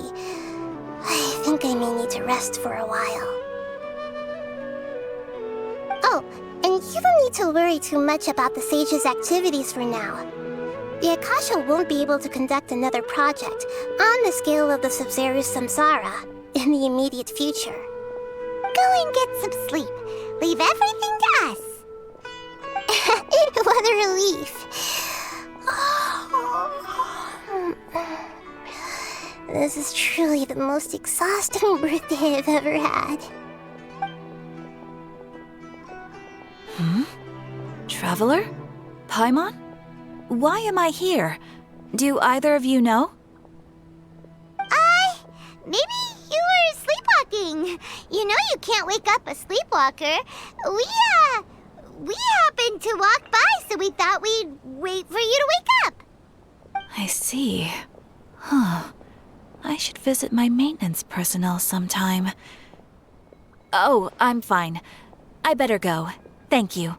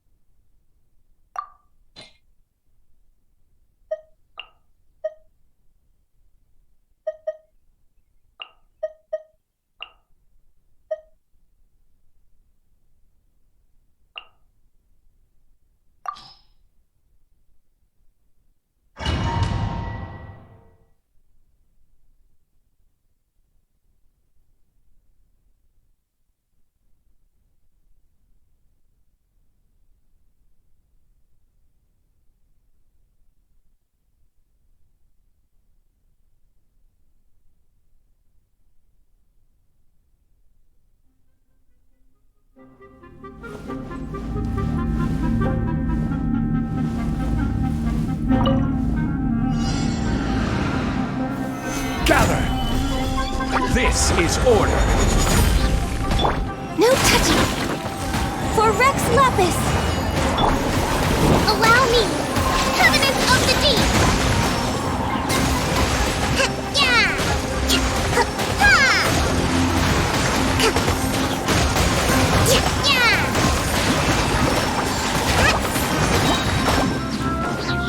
I will have order. Solidify.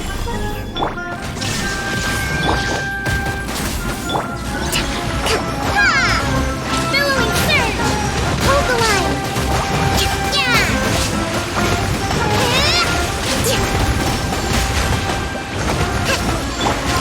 Now you shall perish! Illusion shattered! Order guide you. This is long overdue. Healthy body, healthy mind. Allow me!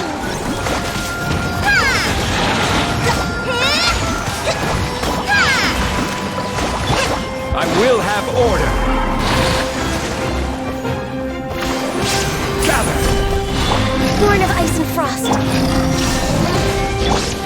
Torrent, bring refuge! Hold the line!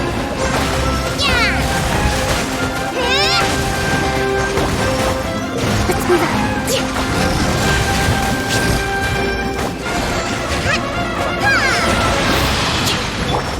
Order guide you.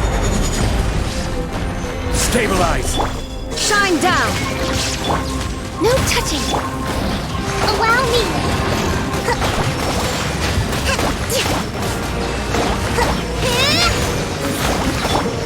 Torn to oblivion.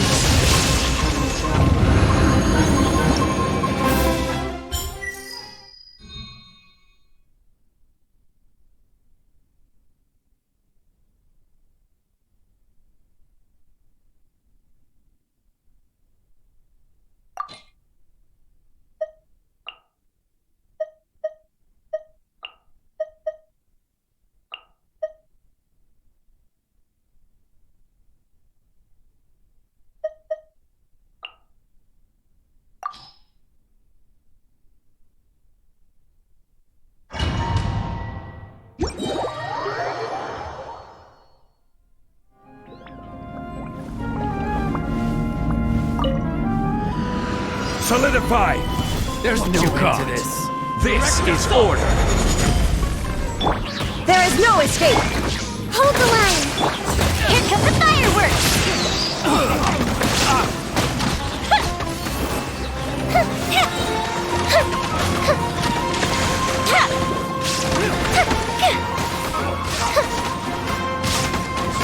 A festive reprise! Allow me! Covenant of the Deep!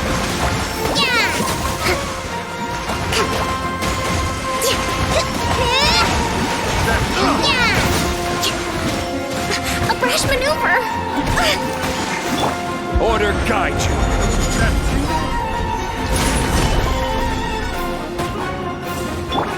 Hold the line! Shine down. Inazuma shines eternal.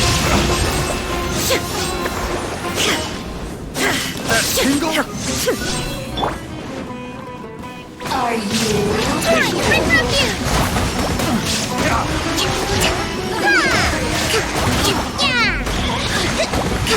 Rest and rebuild! I will have order. Fuse is lit! Go up the ship down!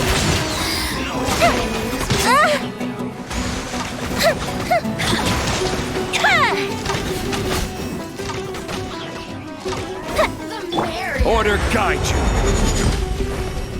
Gather. Covenant of the Deep! Hold the line! Now you shall perish. There is no escape.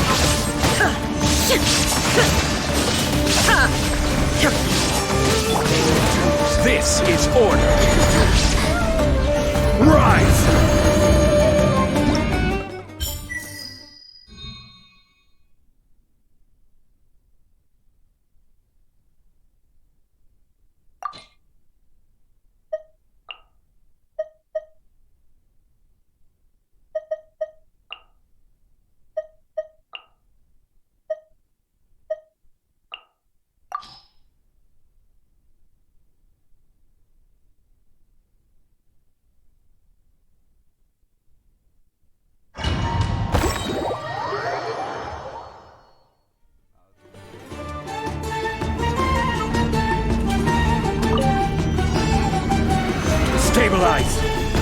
will have order.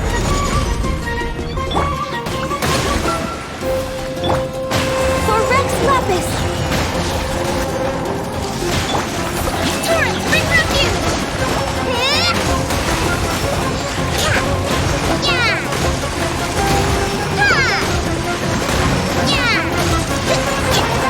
Fire hazard! Here comes the fireworks!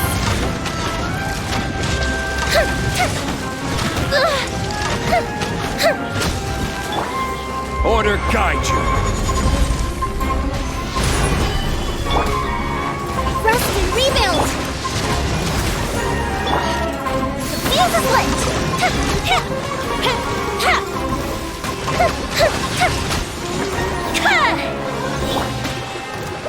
Billowing surge!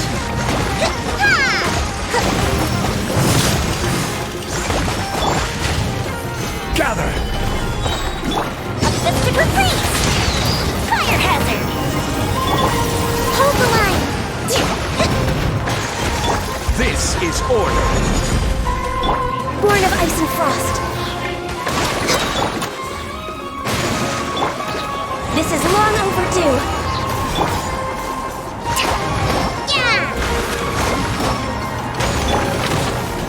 Solidify. Rest and rebuild.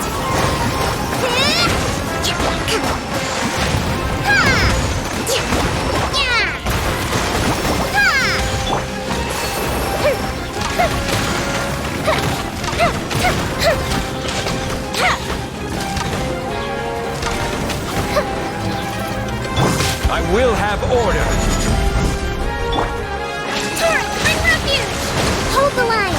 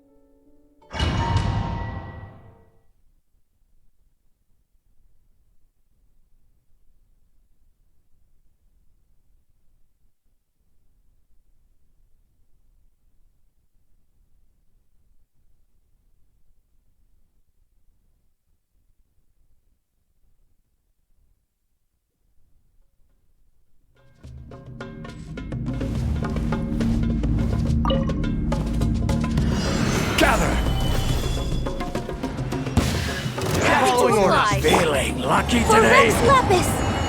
No touching! Allow me! Inazuma shines eternal! Illusion shattered!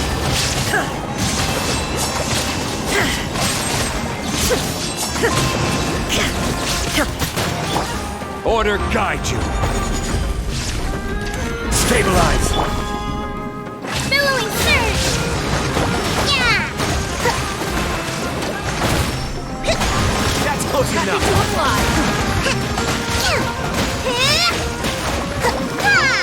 Where do you think Torn to oblivion! There is no escape! Happy to apply. Another test subject. I got careful. This is order. This is long overdue! Fry. Illusion shattered!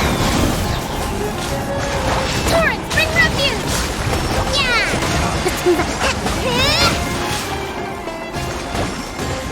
Rest and rebuild!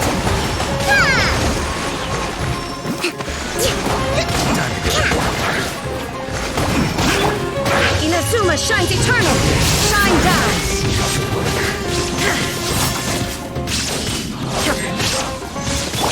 Order guide you.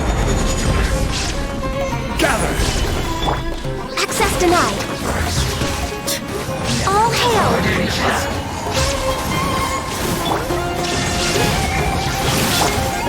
Covenant of the Deep! Hold the line! Yeah!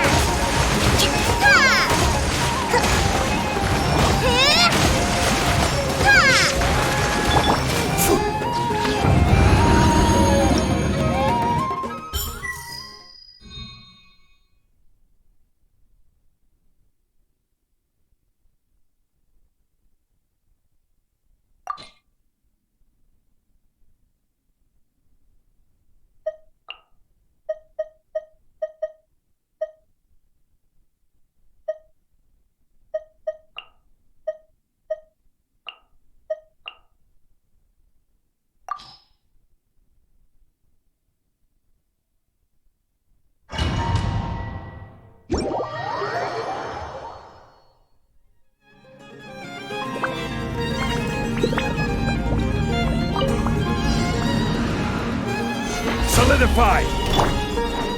Here comes the fireworks!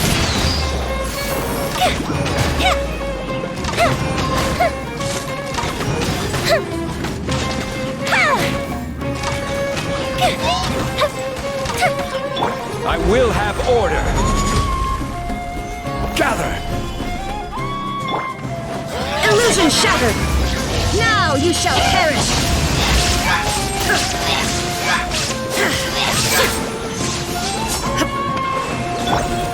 Time for a light show! A festive reprise!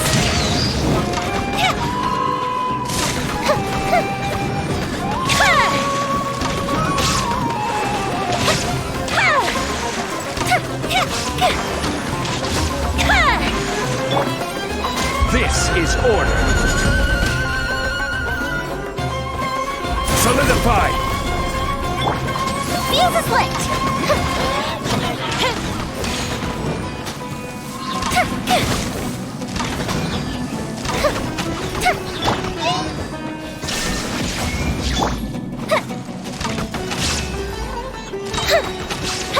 Cool the ship down!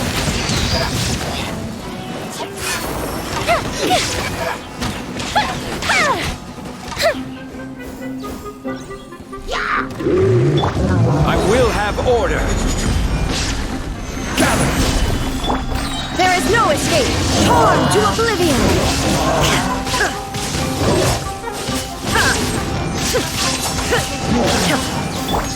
Allow me!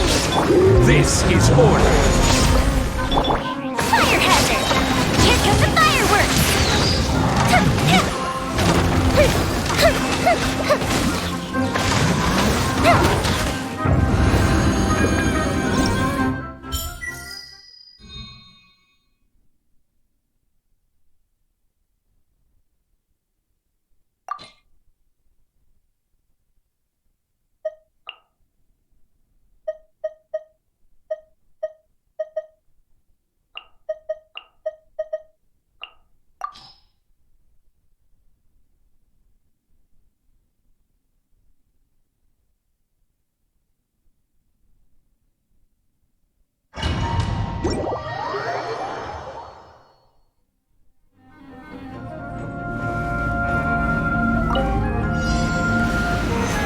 Solidify!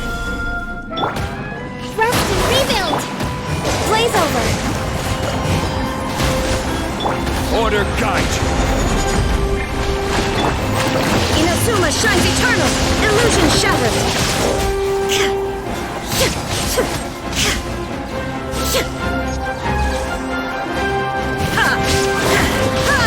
There is no escape! No touching! Torrent, bring refuge! Allow me!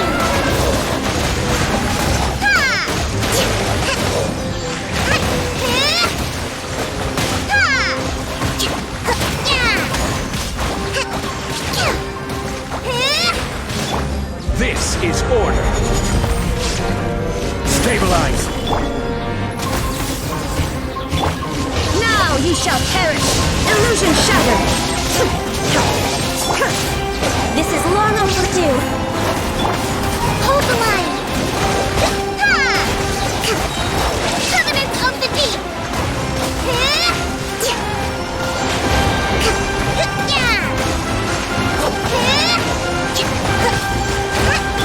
I will have order!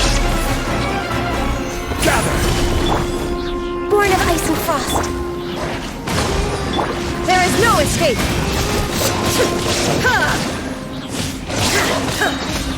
Torn to oblivion!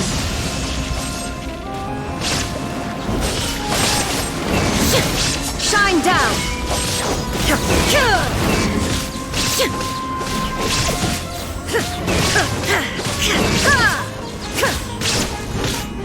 There is no escape!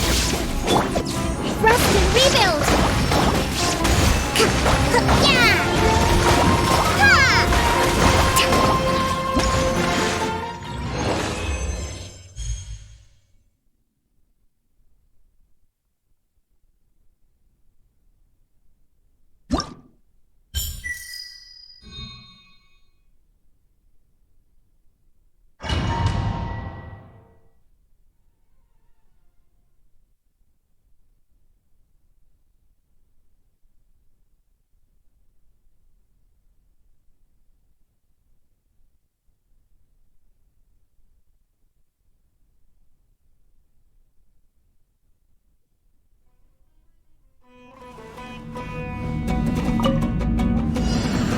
Solidify!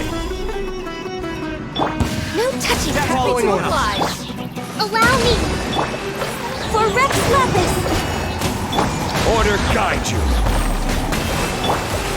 Now ye shall perish!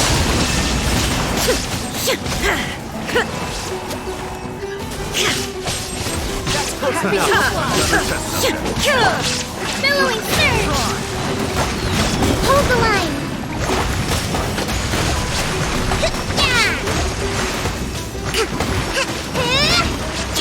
A brash maneuver! This is order! Gather! Shine down!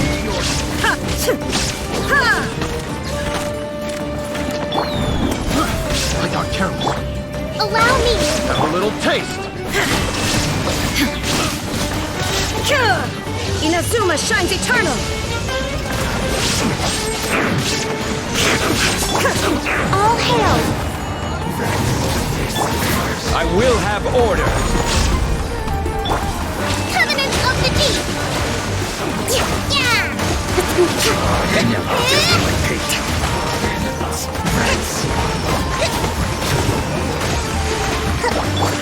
Order guide you! Stabilize! Born of ice and frost, there is no escape! Rest and rebuild! This is order! Gather!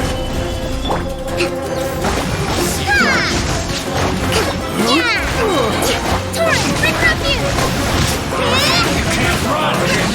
Well, Torn to oblivion!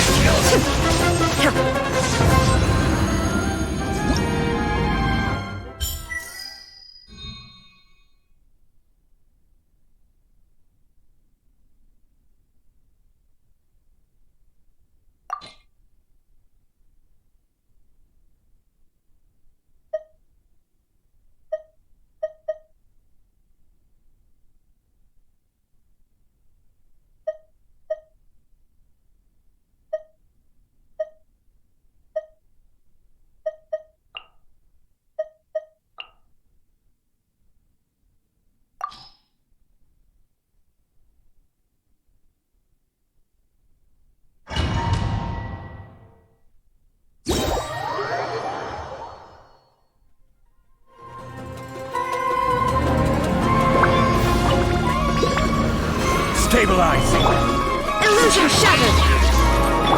Teamwork is dreamwork! Let's light it up!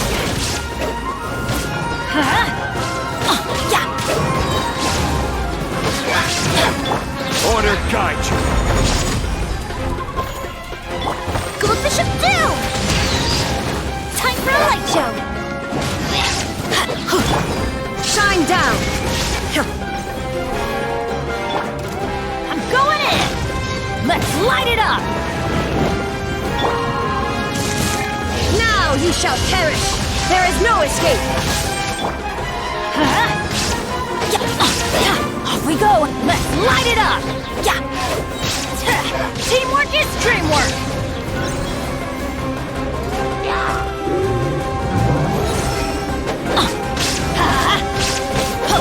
This is order. Here comes the fireworks!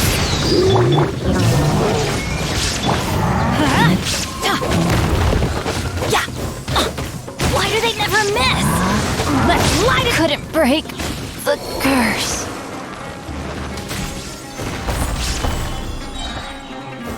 I will have order. Illusion shattered! Fuse is lit! A festive retreat! There is no escape! Inazuma shines eternal!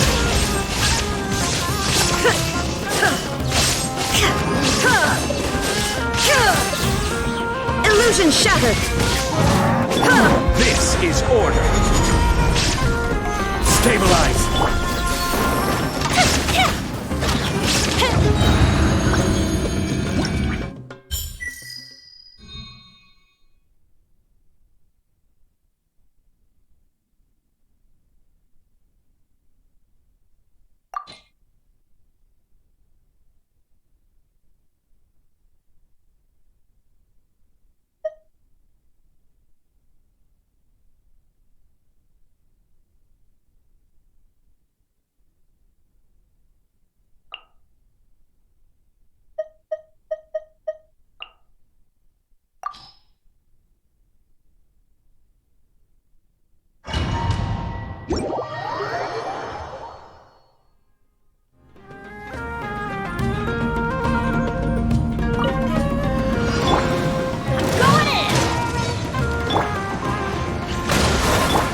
This is long overdue. Now you shall perish.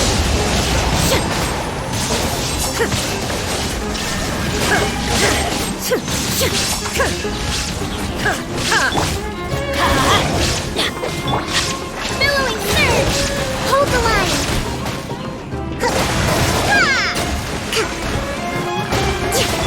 Teamwork is dreamwork!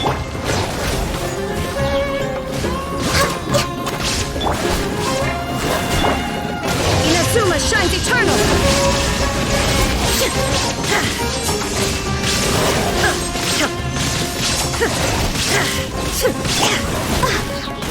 I'm just way out of practice. Allow me! Yeah!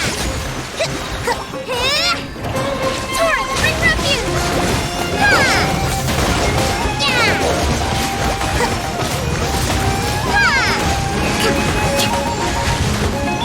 I'm going in! Blaze over! Torn to oblivion!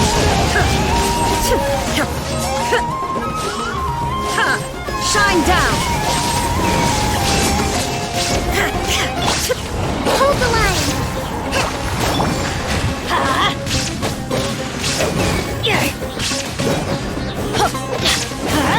Everybody stand back!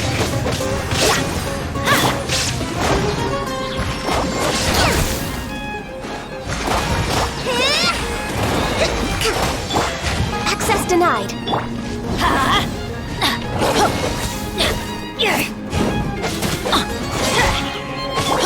Allow me!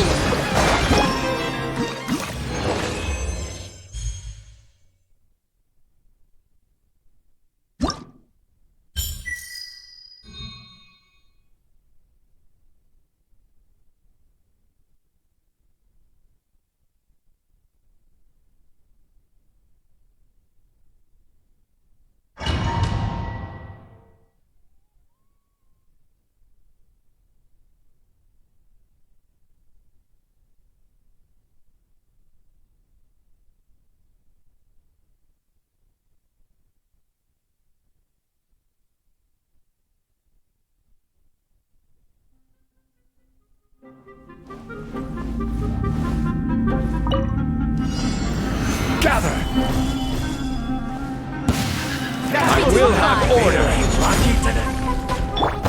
All hail! There is no escape! Billowing surge! Rest and rebuild! Yeah!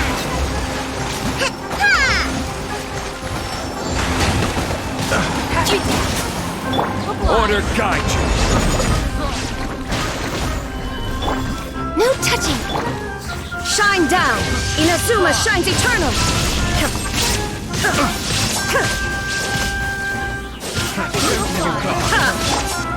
Blaze over! Next on the agenda... I will have order.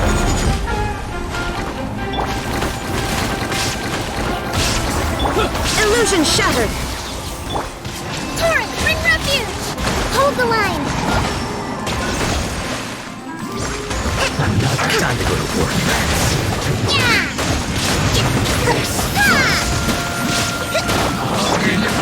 Born of ice and frost, this is long overdue.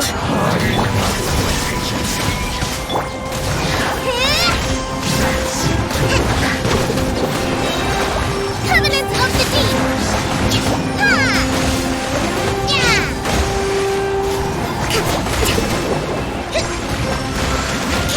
Let's move out. Order guide you. Shine down! Torn to oblivion! You are not welcome here. Killjoy! We've only just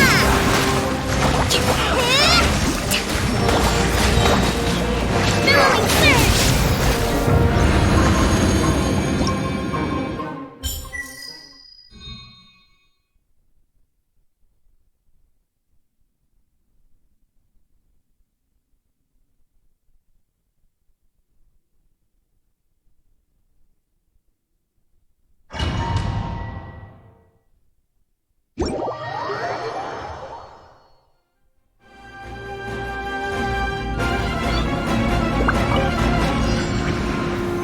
stabilize. I will have order. I'm going in! Time for a light show! Goes the ship down!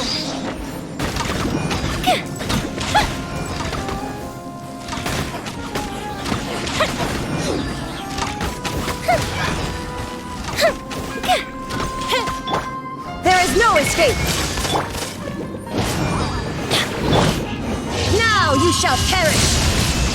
A festive reprieve!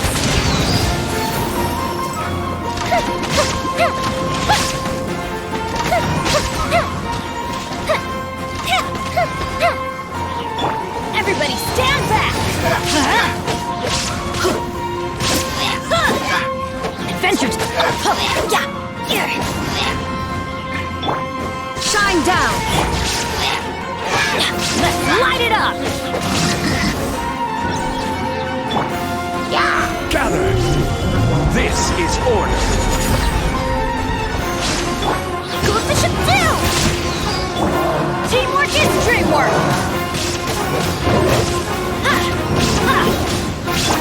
Illusion shattered! Fuse is lit! A festive reprieve! Inazuma shines eternal! Shine down! I'm going in!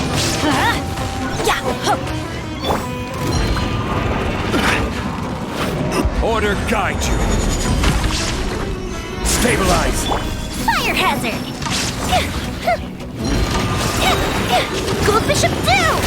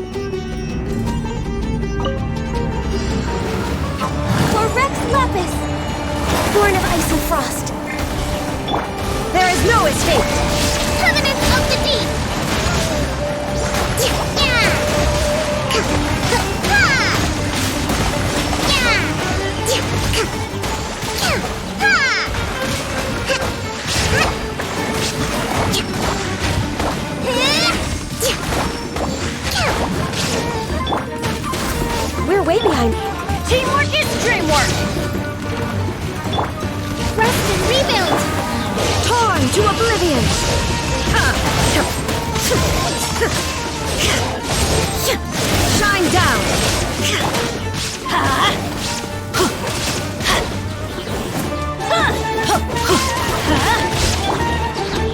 Billowing surge!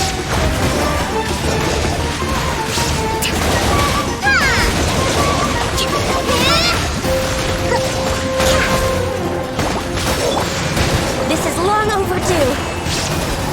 Next time, illusion shattered. I'm going in.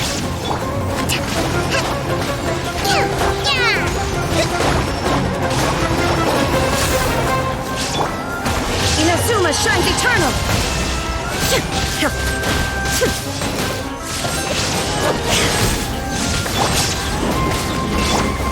Torrent, quick refuge!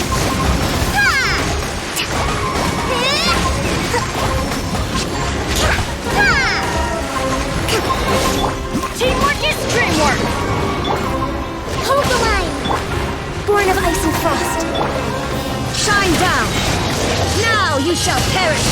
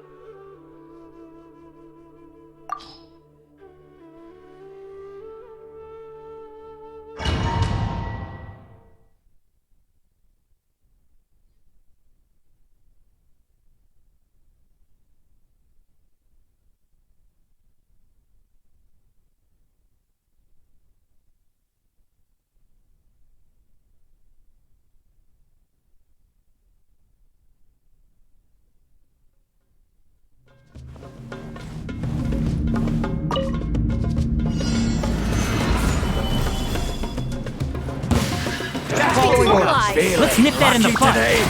Enshroud. Inazuma shines eternal. Illusion shattered.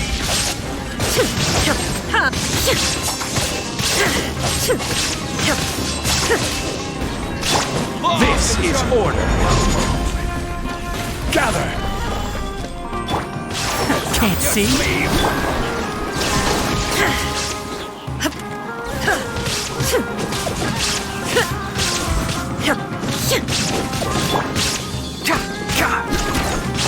One with the forest. There is no escape.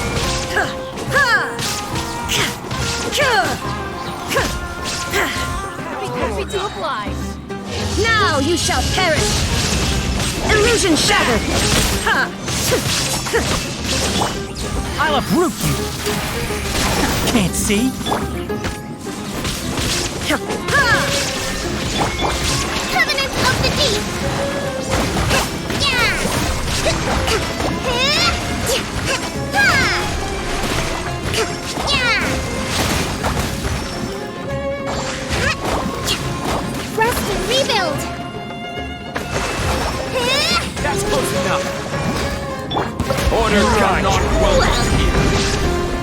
Stabilize!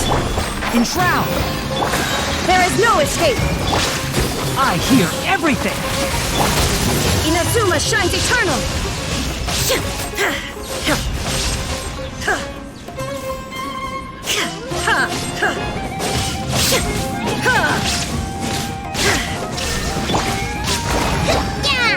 You are not welcome to new punch!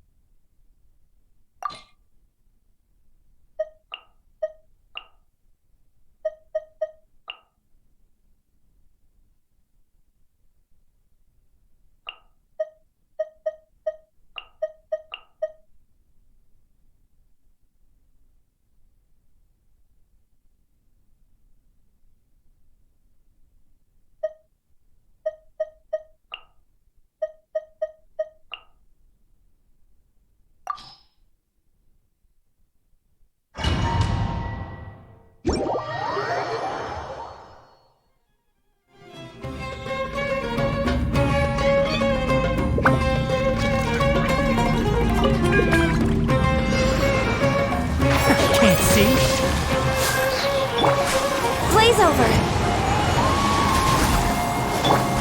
Turret, bring refuge! Allow me! Ha!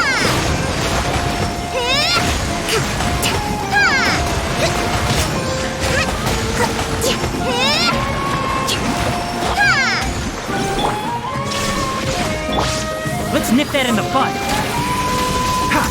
Born of ice and frost! Hold the line!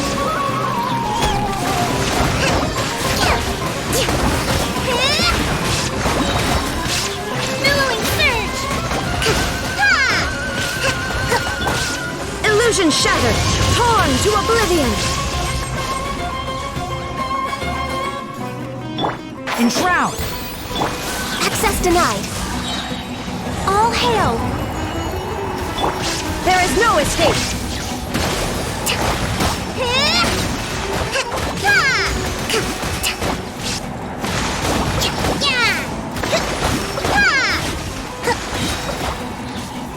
Covenant of the Deep!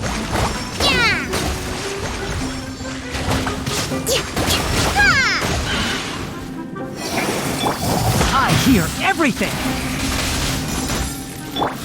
Born of ice and frost! Allow me! Let's move out!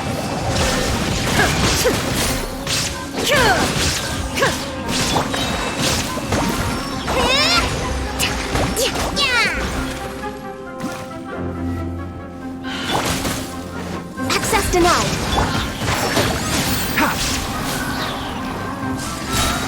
Let's nip that in the bud! Hold mine!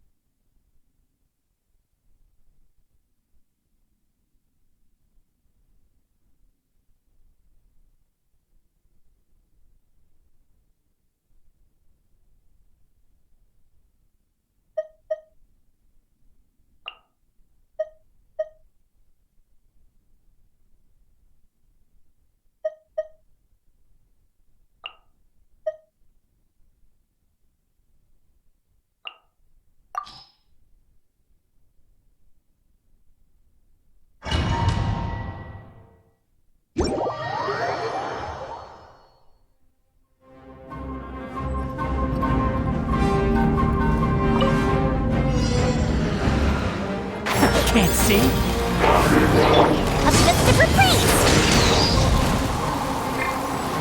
Everybody stand back! Inazuma shines eternal!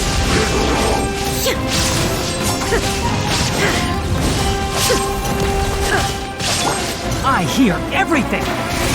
One with the forest! The fuse is lit!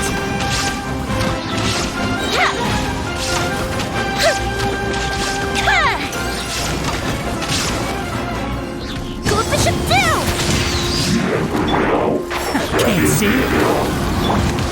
Going in! Let's light it up! I'll uproot you! Now you shall perish! Illusion shattered!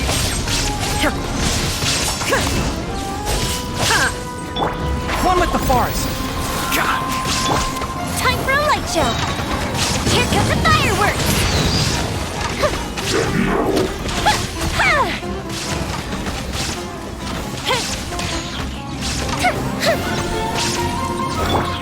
I hear everything! Enshroud! Everybody stand back! There is no escape! A fist of retreat! Fire hazard!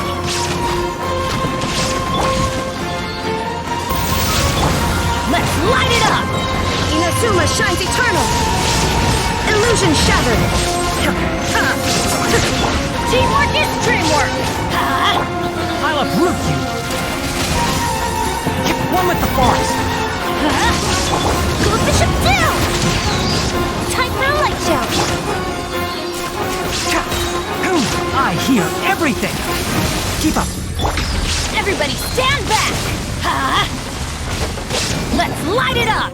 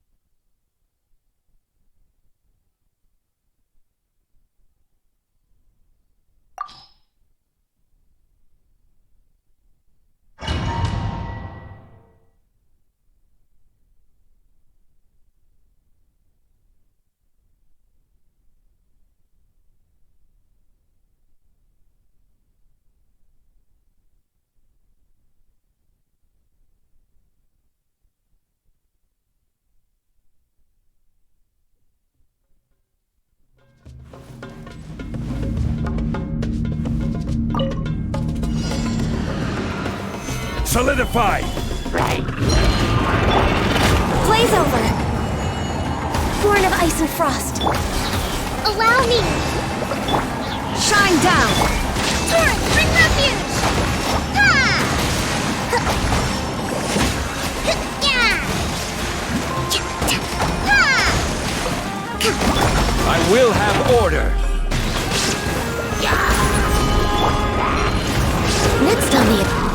Illusion shattered! Now you shall perish! Hold the line! This is order. Stabilize. Billowing surge! Yeah! All hail! Born of ice and frost!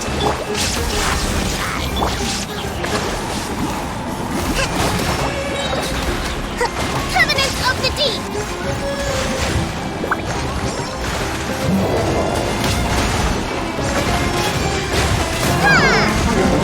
Uphill battle! Order guide you. Solidify. Shine down! Rest and rebuild!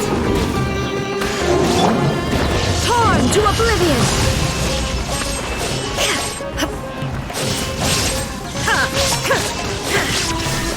I will have order.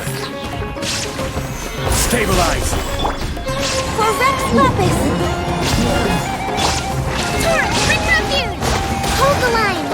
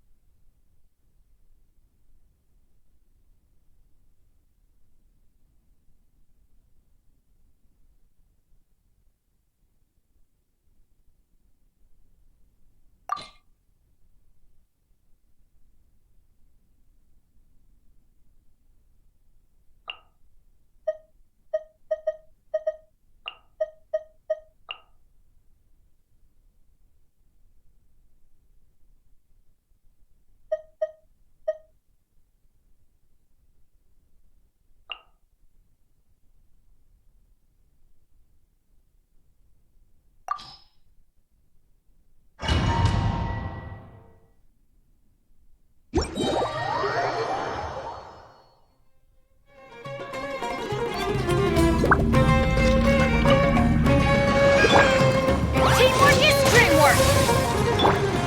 Mind the deluge.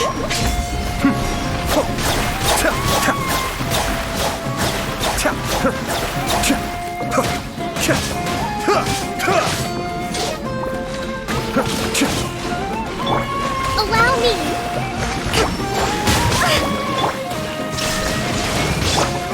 Billowing surge!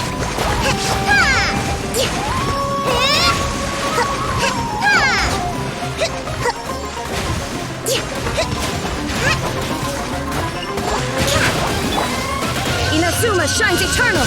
There is no escape! Ha!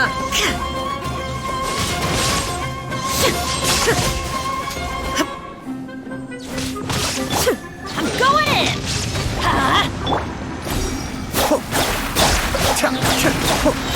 Kamisato Art. Suyu.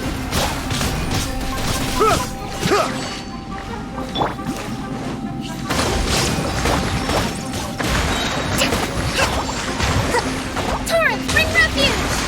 Yeah!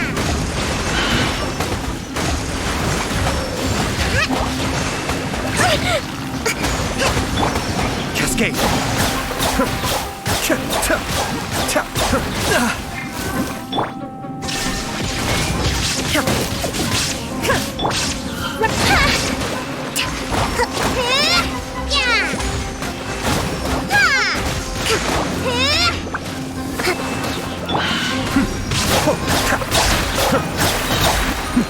The depths beckon. Shine down!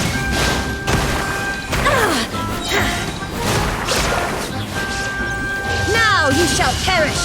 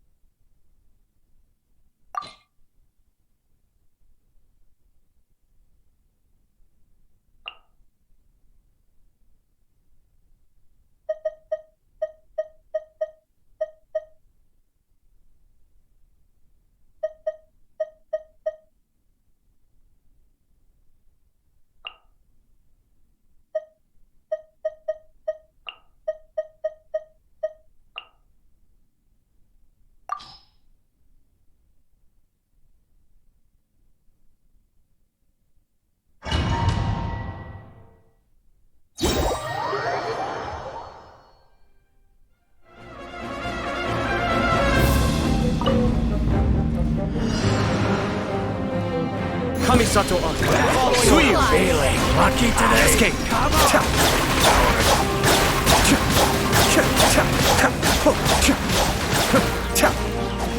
I'll settle this. Dissipate. Useless. Evil conquering.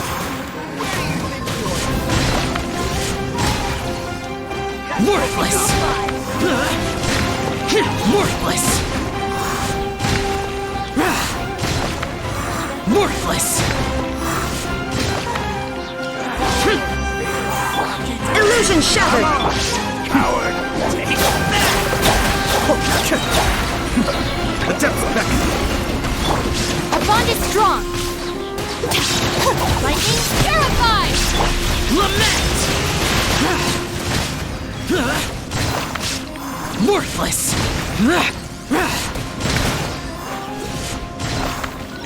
Worthless. Another Tessa. Worthless. Here. Taste. Boring. Be still. Kamisato on. Suyu. Torn to oblivion. That's close enough. Disappear. Here.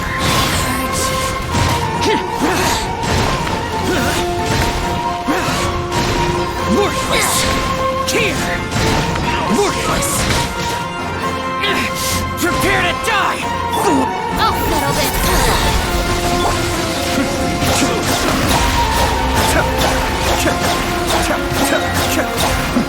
The depths back. Shine down.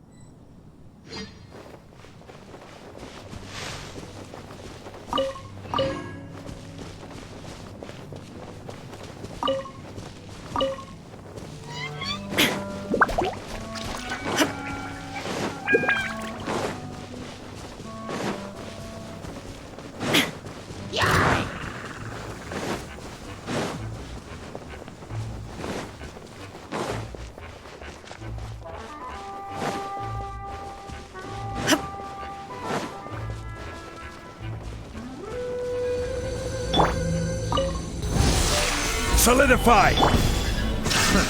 Another test subject.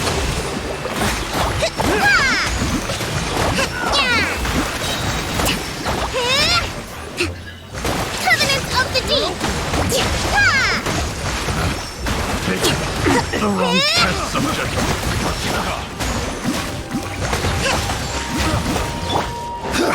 This is order.